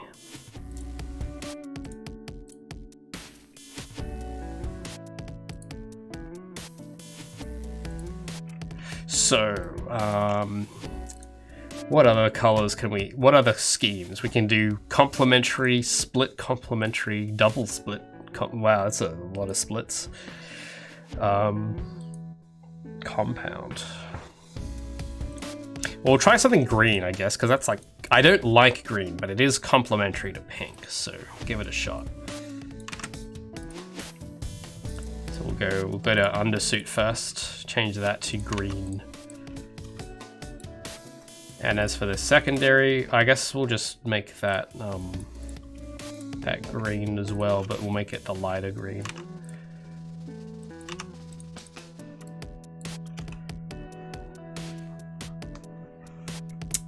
It's a bit bright. I don't know, maybe we'll turn it down a little bit actually. Turn it down to, maybe you'll do 50% and then saturation 65. See how that looks. Okay, maybe less. Oh, the canvas froze again. I have to reopen. Give me a second.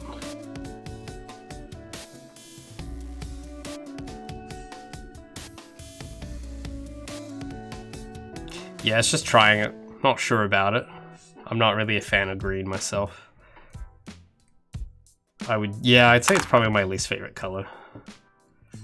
But if used well, it could be quite effective.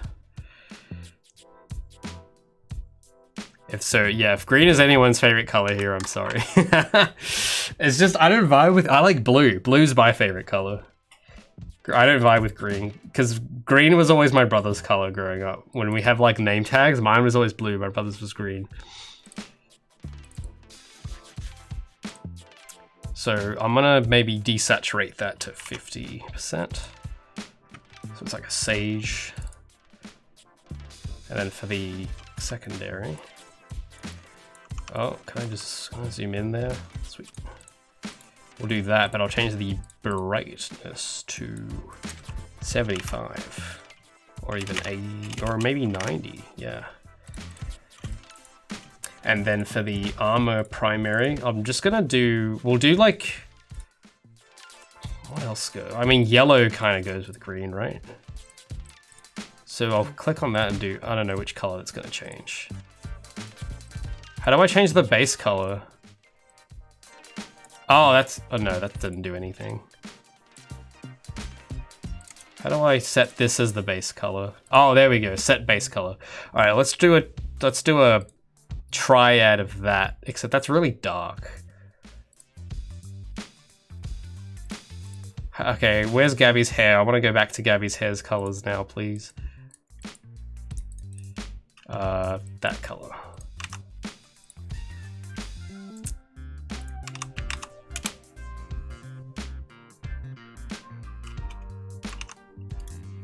Set base color, there we go. So I'll do like a,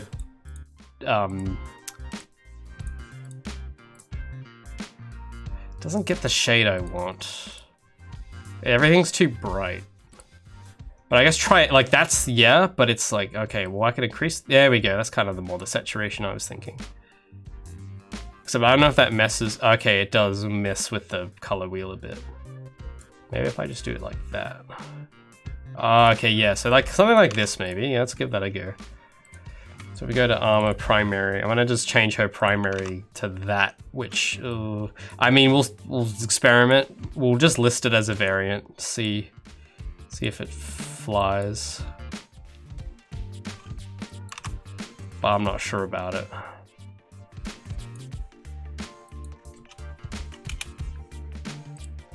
secondary color, we will need one.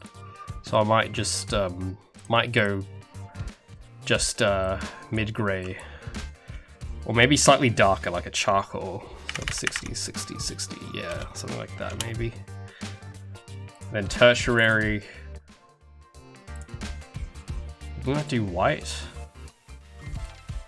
or maybe like that same shade but like lighter, or maybe up the hue a bit. Nah, that's too much color. So maybe we'll do A0 or maybe D0. Yeah. So this looks kind of like forestry worker Gabby, I guess. I'm not sure about that secondary green though. That's a bit too bright. It's a yeah, I gotta have like maybe a different color for those leg parts perhaps. Because the stripes I want to be light, but not the rest of it. So maybe I'll take that and take the brightness down to like 25.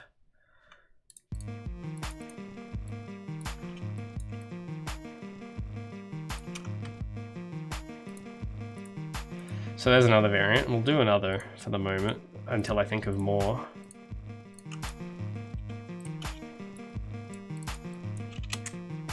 Cool thing though about the way I've drawn all this is that if I want, oh wait, why is this inverted? Why are the masks on this all wrong? What's going on?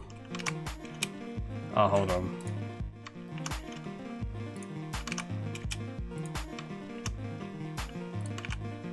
That's odd.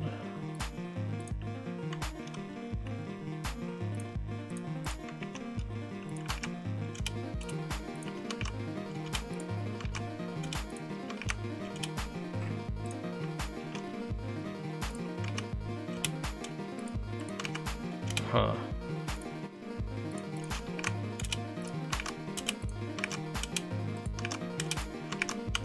Oh, line art, what's going on there? There's like a, oh, it's this probably. This mask. Okay, now I can select that on its own. That's cool. Let's go variant 4. I think I could probably fit 4 on a page, it seems. I'll put this over here. Space them out a little. Actually, there might be a way we can, well, yeah, hold on. I have to fix the masks, because all the masks have been flipped. And so when I select them, it selects the entire page, because it thinks it's weird. Yeah, I gotta fix those up real quick. Give me a second.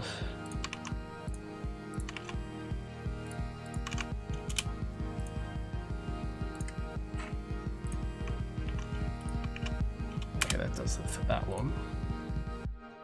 The citrus suit. This has a nice ring to it, I guess. Oh, I don't know. I guess we could try it. The thing is though, is that the stripes and the legs are the same color.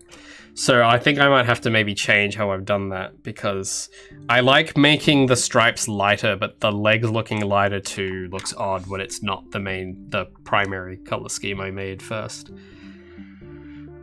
So there's that. But let me just quickly fix up the masks on all these, because I want to be able to just distribute them evenly across the canvas so they look all neat.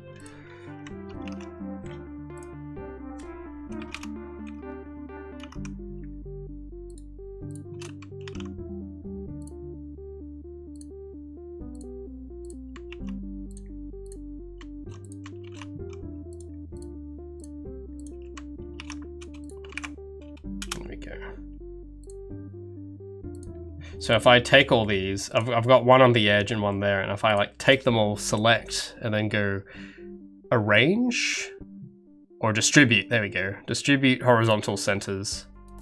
That did nothing. Did it? Wait, did it actually align them? Oh, maybe it did and I just didn't. Oh, it did. I just didn't notice for some reason. There we go. So now it's all like, let's work on that fourth variant. I'm just gonna make sure this is saved.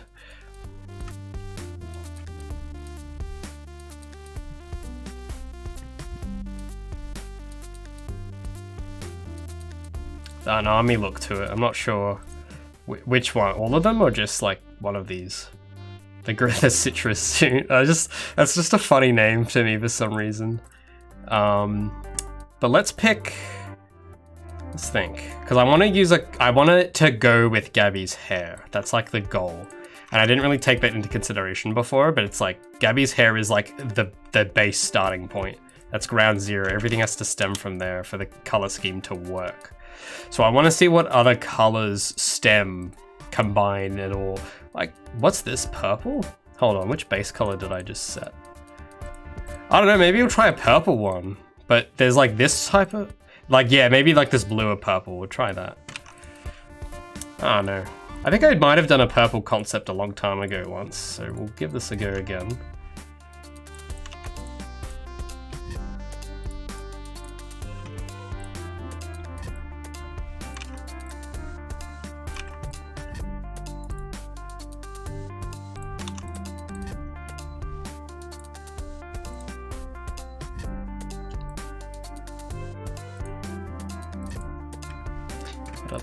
I guess we'll use like one of these yellows for the base suit color. This looks kind of funny. What else goes? I guess we'll use maybe like this darker shade.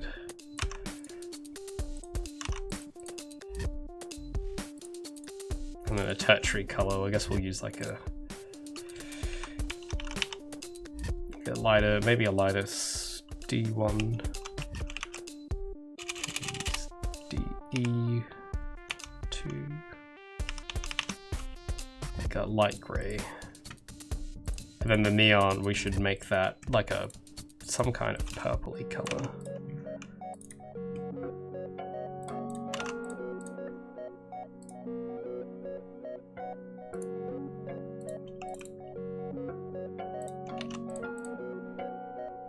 I don't know how well that'll look, but it's worth a shot.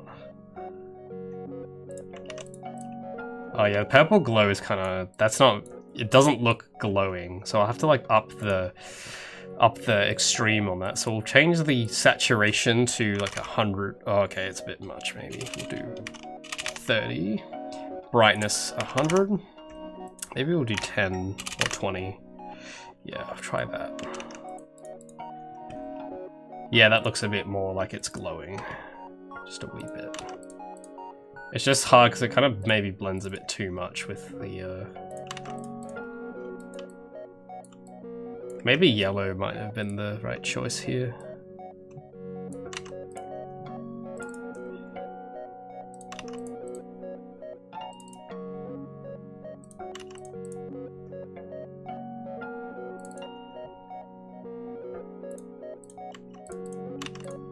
I mean, yeah. Oh, it's still like, it doesn't look like it's glowing because it's like the same color as the.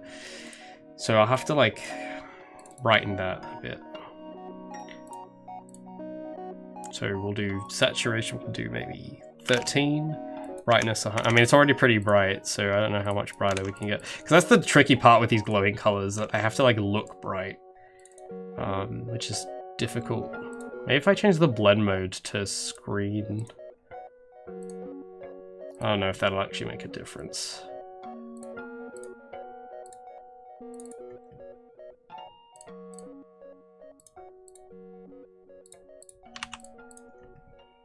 I'll just copy layer style actually. Paste. I mean, it looks a bit better. I can't really think of any other color to put there though. Because yeah, I'm trying to keep the colors limited. I don't want to use more than like 2 or 3 colors per palette. If you use any more, it's just not good.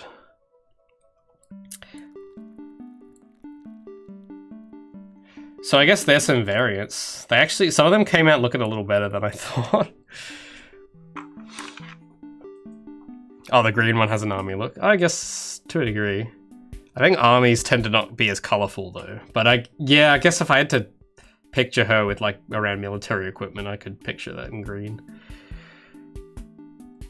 So, I might need some more experimenting, but I think at the moment, if I take off the background for a sec,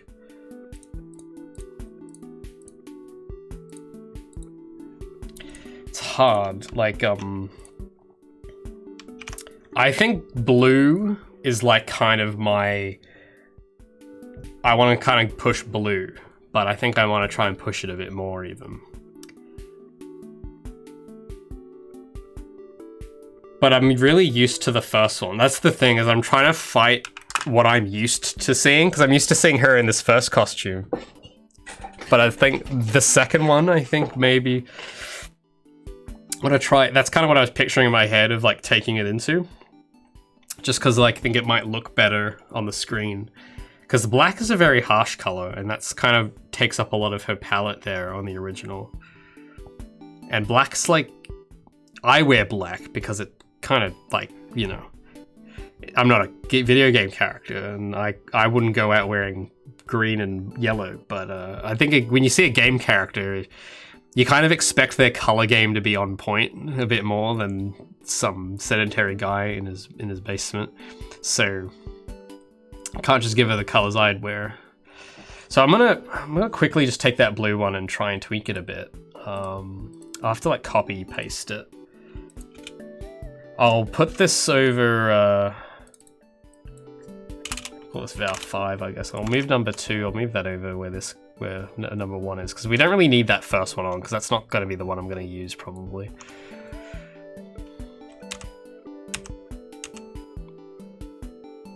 So make sure it's in the same spot.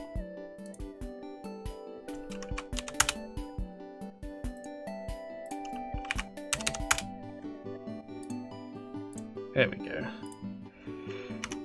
She looks kind of weird though without her eyes drawn properly. It's kind of funny, but we'll proceed. So I'm gonna just take this blue concept and just kind of push it more and see what happens. So I'm gonna take that like that and just saturate it. So I'm gonna take the saturation to like 60%, or maybe even, oh wait, am I editing the right one? No, I'm not editing the right one. I want to edit this. Well, this is... yeah.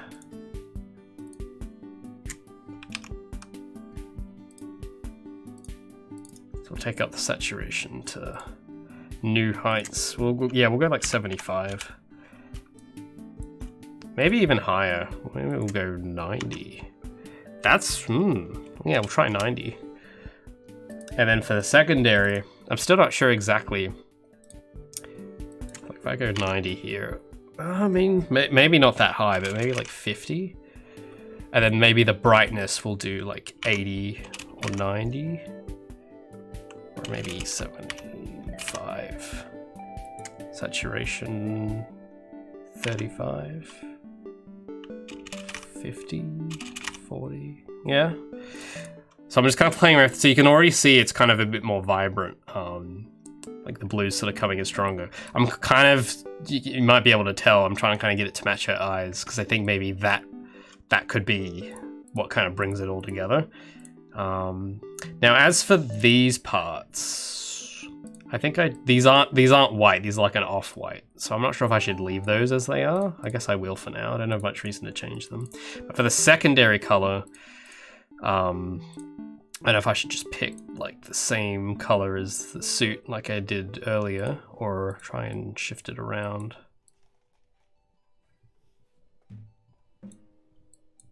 Maybe that yellow. I think.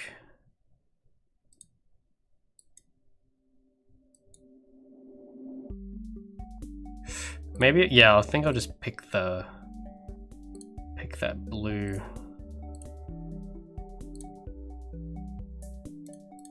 And then for the tertiary color, I think I can just leave that as it was. That's not a color I'm happy with. But maybe a bit brighter, we'll do C3 instead. Or even C. Just up the scale a bit. Yeah, just so it's a bit of a lighter gray. And then for the neon, that's the color I think I want to pick like another blue, right? But make it like very saturated.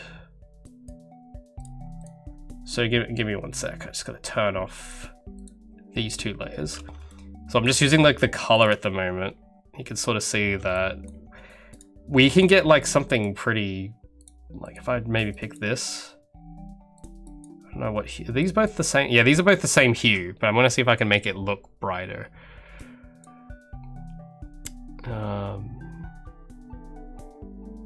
So maybe 50% saturation, 100% brightness. Yeah, we'll give that a go. And we'll copy this. And then we'll paste it on the these bits. There we go. So now we've got like a blue. It's like kind of similar to the original, but it's like just with a blue coat of paint on it.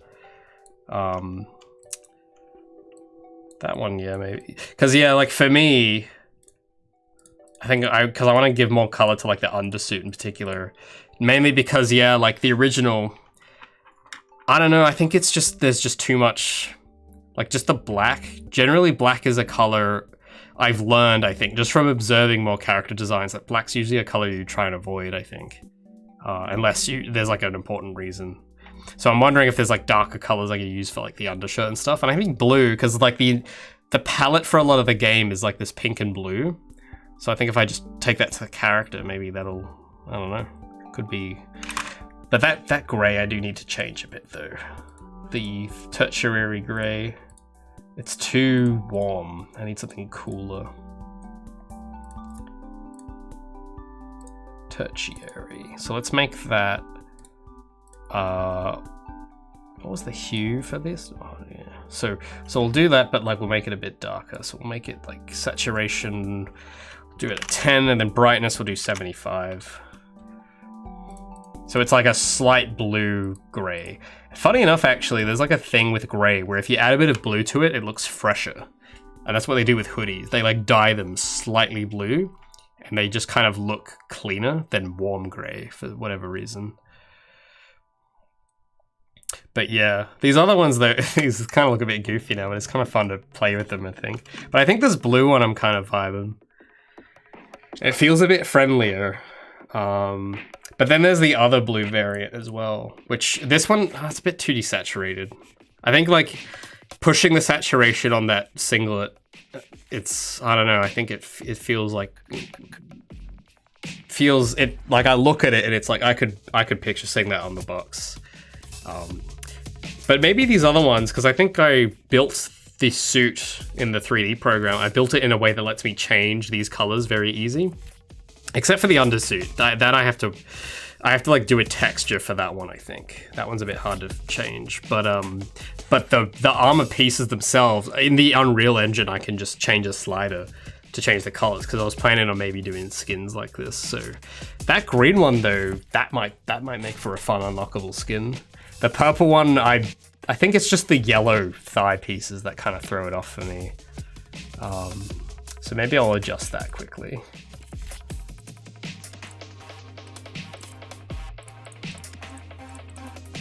Wherever it is.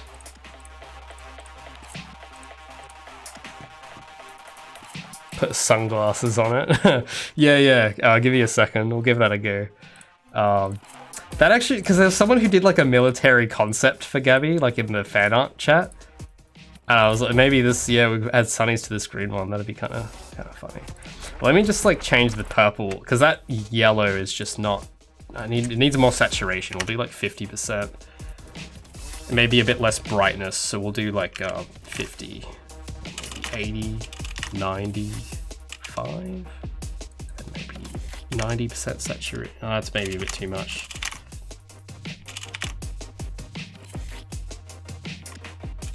I think the secondary color needs to be darker for this to work, so we'll go in there and change the brightness to 50, saturation to 35, nice even numbers.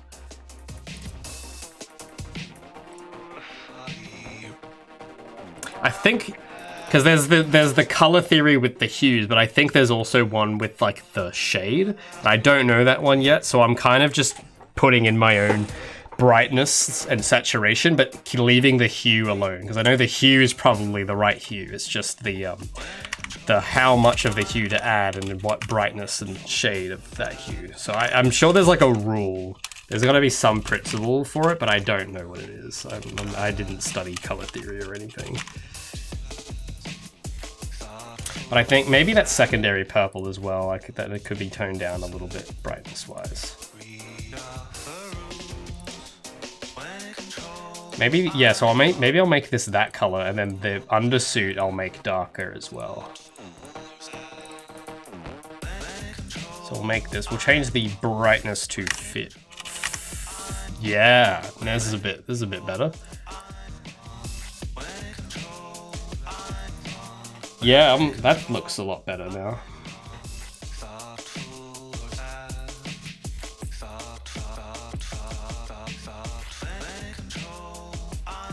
Save that. I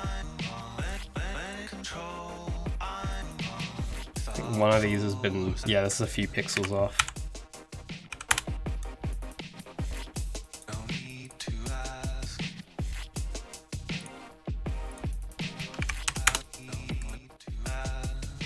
Try to like line it up to be in the same position. I think I got it now, yeah. So there's some of the variants. Every time I say that now, I keep thinking of Loki, because I watched that recently. So this is like if Gavi went through the TVA, this would be all the different variants of her armor.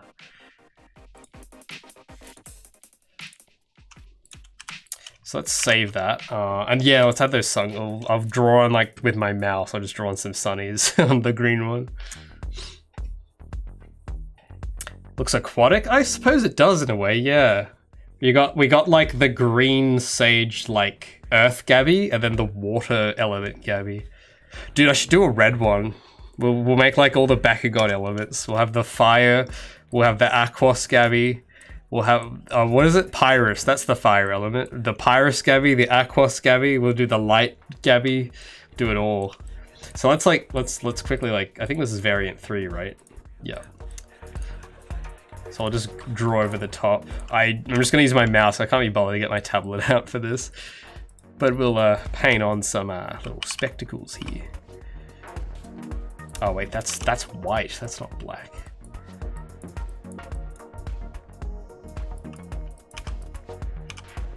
Well, we'll do like a gray, and I'll Q shift these later.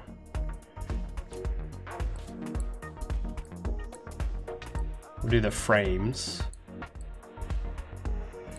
and then we'll do like a fill. Watch my mouse painting skills at work.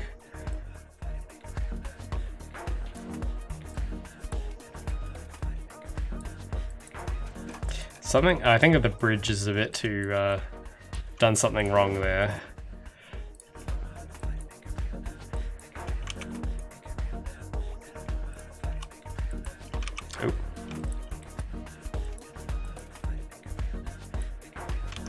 It's like the 3D glasses, and we'll add a bit of specular to it. Why not? Bit of white, bit of transparent. There we go. That's not we need a bit more weight.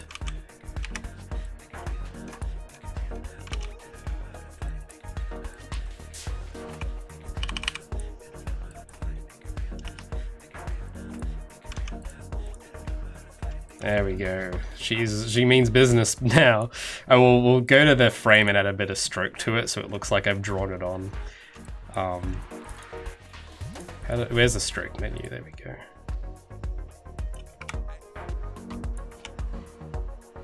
We'll change that fill color. Something that looks like it blends in. Yeah. There we go. She's got the glass. She got the drip. That actually does look kind of cool.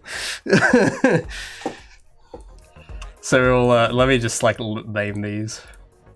So we'll call this specular. That's right. You gotta name your layers, guys. Even if it's for a joke, you gotta name your layers.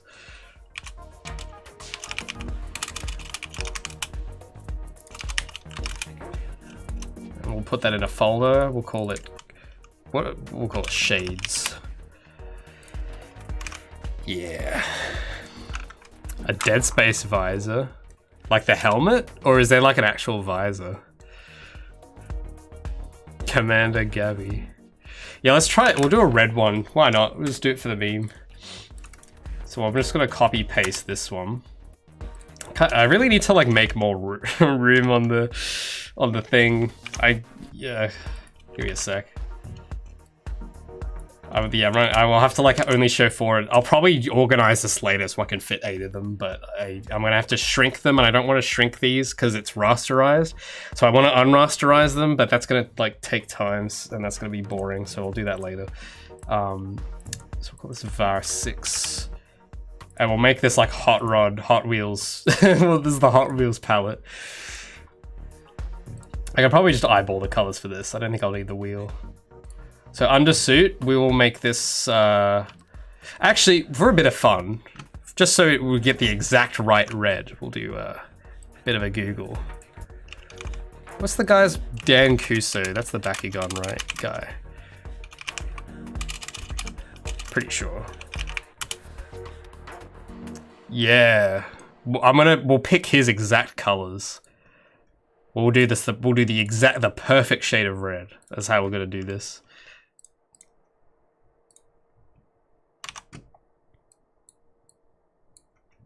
So, it's so weird having this picture. I used to look at this picture all the time. I used to try and draw it.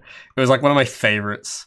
So it's kind of weird. I always used to think like, damn, how do they draw like that? And now I've got something that looks somewhat comparable. And it's kind of surreal looking at this now. I used to idolize this picture. But let's get some color. So we'll make we'll use that yellow. This is the Dan Kuso skin. That's a nice secondary color. Or should we use the blue? Yeah, we'll use that blue that he's got on his gloves as the secondary.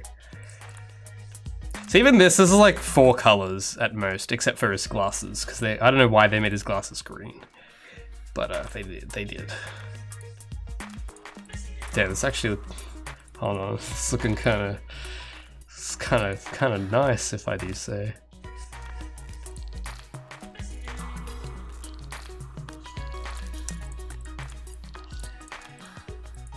Oh, why is, okay, there we go. I think I might change that blue though to the black. What's gonna be that color? So we'll make it that color. I'm gonna do the undersuit, change that to the black or the dark black. Oh yeah, actually it's kind of eerie because it's like, because my brain knows where these colors are from, even without me with the reference, because I'll know it's like, this looks a bit like Dan Kuso. Optimum drip. Hell yeah. She's even got glass. Yeah, I could change the color of those glasses too. Hold on. Let's get those green glasses in. Let's go. We'll change the color, add some color overlay, get the green. Yeah, look at that. Look at that. And we'll get the lens. See, this is my Photoshop, man. Photoshop. Oh yeah, baby.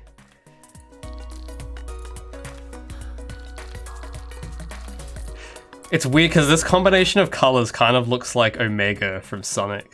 So I just thought that was funny. I thought I'd point that out. Maybe it's like a very like in Japan, maybe they just use this palette a lot for a lot of things. Because this is like very Dr. Eggman looking. Looks like something Eggman would make, honestly. I'm still not sure if I should I have the... Let me try, I want to try another color for the undersuit. I want to try what that blue looks like. And then we'll use the yellow as the secondary. Like this. Yeah, I think I like that combination a bit more. But we don't use that black. And then, hold on. Let me rearrange them a bit. We should definitely use that green for the neon though. So I'm gonna set the neon color now to that, because that's like that will glow certainly. Yeah, that's it. Might brighten it a little though. We'll go in here, we'll make that brightness 100. Yeah. Copy layer style, we'll paste that onto the other ones.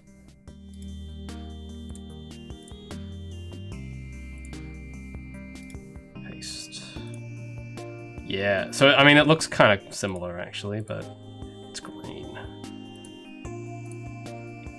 But yeah, I think gotta use that black because that black's not being used. I think the blue, yeah. So maybe that's a tough choice actually.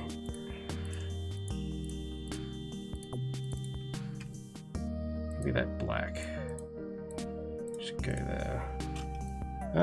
Nah. Leave that as it was. But for the secondary undersuit color, maybe we'll do that as the...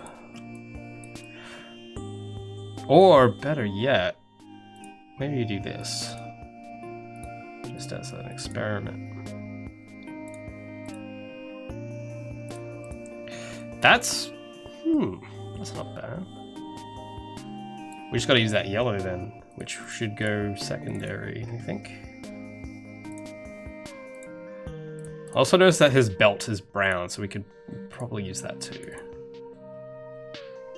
Use that brown of his belt as the tertiary color. Actually, maybe this, that belt buckle. Yeah, I think I like that. We've got the Bakugan palette. So yeah, I found a place for the yellow. Not my favorite color of yellow. I don't like the mustard yellow. It's never been one of my favorites. But yeah, just as well I did those glasses there, because look, Dan Kuso's got glasses too. Dude, I could actually change Gabby's hair color though to be brown. Oh, let's do that. I could actually... Where's the hair? Yeah, let's do it. Let's change it to brown. Look at that. Oh, it's crazy. She's like a different person. And her skin tone, we should probably match that to Dan's too. Gabby's too pasty. Yeah. So Gabby with brown hair, guys. That's something I never thought I'd see. Make her skin a bit lighter though. Feels like she's a bit too sunburnt. We gotta brighten it up a little. Yeah, that's more feminine. Pretty nuts. Yeah, honestly, that's like oddly. That's such a, I don't know why I came up with that idea, but it was funny. Yeah, we're gonna make every anime character basically. Give me another. What's another character? Well, I'll do one more palette. Then I probably have to go. Give me a character. I'll steal their palette. We'll palette swap them.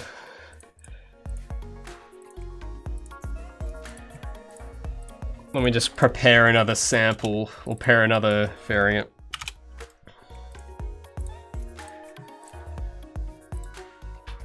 Yugi. I'm guessing that's from Yu-Gi-Oh! I haven't seen the show, so this will be fun. Oh, that's a palette, alright. Oh yeah. Okay, hold on. Let's bye-bye Dan Kuso. My friendship with Dan Kuso ended. Now Yugi is my best friend. Oh, this is gonna be fun. All right, let's try it.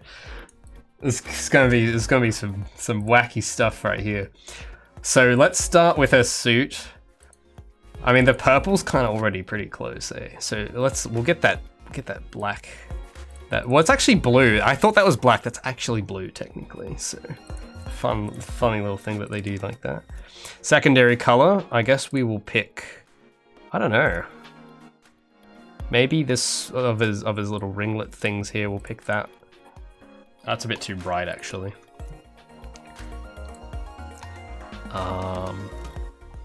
Maybe I'll pick that. Nah, that's too warm. I guess maybe I'll just pick this color, but I'll brighten it manually. Oh wait, that's like a completely different hue. Hold on, what hue did I pick just before? It's not this one. Every time I click on it, look at all the JPEG compressions messing up the colors. Wow, okay. So that's like pretty close. We'll like just brighten that to, change the brightness to like 75. Maybe tone the saturation down to 20. All right, well, primary armor, we will do, I guess that yellow. Because there's so many colors. He's got like colors going everywhere. I'm not sure where to pick them. Secondary. Maybe we'll do the red. Tertiary. We will do... I guess we'll do like that gray. There's like not enough colors to contain Yugi. Like there's too many. Maybe the undersuit. Maybe we should make that like, I don't know. What if I do this? Oh, okay. That's her undersuit is now glow in the dark, I guess. Maybe not that color. But maybe like that because he's got that purple too, which I haven't used yet. Yeah, that's kind of more Yugi. Then maybe we'll use that like darker color. Nah, that's not right. Maybe we'll use that gold. We'll use the gold for the secondary suit undersuit color. His hair. Use that, and then for the actual primary suit color, we'll use that this.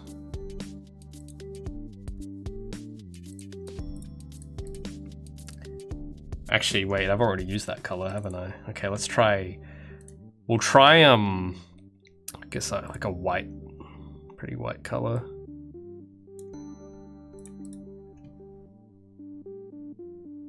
I think it's just that is such a high contrast color. I'll have to like pick a different... Yeah, I'll pick it, slightly tone it down a little bit. That's, yeah, like, maybe. Because it's got like, it's just where to put the colors is the challenge. Because you can't put that bright hair, like that's too powerful to be put just anywhere. You got to be careful where you use that. Got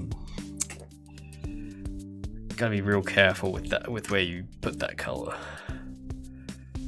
Oh yeah, I haven't changed her hair color yet, so could do that. I should probably pick like a neon glow color too. So I'll pick one from here. I guess we could use, we could use that magenta-ish color. Have to make it a bit lighter though. Yeah. Copy layer style. We'll paste this to the others.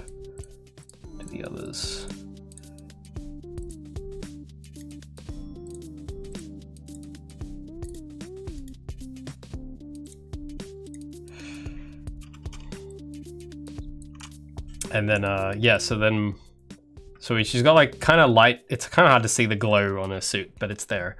But yeah, we can do change her hair. Make it like that blonde color, I guess. Oh yeah, well, yeah, because I only have one color. Yugi's got like 3 hair colors. I can't push. Gabby's like, has so many limits, you know? Even the Gabby has his limits. You're pushing yourself too far. Oh, the Gab phones. Oh, those are tied to the primary armor color, so I'll have to keep those. I think white seems to be a good balancing color, but let's try like different hair. Maybe I can make her hair this magenta. Oh yeah, like that's a. I have to tone it down a bit though. It's like going off the charts. Like it's not rendering the shadows properly. I have to like go, yeah, something like that. Maybe her eyes. Yeah, I should be able to change, because that's like the same as her hair, right? So copy the eyes, change the eye color. Yeah, there we go. Is there any other? I guess, yeah.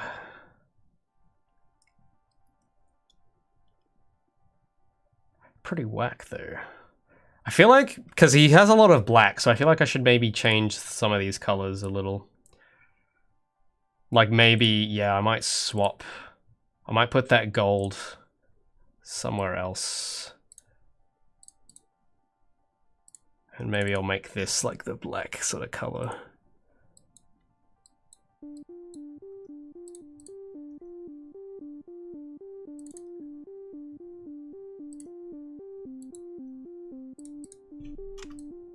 But where to put that gold? Maybe we'll put it on the armor. This actually didn't come out half bad though. Like this, not gonna lie, it's kind of sick. Oh. Maybe, yeah. Like that kind of gold. Yeah, I think I'm liking this a bit more, yeah. Yeah. Got the drip. So we got Dan Kuso Gabby, we got Yugi Gabby. Yugi Gabby that actually came out pretty cool. I just think I might have to tone the hair down a little bit though, because it's like on a CMYK that'll just break. Oh. Like if I switch to CMYK, oh actually it kind of breaks a little bit, but if I like pick that color instead. It's just very, very vibrant. And I'm wondering if I can make it the same hue, but just look a bit more natural. Maybe by like taking the saturation to 50, 60, 70. Yeah, like maybe 60. Like that that looks like hair now. It doesn't look like the glow in the dark thing accessory. So there we go. What did I accidentally just drew on that layer. Oh, there we go. So there's Yugi Gabby. That actually looks kind of not bad. Looks like I don't know, actually I might use that. That's actually kind of like, it has like this, it feels like magic. Like when I think of magic, those are the colors that I think of. Goku, okay, we'll do one more. Goku sounds like a fun challenge because he's got a lot of orange, and I don't use orange very much. So we'll try Goku, and that'll be the last one. So let's get another variant. I'll copy variant 1 this time. Of course, variant 8. So where's Goku?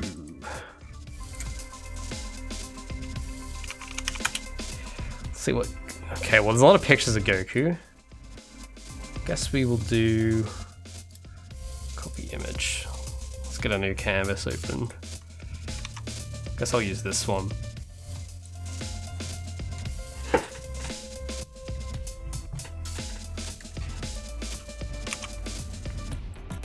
Alright, well this will be... He's got very limited palette, so this might actually not be that hard, so let's give it a go. So we'll go to primary. Let me move the camera so you guys can see her. Primary, we will well actually let me resize that. Alright. Well obviously we're gonna do the blue, because that's what's under his shirt there. But ours has a secondary color. So I might do white, but I can't do full white. I'll have to like temper it a bit. Now obviously we're gonna do the orange for the armor. That actually, damn, that actually kind of looks pretty good actually. Not gonna lie, that's actually kind of neat. Now I actually have Gabby has more colors than Goku, so this would be a bit tough actually. I'm gonna have to pick. I guess we'll do that blue again, but I need to make it a different blue. Or maybe I'll do the. Let's change the brightness to. Or maybe yeah, we'll don't turn the saturation down. Or actually, we'll leave that as that. It's just because I don't want to use that blue too much. It'll look kind of odd. But I need a tertiary color, so we'll do yeah, I guess we'll do that white, I guess. And then the neon. What's a neon? What's a good neon? I mean, that already kind of looks good, but I wonder if there's a better choice. So I might try that blue, but I have to like get the blue just right.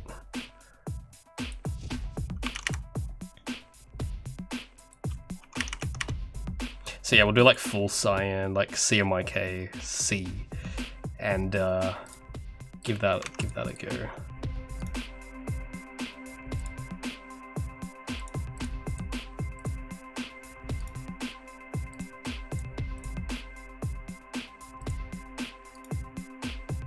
Yeah, so now it's like kind of matches a bit better.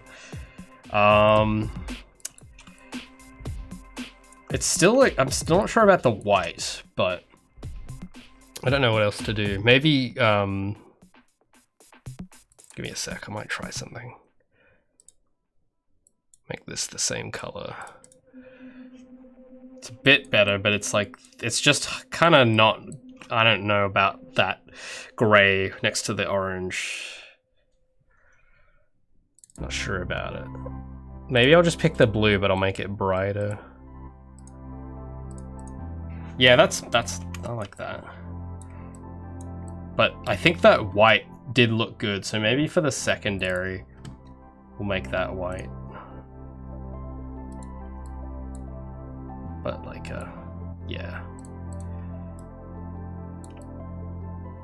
Yeah, that looks a bit more like Goku. We got all the anime characters.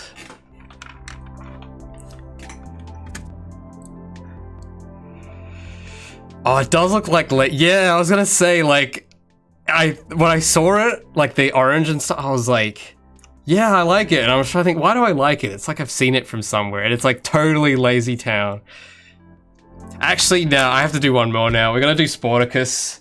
We're gonna do Sporticus, 100%. So that'll be the last one. This time.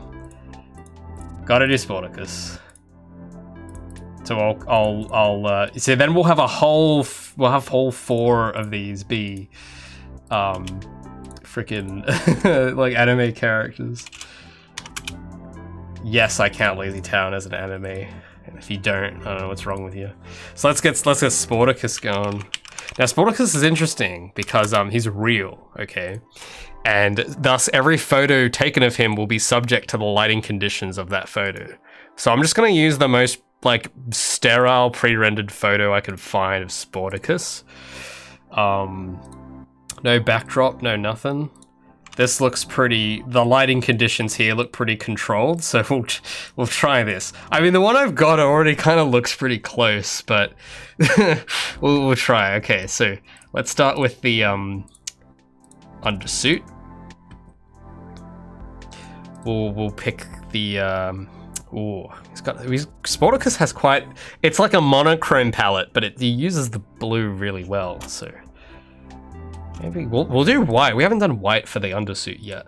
And then for that secondary, we'll do those light blue stripes. Or we'll do the dark blue. Yeah. Then for the main course, we'll do well, because of the lighting, it makes it look different. We'll do that, yeah, we'll do that light blue for these bits.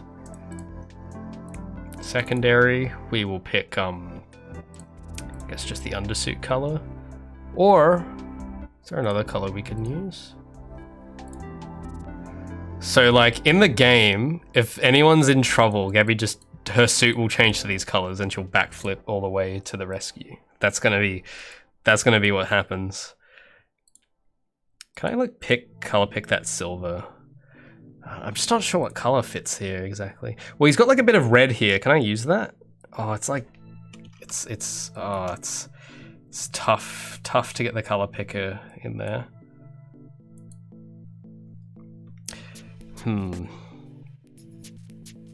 Well, maybe like that. Yeah, that color maybe.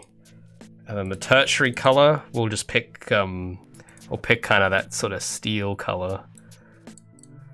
And then the neon, that should be an easy one.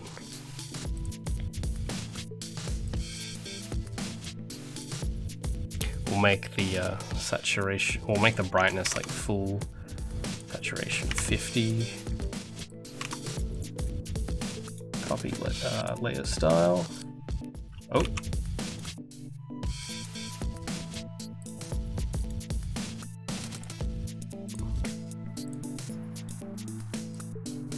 Blue glue. I mean, that's actually kind of hard to see with the blue. Maybe we'll make it white. White, the color of fitness, I guess. Why not? Make it white glow. It'll look cool.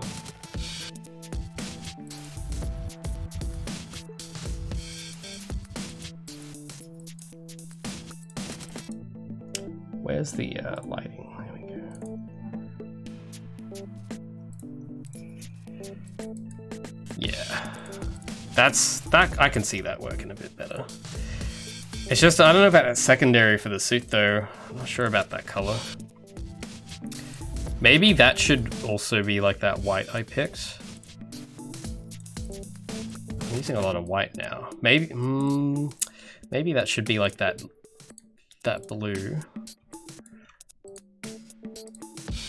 And then maybe the main blue should be dark.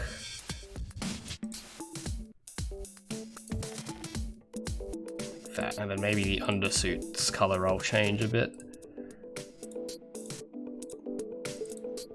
We'll make this the, we'll use like that secondary blue here. Yeah. Someone's in trouble. We gotta give her the mustache. Gotta do it. Essential. So let's, this one should be easy. Alright. Oh, it's got like a taper. Okay, hold on. We gotta change our brush settings. We gotta take this seriously, guys. We can't just draw it on. We're gonna go to our brush settings. We gotta change the fade. Yeah, we gotta change the shape dynamics to a fade. And we gotta like up the thickness a bit. But we need the minimum, what is it? Fade. Minimum diameter or whatever. Why is it not working? Doesn't seem to want to work. Like it's supposed to, like, you know, shrink the thing, but it keeps going back to pen pressure for some reason. That's odd. Oh well, I guess we'll have to do this manually. So, watch and observe, boys. You gotta get the nice flick. I mean, Gabby's kind of got whiskers that kind of do that, but we're gonna give her the mustache anyway. Swish and flick, and then you get the rubber and you just yoink out those ends. You just kind of taper them, and that is how you draw the Sporticus mustache, ladies and gentlemen. Please clap. There we go. Actually, I might need to move them a little bit. Like moving them down just a tad. And maybe move them a wee bit closer together. There we go. And then move all of that over. Yeah, now we got it. Someone's in trouble. That actually kind of looks, not gonna lie, it actually looks kind of neat. I'd use that color scheme. Oh, sorry, I had you guys alt-tabbed there. I had pictures of Sporticus open. Yeah, there we go, guys. The childhood OGs, we got Goku, we got Sporticus, we got Dan Kuso, and we got Yugi. These actually all came out kind of better than I expected. I thought this would look complete chaos, but this is like, not bad. Although, Gabby's hair, like, I don't know if we can do black hair like Sporticus for this one. Because black's kind of a harder color to work with, but I'll try. Let's get that color pick from his mustache directly. Because yeah, if you make it too dark, you can't see the shadows, so we'll have to like artificially bring that up a bit.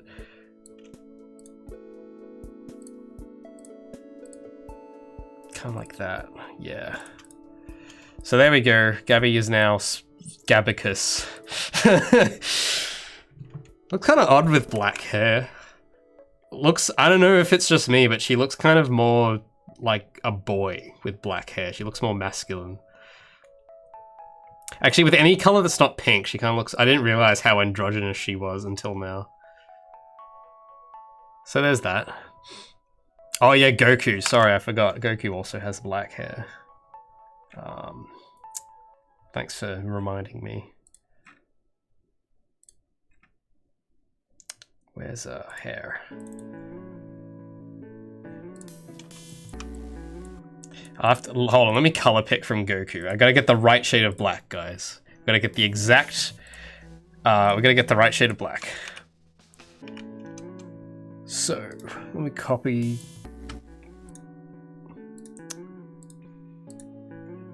Goku over.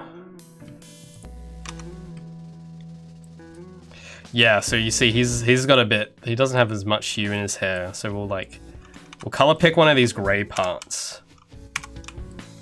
And then we'll apply this to Gabbers. It's gonna open, there we go. So that's like, I'm gonna darken it a little bit. It's got a bit of a bluer hue than Sporticus. I mean, it looks kind of the same anyway, but yeah. Maybe I should adjust her skin tone a bit as well. Just to make her look a bit more Saiyan. Yeah. There we go. So there we have it. There we have it, guys. I've basically made my own anime universe now. There we go.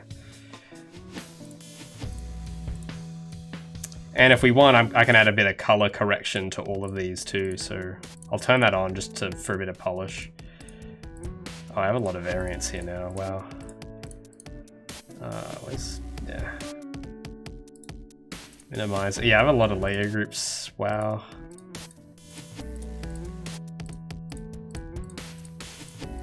There we go, so we got the color, wait, where's okay, so let me like group the anime ones.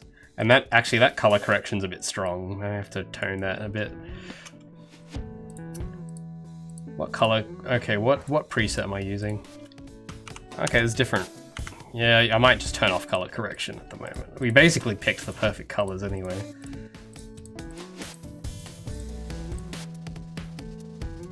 So, well, we should name these I'll call this Goku. Sport. I'll call it Gabicus. What's like, how can I work Gabby's name into Dan Kuso? Gab Kuso, I guess. And then, Yugi. I don't know how to work Gabby's name into that, so I'm just gonna call it Yugi. But, yeah, there we go. And then we got the other sets of the palette. I gotta turn off that color correction though. It's a bit faded. So we got the original line palette, and then we got the anime palette. Pretty cool. We just make sure the brush settings are set for next time. Wow, yeah. Stay up for a bit. Yeah, that was pretty fun though. Got some cool colors. Actually, like some of these, like these three, I don't know about the Yugi one as much now that I'm looking at the others, but like that actually might make for some cool skins. Totally not because of the characters, not at all. It's like genuinely they kind of look like pretty cool colors. Especially like the Sporticus one and the Goku one. Those are like, that actually look kind of neat. Oh, I know why Gabby looks more masculine in the Sporticus ones, because she's got the mustache. That's probably why. I was gonna say, why does she look like a boy? And it's like, oh, it's the mustache. That's, yep. That's it.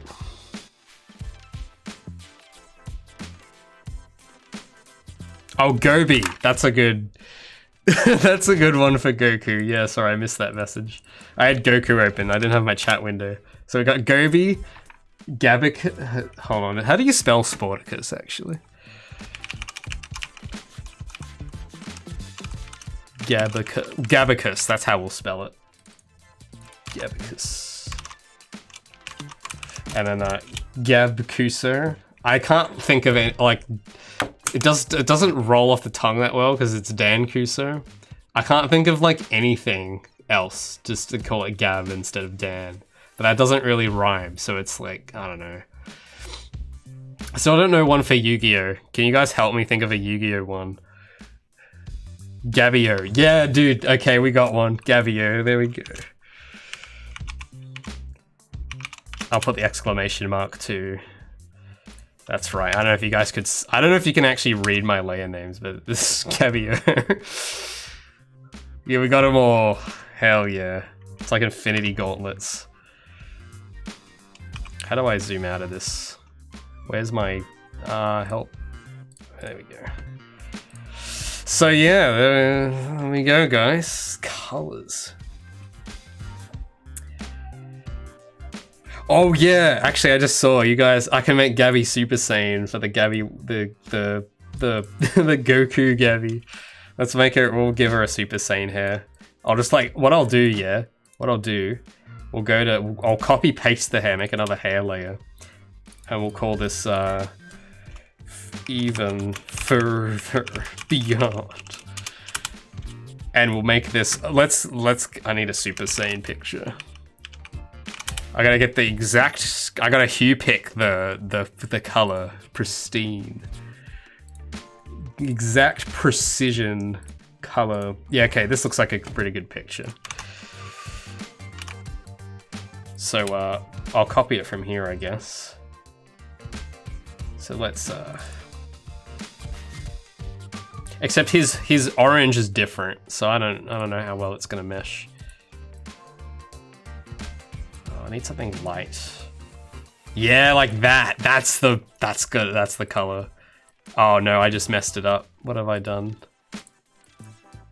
It's gotta be like, yeah, okay. Something like this. Full saturate. Yeah, there we go. So we got super, what do we call it? Super Gobi. That's it.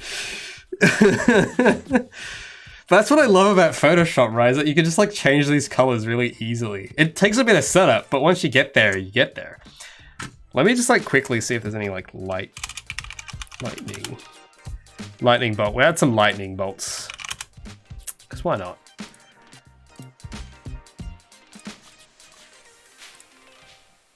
How to add some of these. Oh, that is not a PNG. Oh no, it's a fake PNG. How could you do this? That's not a PNG. Oh, let me save this. Just trying to download lightning. That's not a PNG. Why are people putting fake PNGs on Google? What is this? I'm trying to find just a genuine PNG that doesn't have like a grid background. It's fake and it's impossible. Okay, I think I found one. Save image as. Because you have to save it. You can't just drag it in from Google, unfortunately. There we go. Yeah, that's the stuff. So we'll put that on the effects layer. I know it looks super low quality, but I don't care. We're putting it on. And we're gonna change the blend type. There we go. That is super pixelated. Holy wow. So we got, yeah, Super Gabby. Can't believe that this actually happened. Oh, but it's alright. Came out okay. So I guess, yeah, I guess I'll make some of these skins. Why not? They actually seem to look pretty okay. I'm not sure about all of them. Like, now that I'm looking at it, the Dan Kuso one isn't growing on me as hardly as the Super Gabby Goku one. But some of these, yeah, I could use. But then I've got, most importantly, because I'm trying to like also change just the base costume in general. And I think, where's the, there we go. I think I found I think number 2 there, the blue. I think that might be what I pick. Sorry, I got the hiccups just then. But these other ones could also work, like the green one. That one seemed alright. I mean, that'd be tough. If you mean like having like a color picker, that's like effort to program that, and it's like for a skin, it's just not worth the effort. But if like I can make preset ones that you unlock, but doing like a full-on Mod Nation Little Big Planet custom, like that's a bit much for a solo for one guy. That's like a bit much. But unlockable skin, because I mean, if you let people just choose whatever color, it kind of takes the joy out of unlocking skins, because you can just set the colors to whatever you want. But if there's only like a set number of skins with a set number of colors, it kind of makes it more exciting. Because then you watch gameplay and someone's got the Goku skin, and it's just like, you can't just make you have to earn it. You can't just make it. So even from not even just technically, but I think even from a design perspective, it might be better to just have these preset ones. Because then, you know, it's got that, it's got kind of like that prestige where you have to work or find where they're unlocked. You can't just set the colors in the editor, because, you know, an editor is like no effort. Like, most people would expect the editor to be available from the menu, and that requires no effort at all. But if you have to like search the environment for these things, that's like rewarding. So it feeds into the whole design loop, which is quite nice. So that's, and also, yeah, technically, on a technical level, the color wheel's pretty hard. But yeah, that low quality lighting's really bothering me now. But it's for the meme.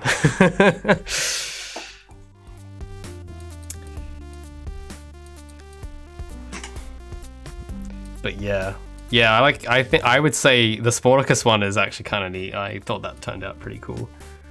I guess like that's a white undersuit. Maybe that might be something I should try next with it if I ever do another palette. The one with the glasses is also that's kind of funny. I think, yeah, hold on, let me find the fan art that someone did of the army Gary. We'll compare them.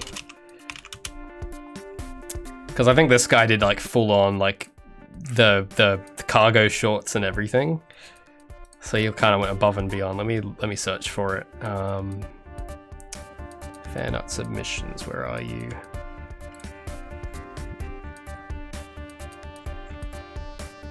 Oh, it's in here somewhere.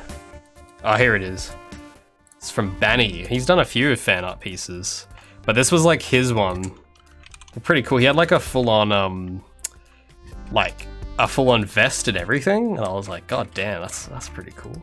There's probably like maybe an Easter egg on this that I haven't noticed yet, like because it's so detailed, it's crazy. But he's got like extra mechs on the legs, which is kind of neat, and like roll-up sleeves. And oh wait, why is it? Yeah, there we go. So let me like position it next to my Amigabi. Mine's a bit less detailed, but it's got the spirit. Oh, let me get that in frame. Wow, it's actually like, let's zoom that. That's actually really high quality too. That's some high quality. It's some high DPI pixel fan art right there. But yeah, there we go. There's the fan art police Gabby and then military Gabby. We got all the variants.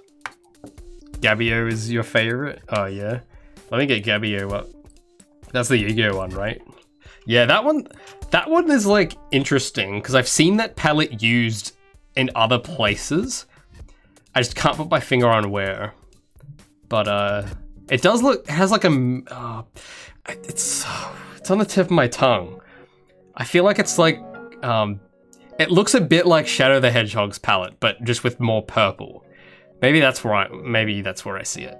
But yeah, like it looks like something like from an anime, which is like obvious because it's from Yu-Gi-Oh! But it's like there's certain palettes that just look like anime palettes, I guess, and this one is definitely one of them. But yeah, this one that actually does look kind of cool. The more I look at it with the orange, that would be a cool unlockable skin. Then we got these other ones. So yeah, I might make sure I save that. That might be it for the stream, I guess, because it's 3 in the morning right now. So that'll probably maybe I should like take a break probably.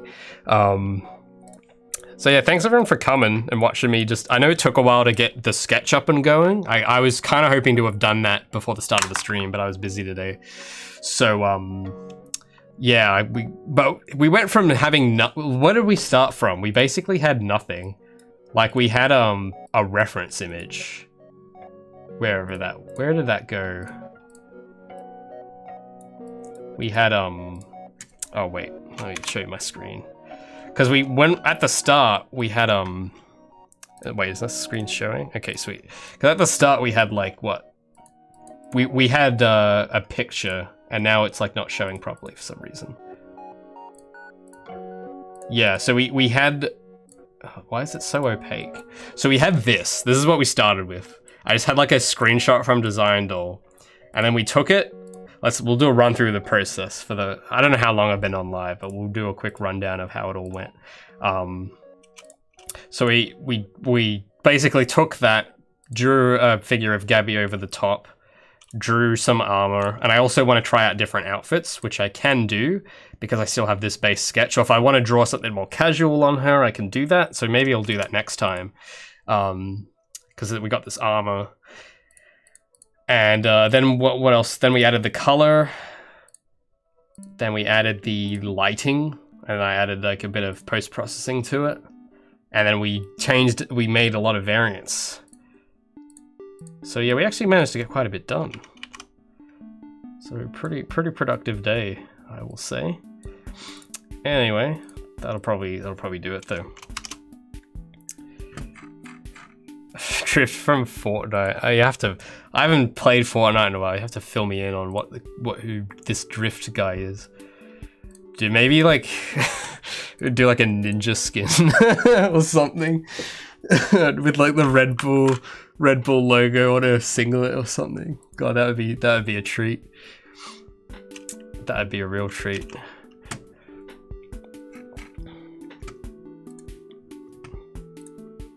Oh, thanks, Mindcube. If knowing that you've been here for basically every stream and this one was your favorite, that carries a lot of weight. So awesome. It's just a shame because I don't really get to do this work a lot because it's like it's low priority, but it's important and needs doing because I really needed to.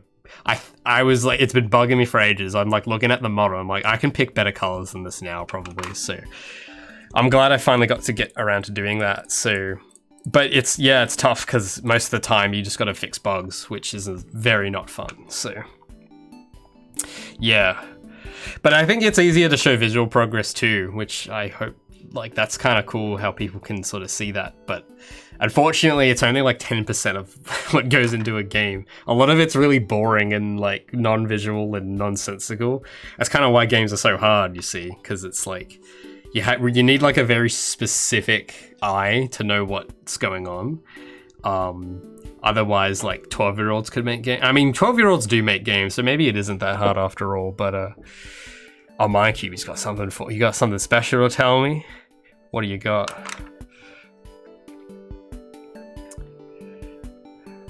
Oh, he's gonna leave me hanging, Mindcube.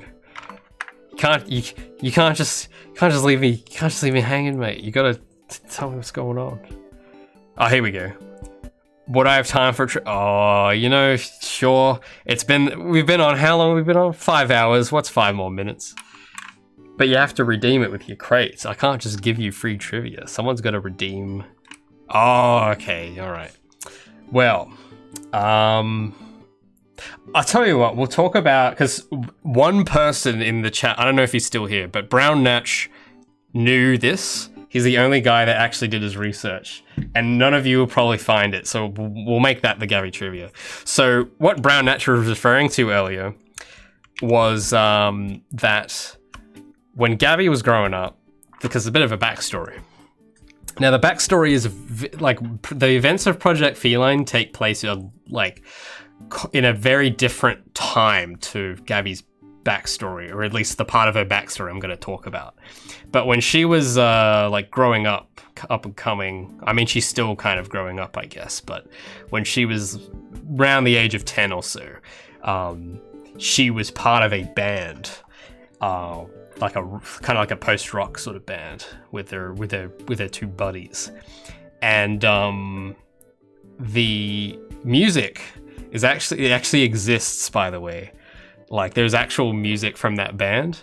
So I technically wrote it, but just pretend that the characters did, okay? And that exists. So if you search me up on SoundCloud, you'll find it. There's a whole album of songs of like kind of telling the story of Gabby's childhood in a way. And it's something that, yeah, I think very few people know about, because I didn't really make a huge deal out of it when I launched it. But that I thought would be kind of a nice way to kind of end things, and I'll give you some stuff to look at. So let me I'll see if I can open it here, actually. Open up my profile. So if you go to my profile, I think I've got it linked in my cards down somewhere. So I've got like my current music I'm doing for the game, which is very electronic and stuff, but you scroll down a bit, and yeah, so you got some of these. There should be like an album playlist for it. Here we go. So this, yeah, I haven't really shown this to a lot, but seeing as we've got a few people here now, I should tell you guys about it. So it's kind of like her jamming out with her friends, basically, the album, and it kind of sort of the tone of like the songs. I kind of wanted to try and tell a story musically with it, but it's hard because there's no lyrics or anything. So I have in my head what happens in each of these songs, and I guess you guys can come up with your own things, because that's kind of the joy of instrumental music. So if you want to check that out, I've just linked it in the chat there if you're curious. But that's probably like the best trivia I can think of right now. So yeah, she used to be in a band, and she actually wrote music because it exists. So I didn't write this. Gabby wrote this. Okay, Gabby and her friend Matthew and her other friend, his sister, they all wrote this stuff together, and they're just jamming out, they're vibing. Looks like it's got some plays actually. I didn't know this had like this many plays, so that's cool. But yeah. And you can maybe tell by the album cover, but she grew up in a very different environment to what I'm doing in Project Feline. It's kind of more out in the country sort of thing. But there's, yeah, it's weird because I'm sure there's going to be a lot of questions about why this looks so different to Project Feline, like why it's almost in a different time period or something. And I can't really go into detail, but like I don't know, I can't tell you why, but I'm just going to show you like the content that exists as it is now. So there we go. I guess there's our little Gabby trivia to wrap things up. So I don't know, it might not be everyone's cup of tea. It's certainly like, it was written by kids, okay? So Gabby wrote this when she was 10, so the music production quality is not the best. But I don't know, might be cool if it piques your interests. Bit of lore, I guess. Yeah, I guess you could call it lore. It's funny because I have a lot of this in my head, but I want to be very careful with the nuggets I put out in the world, because I think it's at the point now where I used to do that a lot. I used to just put out little nuggets, but now that people follow this thing, they're gonna start like looking into every little thing I post. I have to be very careful now because I don't want something to contradict something, because that's just the worst, right? But that is out at the moment. It might not be out there forever, so keep a close eye on it. Anyway, I think that'll probably do it for me. Thanks for redeeming Gabby Trivia though, Mindcube. Always a pleasure. That document is saved, by the way. All the work I've done. It is Control-S. It is backed up. It is good, so that you don't have to worry.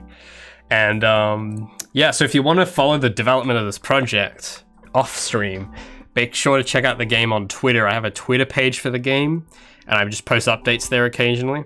I also have an Instagram page for it as well, at project_feline, I think is the handle for both the Instagram and the Twitter. Also YouTube, I upload devlogs, for those who didn't know. I'm sure most of you do, but for those who don't, I've kind of made videos documenting most of the game's development up until this point, all the way from the beginning. So if you are in the middle of the day for you or whatever, and when I click offline and you have an existential crisis because you don't know what to do, I'll tell you what to do. You're gonna binge the series. That's what you should do. So go check that out. I have a link to the playlist in the cards down below. And yeah, I think that'll probably do it for me, guys. Thanks for sticking around. I should really come up with like a cool outro phrase that sounds cool and deep, but I can't think of one off the top of my head right now, so I'm just gonna say stay cool and stay colorful. stay very colorful, as we've seen today. And I'll probably catch you next week, hopefully.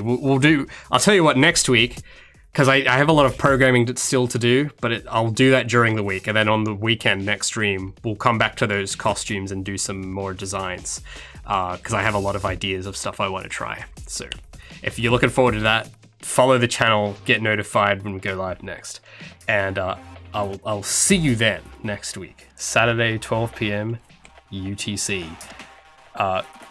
You can figure out what time zone that is for you. I'm just using UTC. So thanks for coming. See you next time. Where's my outro button? Here it is.